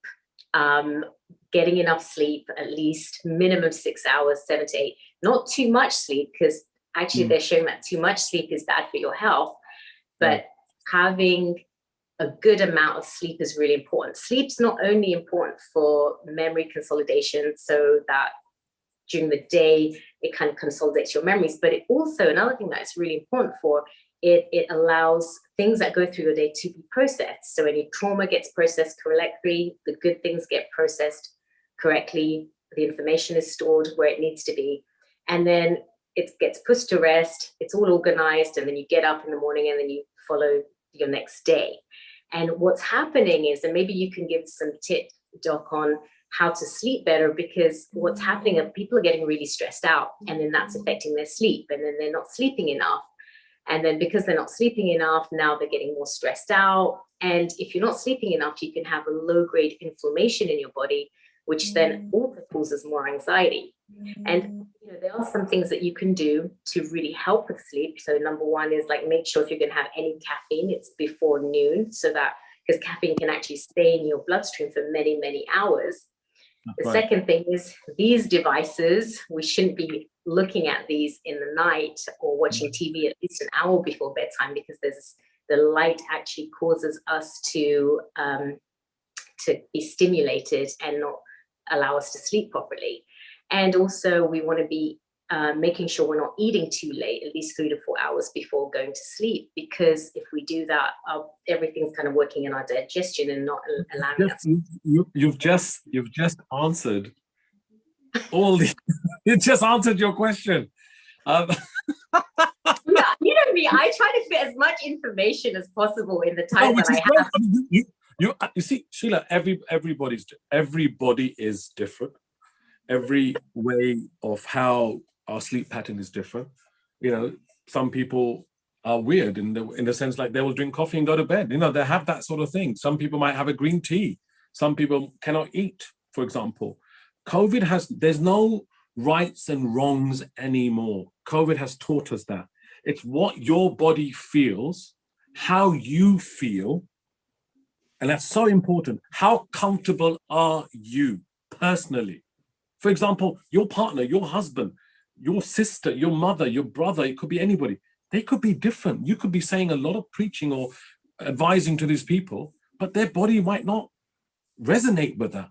So it's incredibly important to always experiment. It's a fantastic moment in life where one must experiment with how, if I want to sleep well, what really works. There's no one way or two ways. There are many ways.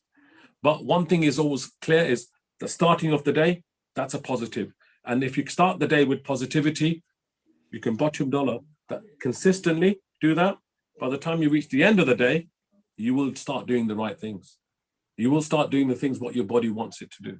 And that's going to be the body, because your body's your temple, as you understand. So, you don't keep your temple dirty, for example.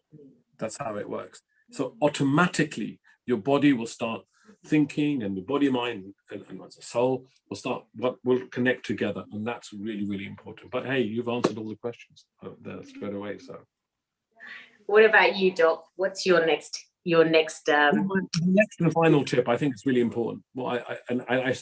It's more what I really believe in. I mean, I say this to a lot of people, especially now with the mental health scenario, that the human spirit is far more powerful than any drug in the world. And that's what needs to be nourished, the human spirit, with friends, families, friendship, the beautiful and the most simple things of life. Wow. How do you think people can connect better during this pandemic time, and stay safe? Well, look, depends on which country you are in, as you know. People have became skin hungry, as you understand. Look but don't touch. can I touch? But what will happen?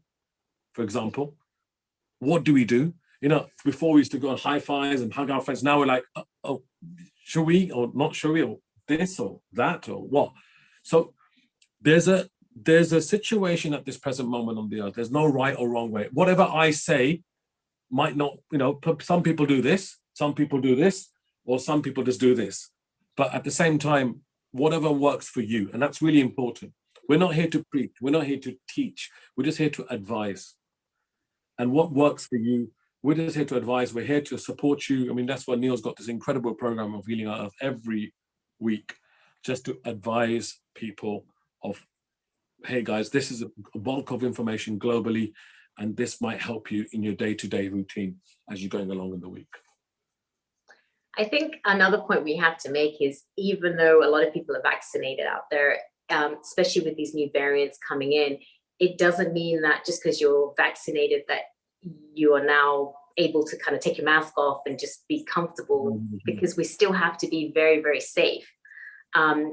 Vaccination doesn't mean that you're 100% protected from COVID. You have to still wear your mask and be responsible in that way. So still keep your social distancing, still be wearing your mask, because we just don't know, right? I mean, there's so much. COVID's not going away until every single person on this planet hasn't got COVID. It's as simple as that. And so that's where we take a while. And so at this present moment, you know, with the Indian variant spreading like wildfire in England, it's only a moment, just a matter of time actually, since the wave comes over to the USA. Because again, in the Indian connection, the flights were coming over. So like I said, we don't know at the present moment, but that's why programs like these and projects like these are really important to keep us all connected, to keep us all informed, and for people like all of us to come on board and basically share the knowledge that we have, share the experience that we have, share the information that we have.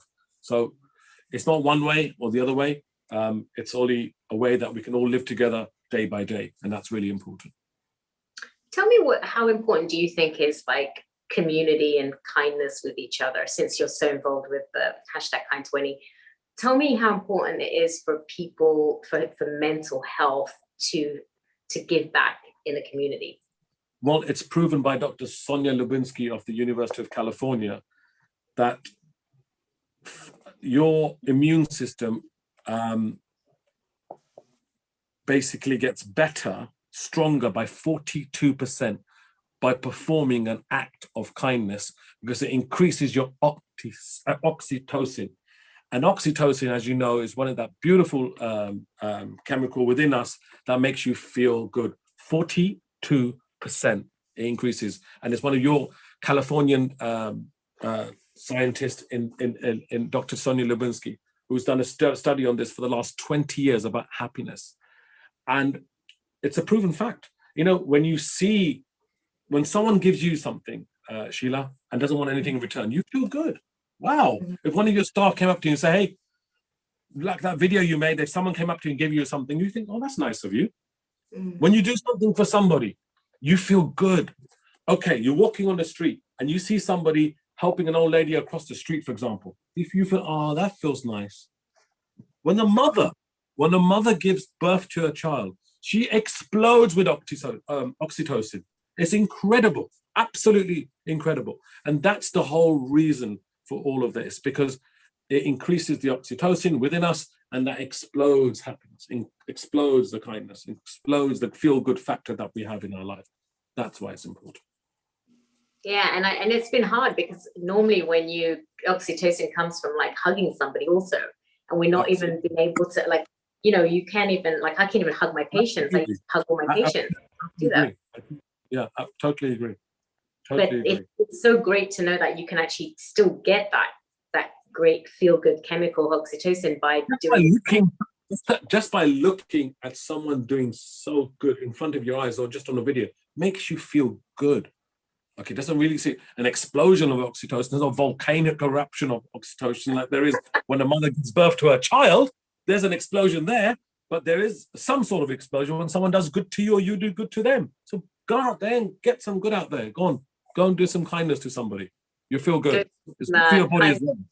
with your hashtag Kind20 and get involved with what you're getting involved with, right? No, absolutely. But not just us, there's so many amazing organizations out there that are doing wonderful work. And it's all about bringing all organizations together to work together as one global family. Wow. And then, so do you have any final tips? Like, I would like to say something that helps me a lot is going out in nature, like getting a good amount of vitamin D, having sun on my skin. And I know it's harder in England because there's not that much sun out there, but, obviously vitamin D supplements are needed out there, but kind of looking at nature. And if you can't even look at nature, studies have shown even if you look at like a screen and look at pictures of nature, it actually helps, right? No, it absolutely does, because it makes you feel good. Again, it makes you feel good. You're walking out there, you're walking in nature, you start appreciating nature. You start appreciating this world that we live in, that we must have forgot because of the phone, for example, or we've been too busy. So again, COVID has taught us about appreciating what we never appreciated, or we wouldn't appreciate it if COVID never came into our lives. And that's why it's incredibly important to be grateful, again, to what we have around us. So that's really important. And I just want to leave someone with 4 words, which is really important. It's simple. You apply these 4 words in your life, believe me, life will be so difficult. So it'll be less difficult and much more enjoying. Love all, serve all. Wow, I love that. That's it. Love all, serve all. That's it. I like that. That's just a nice way to end our lovely session. Is there anything else that you want to share with the global audience? There's so many viewers out there that kind of, hearing us really helps because gives them some kind of hope. Is there any words you'd like to share, or any tips or anything that you feel like you want to get out there? Well, look, first of all, if you can be that happiness for somebody, be that kindness for somebody, put a smile, a smile goes a long way. Just put that smile on. And remember, there's only one ship that never sinks. And that's the relationship of love. There's only one ship that never sinks. That's the relationship of love. Wow, that's so great. And what about, do you have any ending tips on, like, if people are just struggling mentally? I mean, we gave them all these tips and they're having a difficult time. I think to giving too many tips to people, you should follow one simple tip. That 30-second tip I gave is the best tip for anybody who's going through a situation or going through any hardship, because that will basically make your mindset so strong. That foundation will become stronger. 30 seconds, not too complicated. 30 seconds. 30 seconds a day, consistently. Mm-hmm. You know when, but in 2-3 months' time, you'll have a foundation of positivity within you. And then you'll have the resilience for the mental health scenario of what COVID might bring you by the end of the year. But you'll be stronger, braver, and happier. Thank you so much. And I'm going to make sure that every morning I'm going to do my 30 seconds. And then I'm going to call you and tell you that it was the most amazing thing that I learned. Thank you, Dr. Lulu. Thank you very much. Thank you so much. Thank you so much for being here. And please, let's make sure we follow hashtag Kind20, get involved with any way that you can out there. Thank you so much for your time, and global namaste to you. Thank you for being here with us. Love all, serve all. Thank you. Okay, bye. Bye. And that concludes our wonderful session. It's been an amazing learning journey for me, learning from so many amazing people out there. And we actually have a special guest, Garish, that's going to come on and give us a nice healing prayer at the end. I just want to say thank you to everyone, all our amazing hosts, our facilitators, our producer, Neil Kumar, for putting such an amazing event together. Next weekend, we have the COVID update, which is going to have amazing speakers. And these speakers are going to be talking about how to help get through this pandemic, how to kind of eat right, how to mental health issues. So we've got, make sure you're tuning in next week for the COVID special. And now I'm going to pass you on to Garish, who's going to give us a nice prayer. Namaste, Garish. How are you? Very well. Namaste. Namaste. Thank you so much. Lovely to see all my lovely, wonderful sisters. God So bless. good to see you again. Thank you. And wonderful smile. You know, that's, I look forward to that wonderful smile. Gives me so much lift and energy, you know. Thank you, Dr. Sheila. Lovely to see you, and Sharon, and my lovely Honey there. Aniji. Lovely to see you too, Dr. Hello, Lakshmi. Girish ji. We were so looking forward to hearing your lovely prayers. The only thing that was missing was your voice, that beautiful voice of yours. Thank you for your blessing. Truly appreciate. Thank you. God bless you all. Thank you. Lovely to see you. So, And actually, Sheila did a fantastic session just now. We learned a lot as well. Sheila, thank you for sharing this amazing, amazing information. Thank you. You have a wealth of knowledge inside you that pours out, you know, when you're chatting. So there's so many things that we can learn from you. So thank you for sharing that and being such an amazing host as well, Sheila. Thank you. I'm going to be trying to bring more mental health topics. I've been chatting to Neil, the producer, because we understand how important it is for people out there that are going through all the things that they're going through. So we're going to be talking about eating for mental health. We're going to be talking about techniques on how to kind of manage your thought processes, how to kind of get out of any anxiety or depression states that people are going through, helping parents with kids that are struggling with mental health. So there's a lot more topics coming up that on the backgrounds we're kind of working on to bring to our global audience. Oh, that's lovely. And Sheila, why, you know, you talked about that you're very passionate about this area. Is that something that you felt was, I know, of course, it's a very important topic, but why is it so dear to you? Why do you feel it's so dear for you? I think mental health, because first of all, I see so many of my patients on a daily basis struggling with anxiety, depression. A lot of my patients, especially during this last year that are coming in, they're like breaking their teeth. They're having TMJ issues. They're now getting headaches, and it's all coming down from a lot of clenching, a lot of stress. And if it's coming through your through headaches and jaw issues, and you're breaking the teeth, can you imagine what's happening inside the body? So there's so much adrenaline going on. And I've practicing holistically as I do in my practice, I understand the link between the oral health and the systemic health. And I understand that so many patients are now kind of, they're going through so much internally, and it's kind of exhibiting in their oral, you know, through the headaches and everything. So for me, it's trying to help my patients. Number one, it's really important. And number two, I had personally gone through a phase a long time ago where I had a bout of anxiety from just so much stuff that was going on in my life.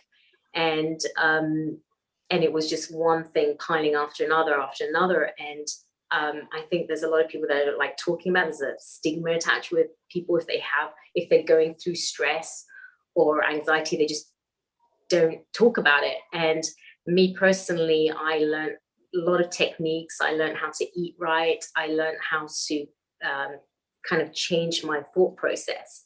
And through all of that, by helping myself, I had made a decision that I wanted to make sure that I could help other people so they didn't have to struggle, because I was lucky enough to be able to figure it out.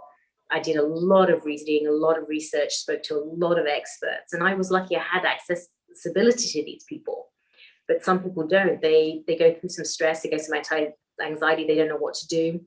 Number two, they don't have people to support them, or they go to the doctor and the doctor's like, oh, here's some medicine, here's some antidepressants, here's some anti-anxiety. And there's a place for that, but you don't necessarily have to take those things. You can heal yourself. And through, you know, even the work that you've done, Honey, I've seen, you know, the breathing, the amazing stuff that Sharon does. Even just learning techniques, you can feel better, and seeing the global issue that's happening right now. You know, when I was researching this last week for today's session, I was seeing that over 3/4 of the population are having some kind of stress and anxiety right now. That's just so much. So I take it on like a gift that was given to me for that phase that I went through in my life, as now it's almost my duty to help heal other people. And that's why I'm so passionate about it. I do a lot of reading, and I've managed to help a lot of my patients. And luckily, Neil has given me this amazing platform. So that's why.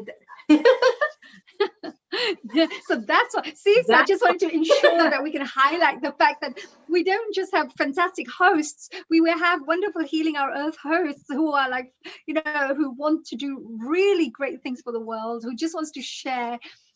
Literally every single person here on the Healing Our Earth, they all work voluntarily. The only passion that they have is to go and change lives and transform lives.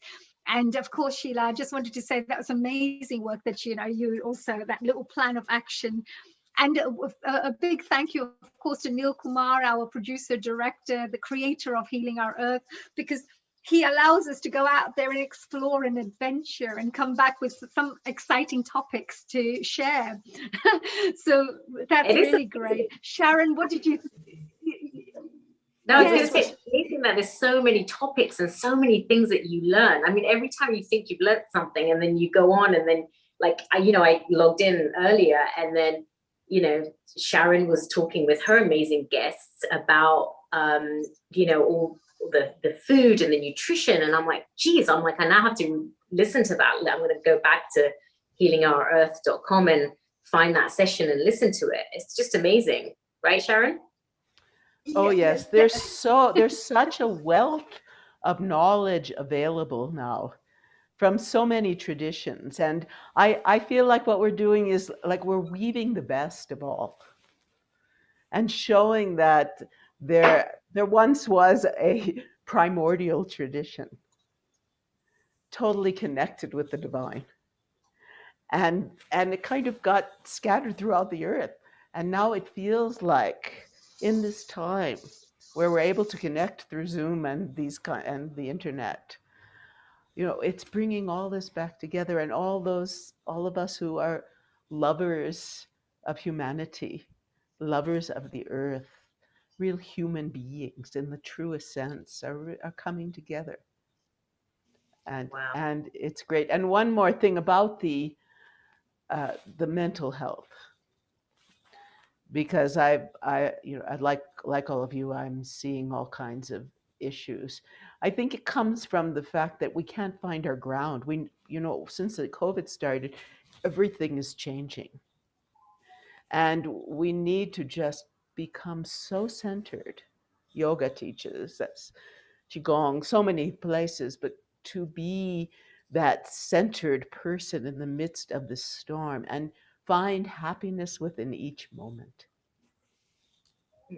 Absolutely. Sharon, Sheila, did you see what Sharon just said? It's it reminds me, because like your horse example that you shared, in the same way they say, that a lotus, when it sits in a pond, the pond could be all muddy, it could be terrible, everything could be terrible, but the lotus just looks so beautiful. It just keeps doing what it needs to do, keeps on giving its own fragrance, and just stays beautiful wherever it goes.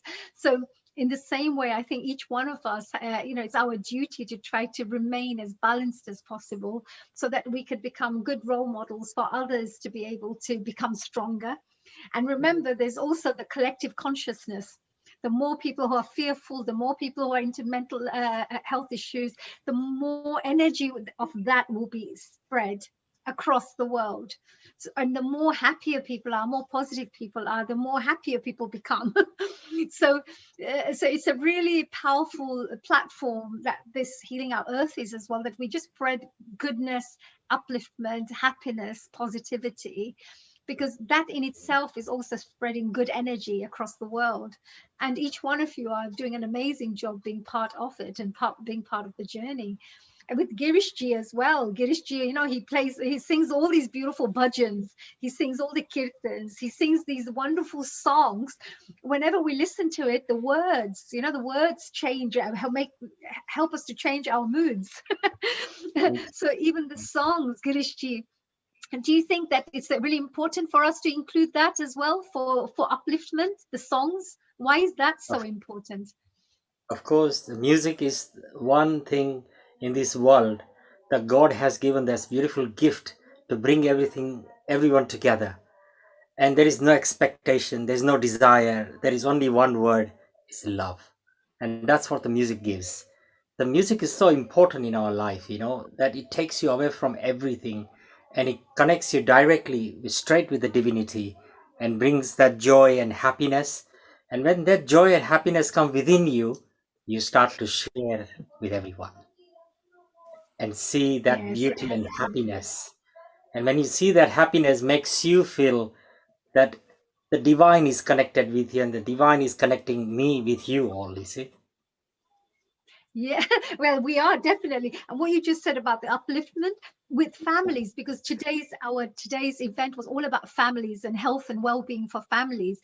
So it's really good for helping for parents to help children to learn to sing as well from a young age, because you can sing, hymns, if you come from let's say Christian background, or you can sing bhajans if you come from the Hindu backgrounds, just reciting, nice, or sing nursery rhymes if you have to with their little tiny tots, but something to give them that joy through creativity, through music and song, etc., which is really beautiful.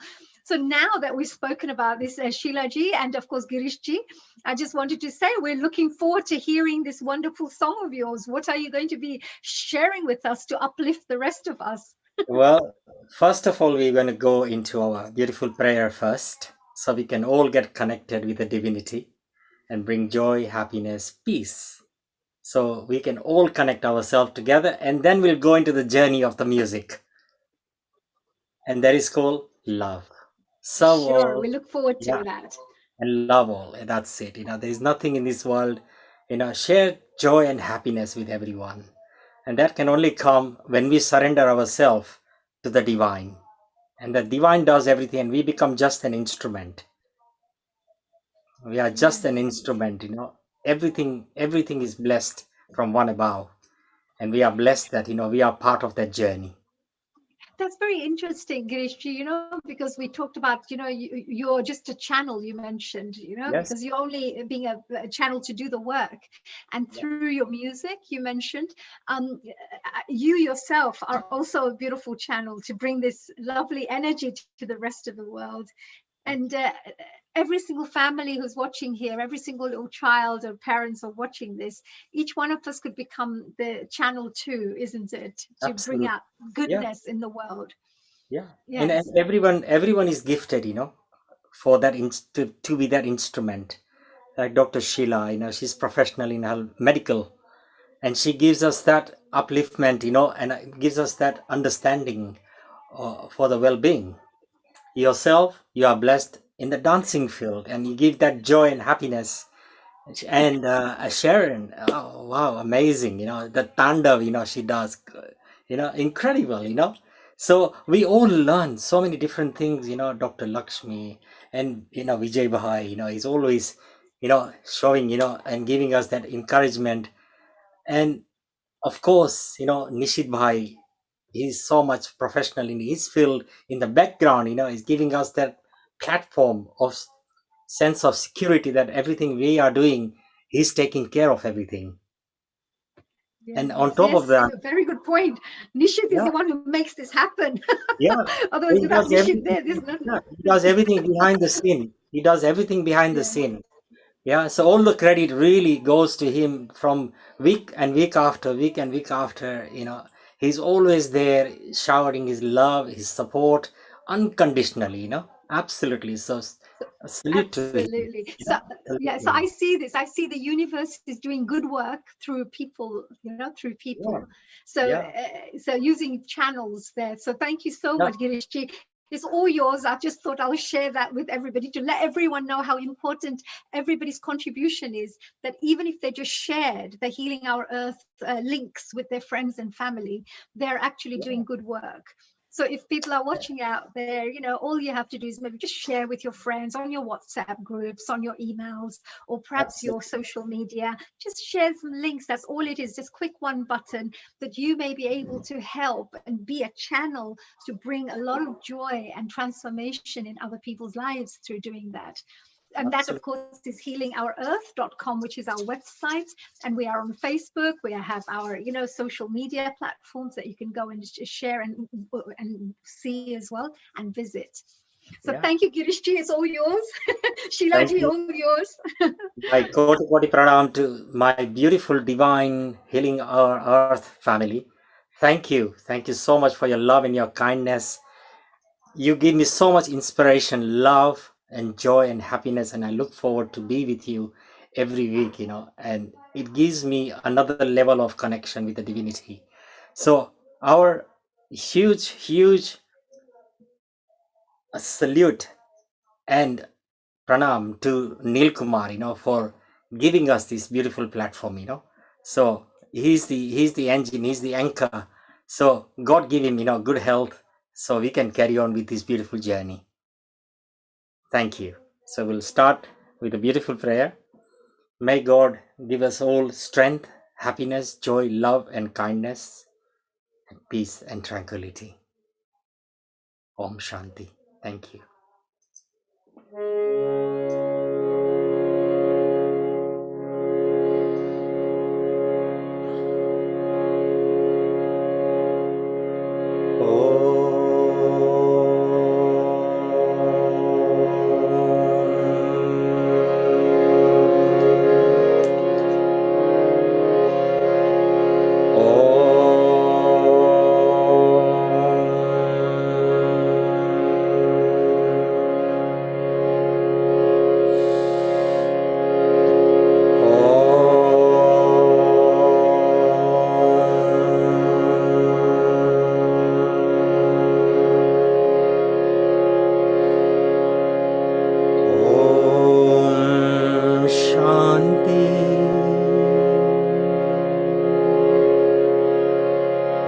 Just close your eyes and feel the divinity. Surrender yourself to the divine. Let him be the master and let us be the instrument. Om Shanti. Om Shanti.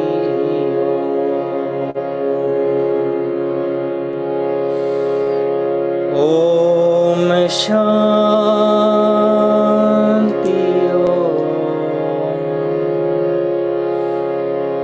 Om Shanti.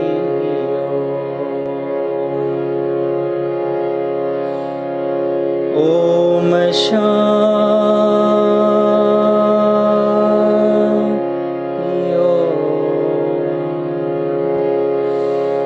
Om Shanti.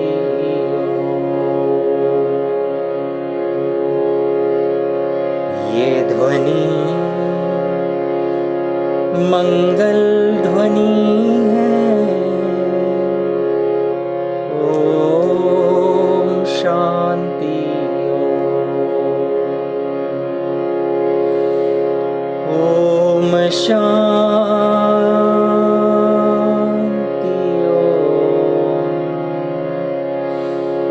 Om Shanti.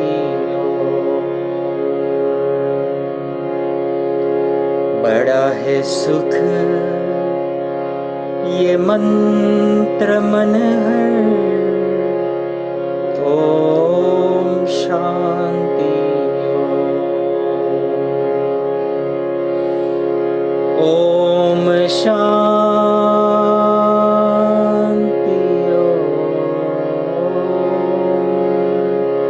Shanti.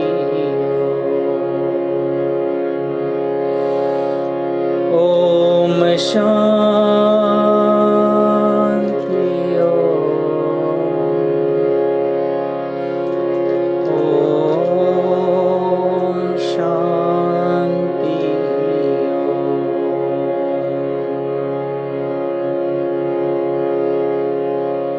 Let us all light the candle within our heart of divinity.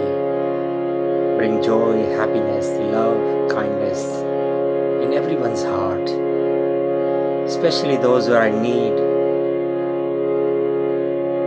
There are many, many people who are suffering across the global and in India. So today we're going to light up the candle to bring that brightness in everyone's life. And may the divine accept our prayer and bring some joy and happiness in everyone's life. And may the divine light continues lit to remove us from the darkness to the light of joy and happiness.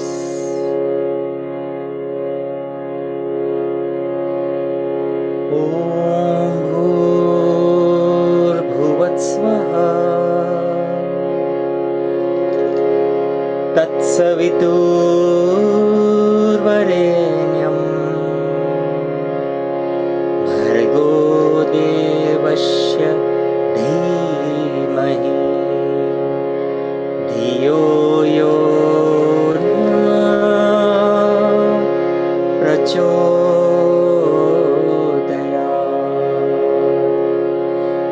Om Bhuvasvaha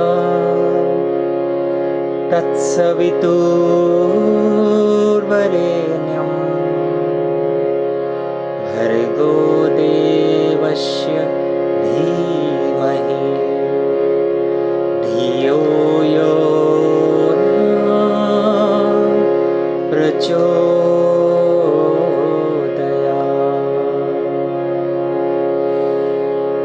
Om Bhuvasvaha Tatsaviturvarenyam Bhargo Devasya Dhimahi Dhiyo Yo Prachodayat.